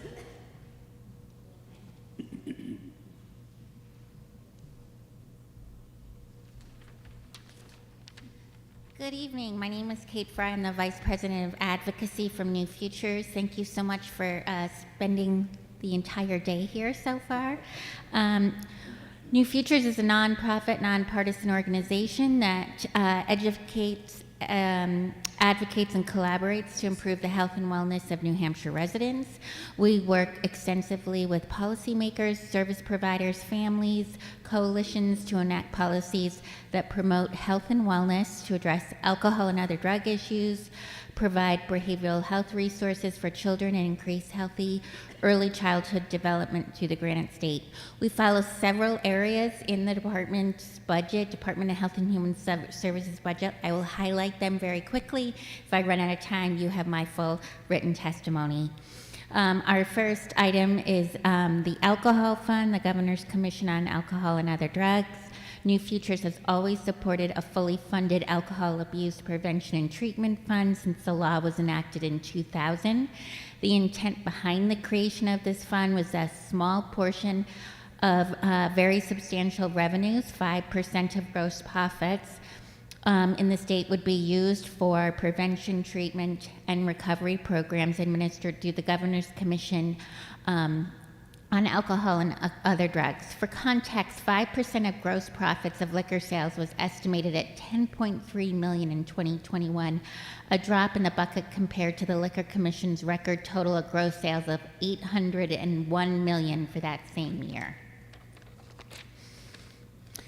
A sampling of the critical programs has been provided to you in a storybook, and we ask that the Senate Finance Committee support the House-passed budget, which will help ensure that these crucial services and funding the alcohol fund at the 5% level and decoupling that funding from Medicaid expansion. Those estimates come from the Liquor Commission, which is at about $11 million each year. We also support a fully funded children's systems of care that will support all levels. We encourage the Senate Finance Committee to adopt the additional funds requested by the Division of Behavioral Health at their budget presentation to Senate Finance on April 25th. We've made tremendous progress in the system of care. While the system is on its way to full capacity, there are still significant gaps in services for our kids. Failure to fully fund these services would be devastating to these families. in getting timely care for our most vulnerable children. We asked the committee to fully fund the resources needed for crisis and mobile crisis for children. We also asked the committee to look at providing the agency request for the Division of Public Health Services for the WIC Farmers Market benefit of $300,000. It's a smart investment that will enable more low-income families to access fresh fruit and vegetables through local markets. We also support the system. Unfortunately, Okay. we've gotten to that time. I'll give you 10 seconds to wrap it up. Well, I'm about halfway through, and you have my written testimony, so you can read the rest. Thank you very much for your time. All right, thank you. Amanda's next, followed by Kathy Harvard. We got a Kathy Harvard? No. Eric Winterstorm. No, we don't have one of those. My name was called earlier. We were stuck at the accessible entrance because it was locked and we had to call for security to come unlock it. That's why I was late. I'm Jennifer Bertrand. Okay, we'll get to you. Does Amanda want to go first? Yep. You can be the next one. Great. Good evening, and thank you to all of you members of the committee. My name is Amanda Sears.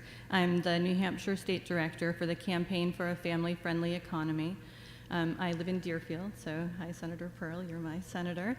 And I'm here today both to support the increased reimbursement rates for in-home care providers, and you've heard a lot about that today, as well as to support the increased investments in child care that are in the House budget and that are tabled in the Senate in Senate Bill 237, and that I'm encouraging the committee to add to the budget. Both parents are struggling to afford child care, also to access child care. There are long wait lists all across the state at child care centers, and centers are struggling to stay open. Almost every child care center that I talk to has 1 or 2 open classrooms.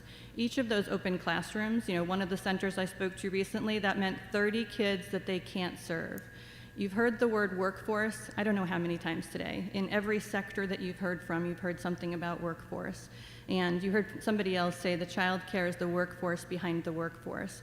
And an example of that is that every center, like the one I spoke to that has 30 spots that they can't fill because they have empty classrooms, because they don't have enough staff to fill those to staff those classrooms, those are 30 parents who are having a hard time or are finding it impossible to participate in our workforce. You multiply that across all of the centers across the state, and you can see why one of the contributors, but an important one, to our workforce shortage. Since the pandemic, we've had at least 42 centers that have closed, in addition to all of the centers that have classrooms that are empty. We've also had a decrease in women's labor force participation since the pandemic. We have not come close to reaching the women's labor force participation that we had pre-pandemic. So we have people who are out of the workforce because of caregiving responsibilities, because they can't find spots to put their kids for childcare.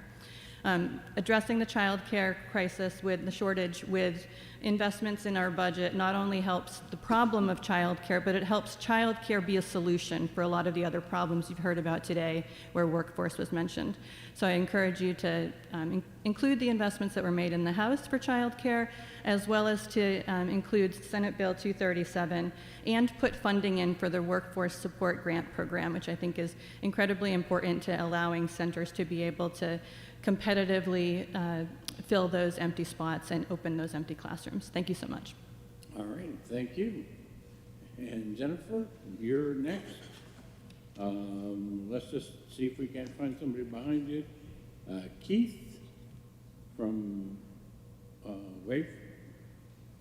Kuenning, Kuenning? No Keith. Frank Knack, Anaack. He is, all right. So you will be the next. Good evening, Chairman Gray and members of the Senate Finance Committee.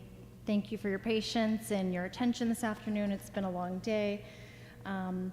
My name is Jennifer Bertrand. I live in Mount Vernon. You heard earlier from my daughter Chloe Bertrand, who experiences a developmental disability, and my son Brady. I'm Chloe's mom, and as you probably remember, my husband and I care for Chloe. She still lives at home, even though she's a young adult. We've helped her open a business and be productive, and she really has a meaningful life. And what I really wanted to talk to today is the importance of direct care workers and the kind of work that direct care workers do in support of people like Chloe.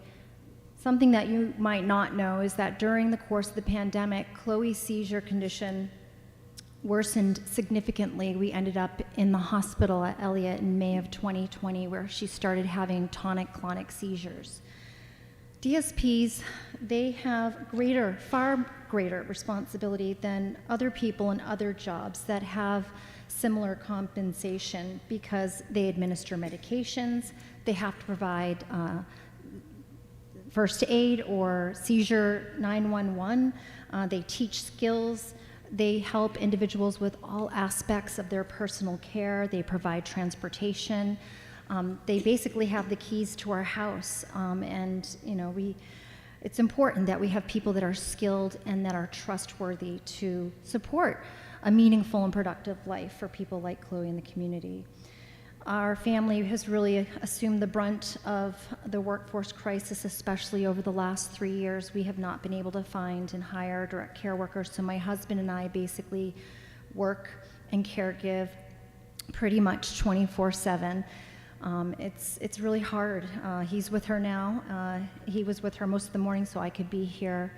And then I'll take back over when I get home, and he's going to have to work probably until midnight, maybe 1 a.m. to get his work stuff. I'm grateful that we have flexibility and that we can work on a remote basis.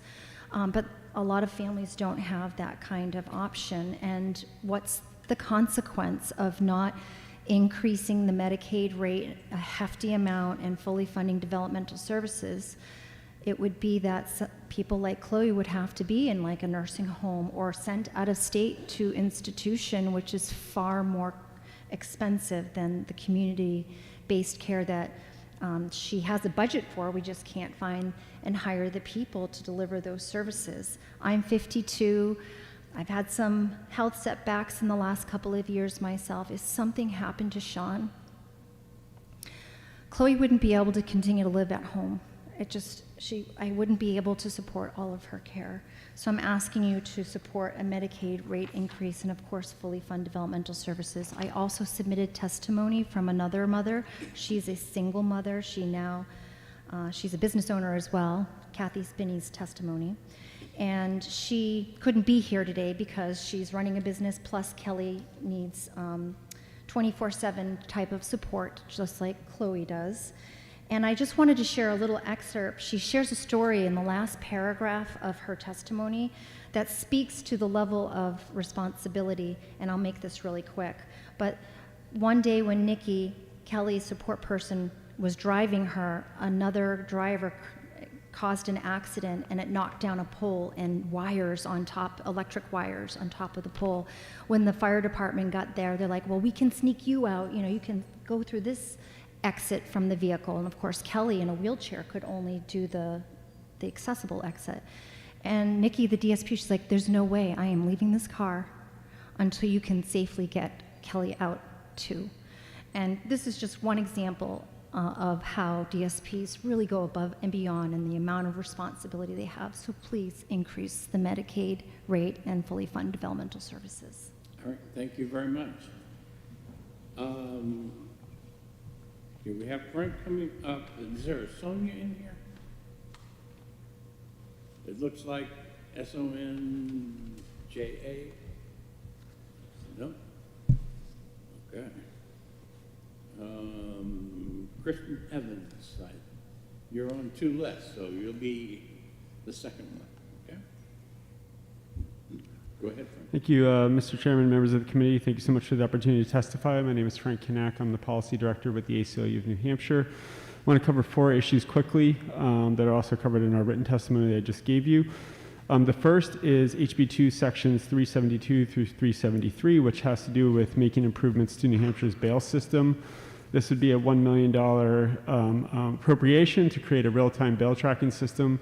As you all know, bail has been an annual issue that we've dealt with here at the legislature. Many of the reforms are one-size-fits-all that would result in unnecessary incarceration of thousands of people annually. This is an opportunity to create a real-time bail tracking system so that judges and bail commissioners have access to real-time information about whether someone's on release or not and can make informed decisions on an individual basis. It's something that we support. Second, in sections 48 through 51, this has to do with prison construction. In the original bill, there was $50 million set aside for an initial quote-unquote deposit on the construction of a new facility. We heard around 2,000 beds. We think it's important that before we appropriate funds to the creation of a new prison, we actually study what our incarceration levels should be, how many beds do we actually need.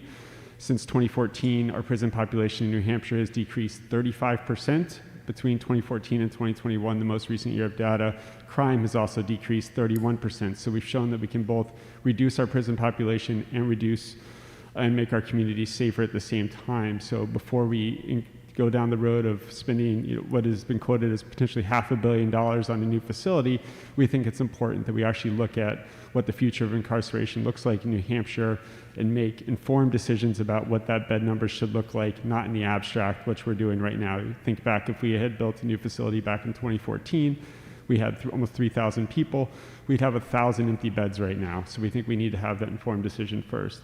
Third is checkpoints. There is language added in the House to ensure that there is notification when local and state law enforcement find out that the federal government is setting up a federal immigration checkpoint. We think that's important to stay. This mirrors sobriety checkpoints, and it is best practice. And fourth, we urge you not to include back in the $1.4 million that was originally in the governor's budget to create a northern border, quote-unquote, northern border alliance. The rhetoric behind that was that there is a crisis at the border with people coming over without authorization. We actually 91A'd both the governor and the Department of Safety. They have no responsive documents to show that that is happening at all, let alone increasing in New Hampshire. So we urge you not to increase surveillance and policing at the border. Thank you so much. Happy to answer any questions.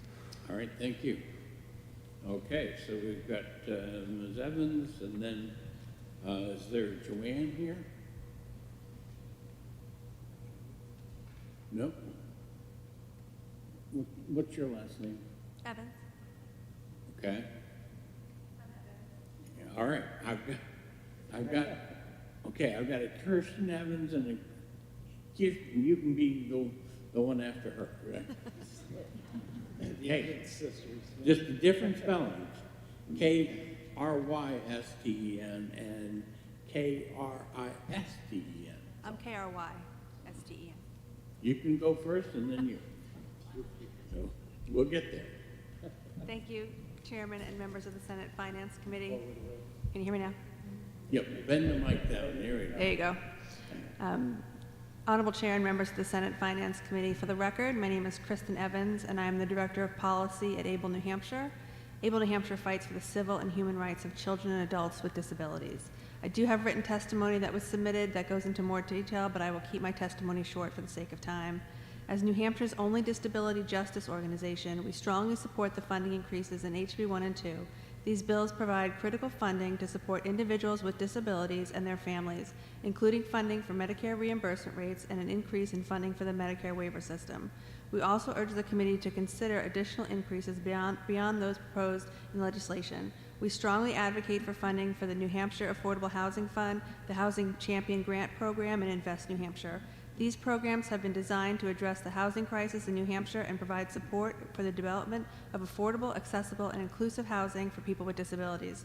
Please support funding in HB 1 and 2 for people with developmental and other disabilities served on the DD, ABD, IHS, and CFI medical waivers to live inclusive and productive lives in the community, and the Medicaid rate increase to support the workforce needed to deliver these services. By investing in these critical services, we not only support individuals with disabilities in living full and independent lives, but we also contribute to the overall well-being and prosperity of our community. We urge the committee to consider the long-term benefits of investing in disability services and to prioritize the needs of individuals with disabilities in the state budget. Thank you for your consideration and commitment to ensuring a more equitable and just society for all. Okay, thank you very much. All right, Bonnie Dunham. Bonnie Dunham still here? No. Oh, you're going to be second. So you just hold on for a second. We've got the other Ms. Evans. Okay, yep, She'll be first before you. Take me a minute to get here. Chairman Gray and honorable members of the committee. My name is Kristen Evans, and I'm a lifetime resident of Milford, New Hampshire. I'm here to ask you to fully fund SB 237, the Child Care for New Hampshire Working Families Act, in the state budget. I'm a mother of a beautiful blended family who has experienced barriers of being a single mother, going to school full-time, and working 3 jobs to survive. Sorry. That's okay. Take your time. I'm an early childhood professional and understand the dedication, love, and need for this vital work. However, with a family and the low pay, I've had to make a shift in my career. I'm currently a caseworker for Our Place, a program of Catholic Charities New Hampshire that supports first-time moms who are experiencing the barriers of balancing work and childcare. My husband and I are working-class individuals. We rely on childcare system in order to be an essential part of the New Hampshire's economy. We struggle every single day to provide for our family. We have to decide weekly if we pay for our childcare, put food on our table, or pay rent. Why? Because the cost of childcare is so high and our income is just over the threshold to be eligible for the New Hampshire Child Care Scholarship.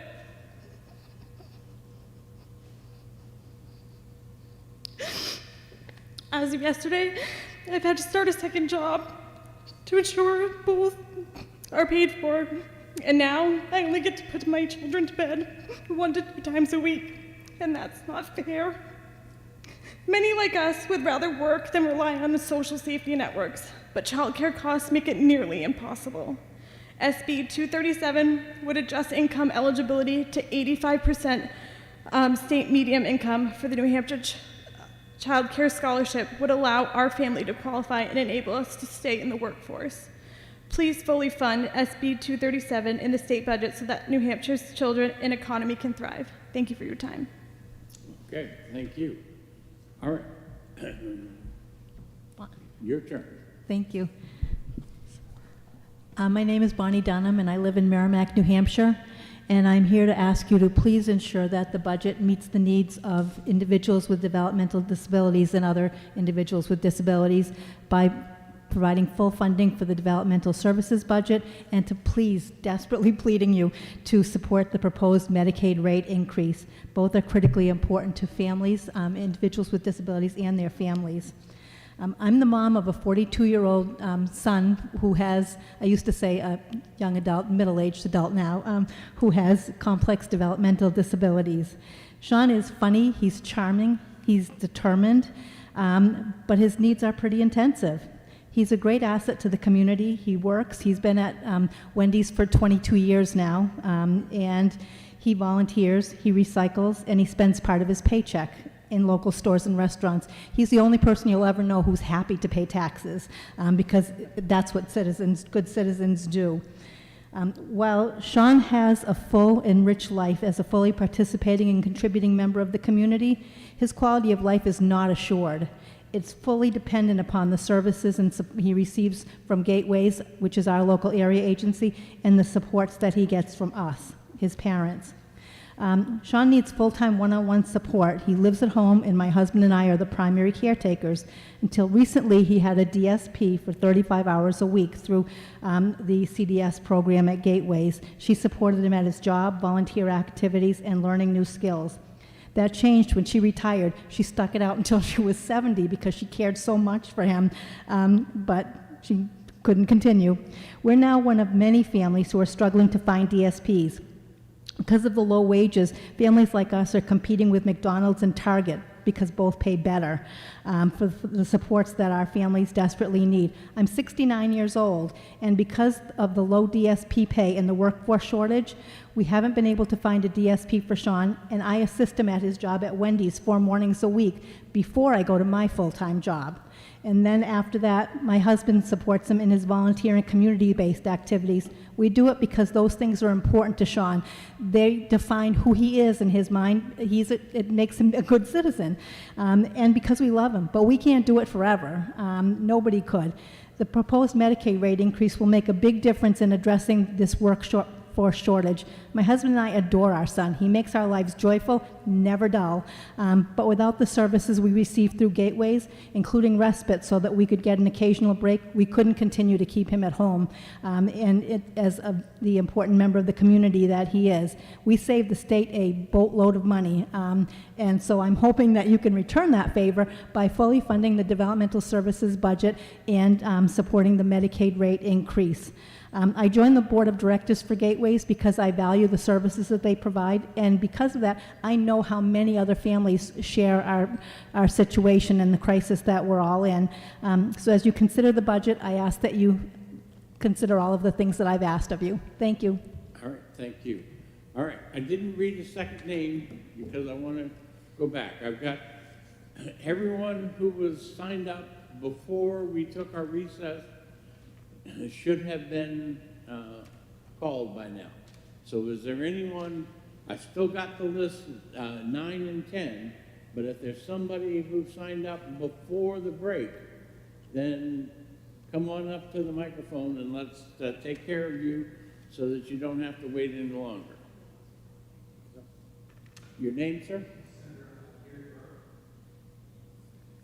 Okay, Gary, we did call your name, so come on up.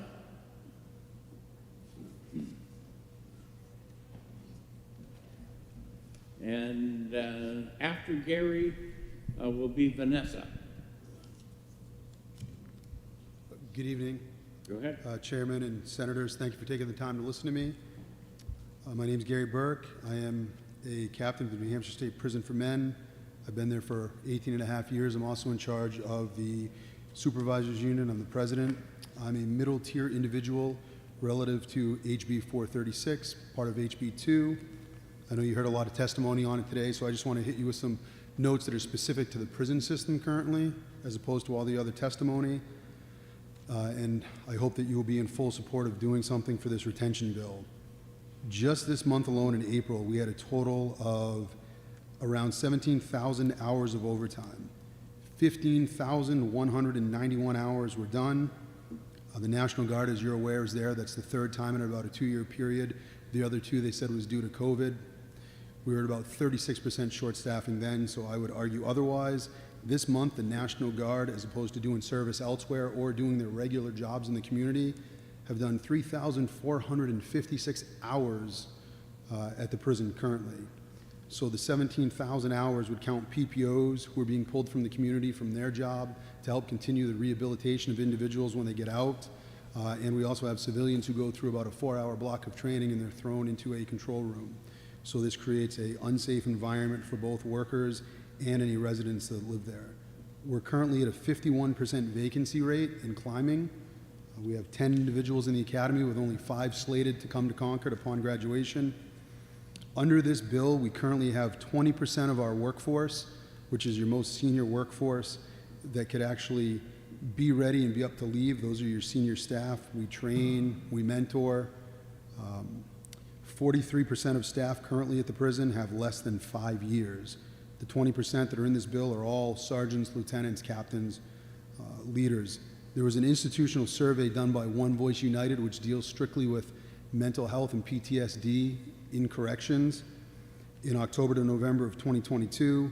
The top 2 issues which would speak to this bill that face corrections staff unanimously were staffing shortages and overtime.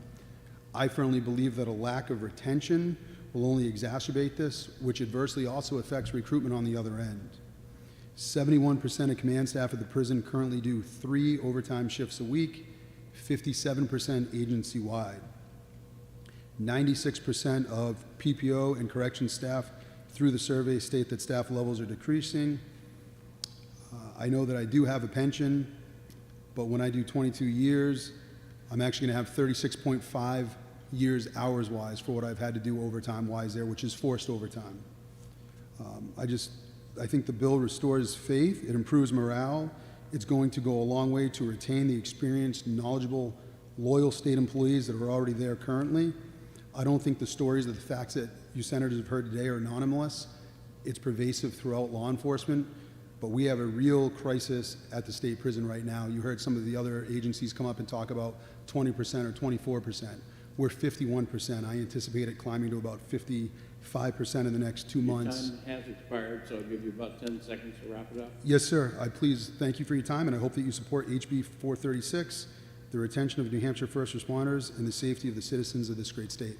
Thank you very much. All right, thank you. Oh, we have a question from Senator D'Alessandro. Yes, sir. We've known over the years about the amount of money that's spent because you can't fill a complement of troops. But we did pass a recruitment and retention statute. And in your opinion, what can be done to enhance recruitment and retention? The overtime is a killer. It's $9 million a year. Yes, sir. That's a tremendous amount of money. But recruitment and retention are vital if you're ever going to build that workforce. And as an inside guy that has been there for a while and has a feel for the troops, what indeed, from your standpoint, would be a way to recruit and retain people to work there?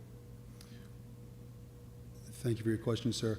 I believe that HB 436, the retirement bill, would go a long way to retain your senior staff, and that leads to recruitment. Some of the things that you want to look at being in a regionally competitive market is when you look at Massachusetts currently.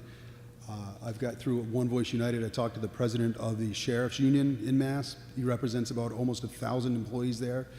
They have, right now, they still do the 20 years and 50% of your high three. So while we did change for obviously different reasons, they didn't. They're also offering right now for new employees. So if you're talking about the newer kids, right now in Massachusetts, they come in and they do 20 years. There's no age, and they get 50% of their highest year. So when we come in and we have to do the newer kids outside of this bill, sir, have to do, if they have to do 25 or 30 years, they can go down to Massachusetts right now, make significantly more, and still get a 10-year reduction in the years of service. I think that those are huge things that have to be done. Thank you. Thank you. Vanessa, followed by Jenny S.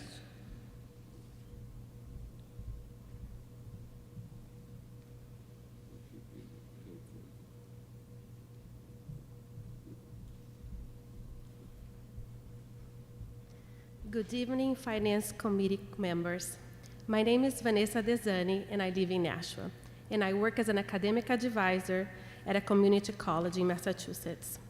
I'm here today to show my support for the provisions laid out in SB 237, formerly known as the Child Care for New Hampshire Working Families Act, which are now in the budget. My husband and I work full-time, and our 16-month-old boy has to attend daycare full-time. Since starting daycare last August, he has spent numerous days at home due to various illness. Out of 36 weeks of school, he probably just attended 14 full weeks. Thankfully, he got ear tubes and has been able to attend daycare, but I'm still nervous every time I get a message from daycare, think that I might have to rush out of work to pick him up from school. Since we have no immediate family living in the area, we rely on daycare to watch our son and are forced to take time off work when he's sick. I have been embarrassed to call my supervisor and ask for another sick day. Sometimes I drive 32 miles just to turn around because daycare called saying that I have to pick him up. My husband and I had both sacrificed to take on additional responsibilities and projects at work because of uncertainty of our son's availability to go to daycare. Even if our son is sick, we still have to pay the full amount to secure his spot. Fortunately, I do get a few sick days, but they are limited. Daycare costs are a big chunk of our paychecks, without mentioning the rearranging schedules needed to complete all the work we are trying to do. The cost of daycare is another obstacle to having a career. At $310 a week, we spend about $15,000 on daycare. In fact, that is almost twice the price of my students' pay at the college I work with an $8,000 yearly rate, and after 2 years, they get an associate's degree, and I get daycare. We do not qualify for subsidized childcare, and therefore we have to pay the full amount ourselves. If we decide to have another child, our childcare cost will double, and at that point, most of my salary will go towards daycare. We would like to have affordable daycare in our state so that this does not have to be a consideration if I would like to have another child. We agree that we need more people in the workforce, but we are not doing our best to support working families. We have incredible women out there who are pausing or giving up their careers because they can't afford childcare. When I look at the cost of childcare, sometimes I wonder if I still should be working. But then I realize that I've worked very hard to be what I am, and my students need me. No one should have to choose between have a career or be a parent. Childcare centers shouldn't be closing because they lack enough workers to run the place or because their finances are declining. Childcare is more than having a place to care. It's a place for learning, nurturing, and connecting. We all win when our children... Your time has expired. I'll give you about 10 seconds to wrap up. We all win when our children have a safe, nurturing, and affordable place to go, allowing parents to bring revenue to their families, be active members of our society, and professionally contribute to our communities. Thank you so much for your time and attention. Thank you. Jenny S., and followed by David Andrews. Good evening, Chairman Gray and the members of the Senate Finance Committee. My name is Jenny Sweet. Oh, sorry. Or a little closer. Is that better? That's probably better. My name is Jenny Sweet. I live in Thornton, New Hampshire. I am here tonight to ask you to fully fund the provisions for for Senate Bill 175, also known as the Mommy Bus in the budget. I am a midwifery apprentice, doula, perinatal teacher, passionate advocate, but most importantly, now I'm a single mom of 5 boys, as well as survivor of domestic violence.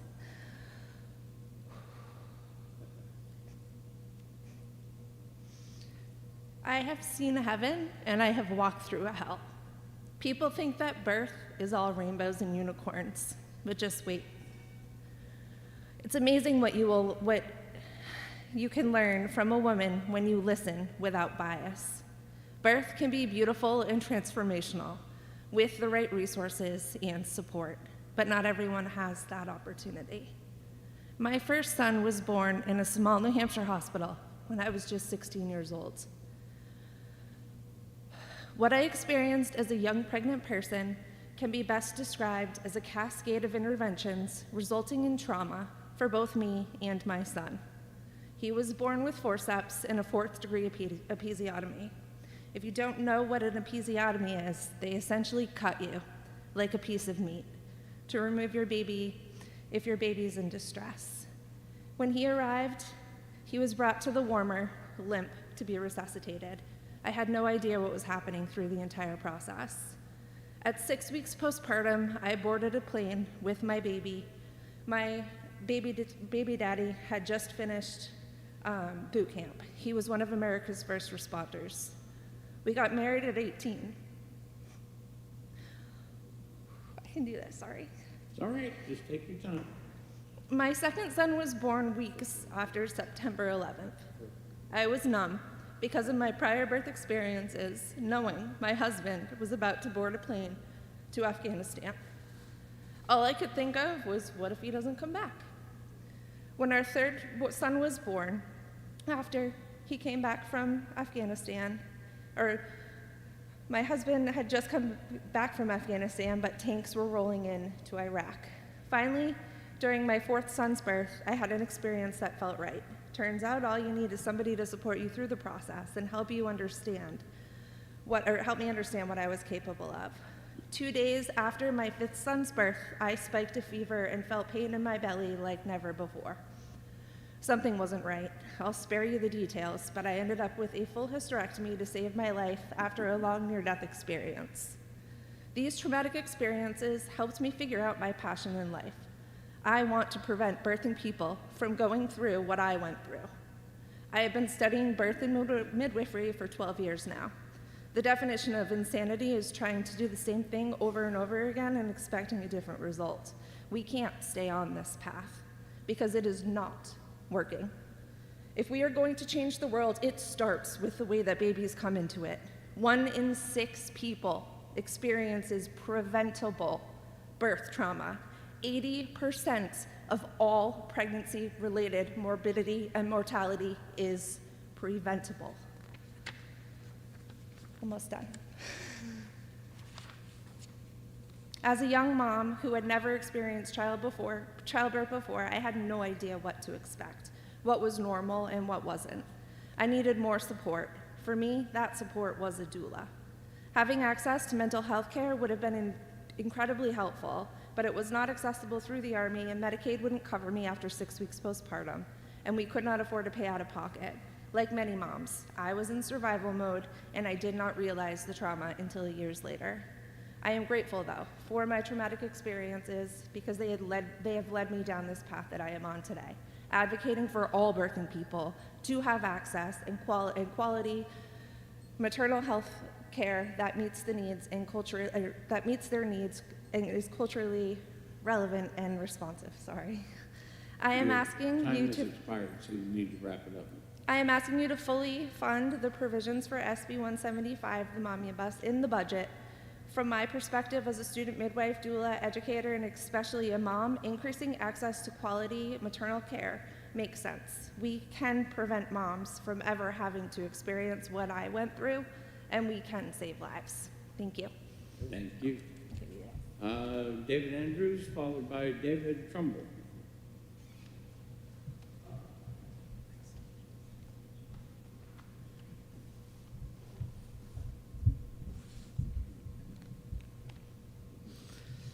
Hi.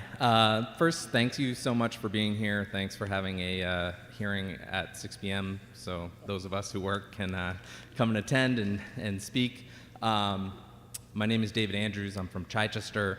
I'm here to ask that when you are going through this budget process, that you don't think of this as a one-year budget. Think of this as an investment in our future in terms of housing, childcare, education, environment. Think of the future when crafting this budget and whether voting or not. I have been looking for a house for over a year in the Concord area to no avail, so I know personally that the housing crisis is real and it is extremely competitive and very difficult to find a house here in New Hampshire. Lastly, I just wanted to talk about the dividends and interest tax. I asked you to not eliminate it. As I said, I've been looking for a house, so I've had money in the bank in my savings account for over a year, ready for a down payment, and in interest I made $24. Not $2,400, which is the floor of the interest and dividends tax, $24. So I think that it's important that we, not eliminate that tax so that we have that, $100 million plus dollars in our budget in order to fund things like childcare and education and housing. But I understand that, some people want to, lower the tax burden on some people. And I think that there's a way that we can do that rather than, taking the 5% tax and bringing it down a percentage each year. Why not raise the floor every year, double it every year? So now it's $2,400, $4,800 for filing jointly, double it every year. That way the tax relief goes to those who are on the lower end of the, making money. So, if you raise it, 4 years, that would bring the, the floor to $38,400 for an individual, $76,800 for filing jointly. And in that way, the millionaires, people who are making millions of dollars still have to pay, but the vast majority of people who are paying into this tax will have no burden whatsoever. So I'd ask that you just consider it. I think it's a very good compromise on this, and thank you for your time. Thank you. David, followed by Sarah Sandowski.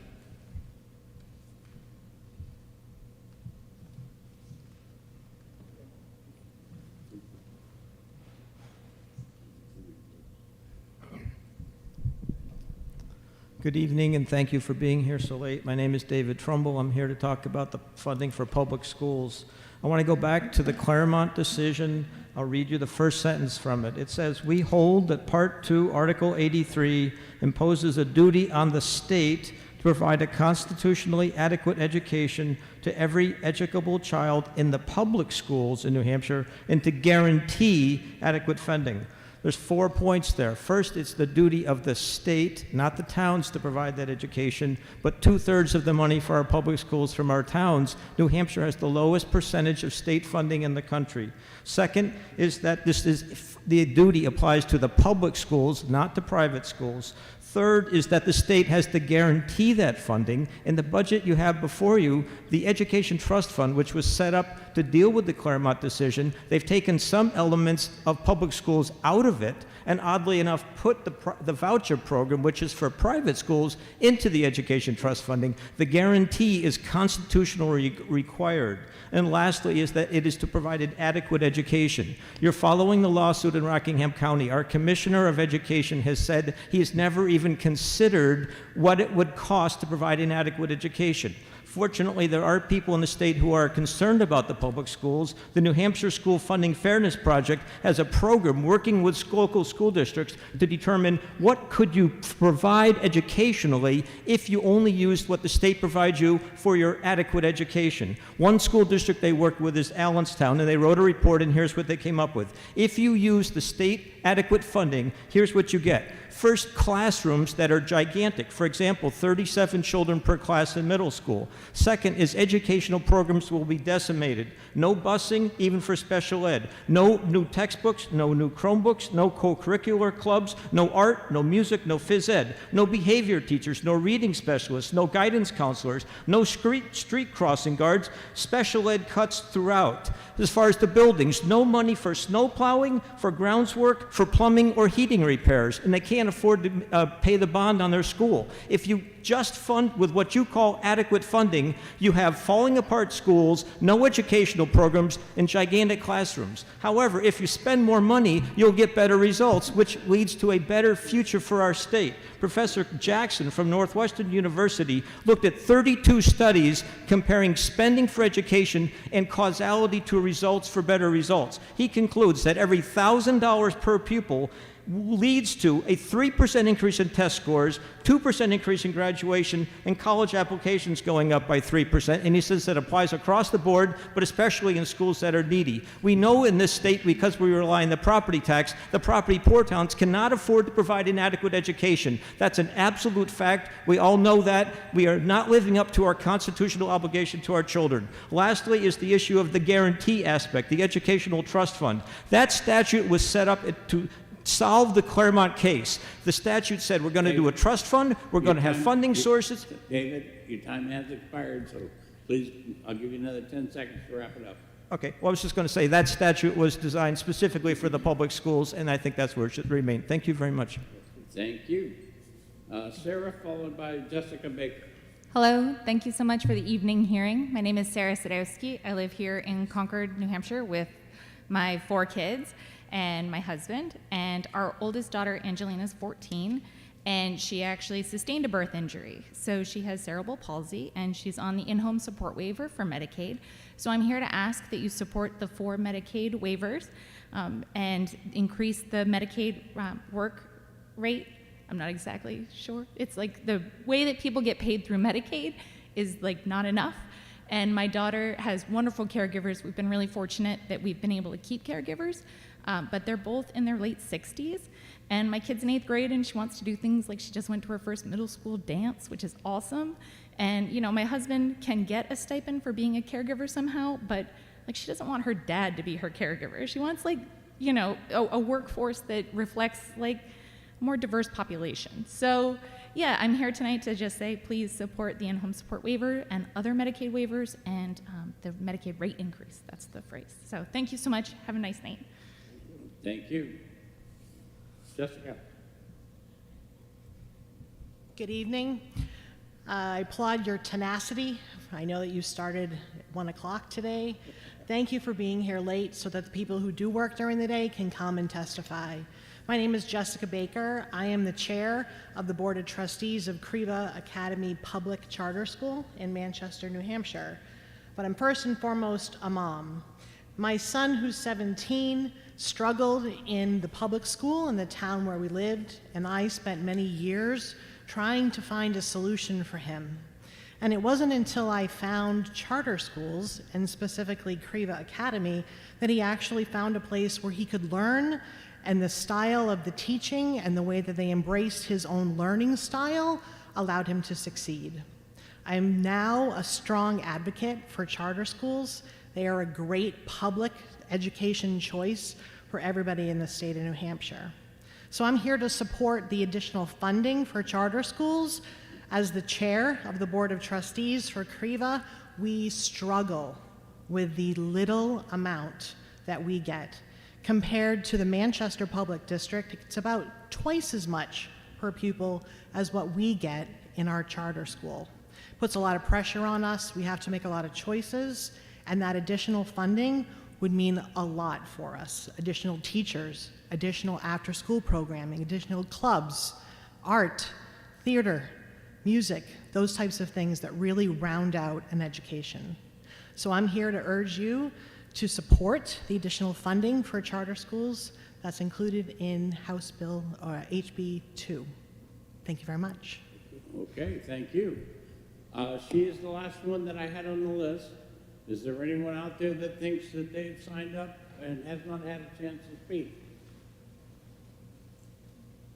Seeing none, we are adjourned.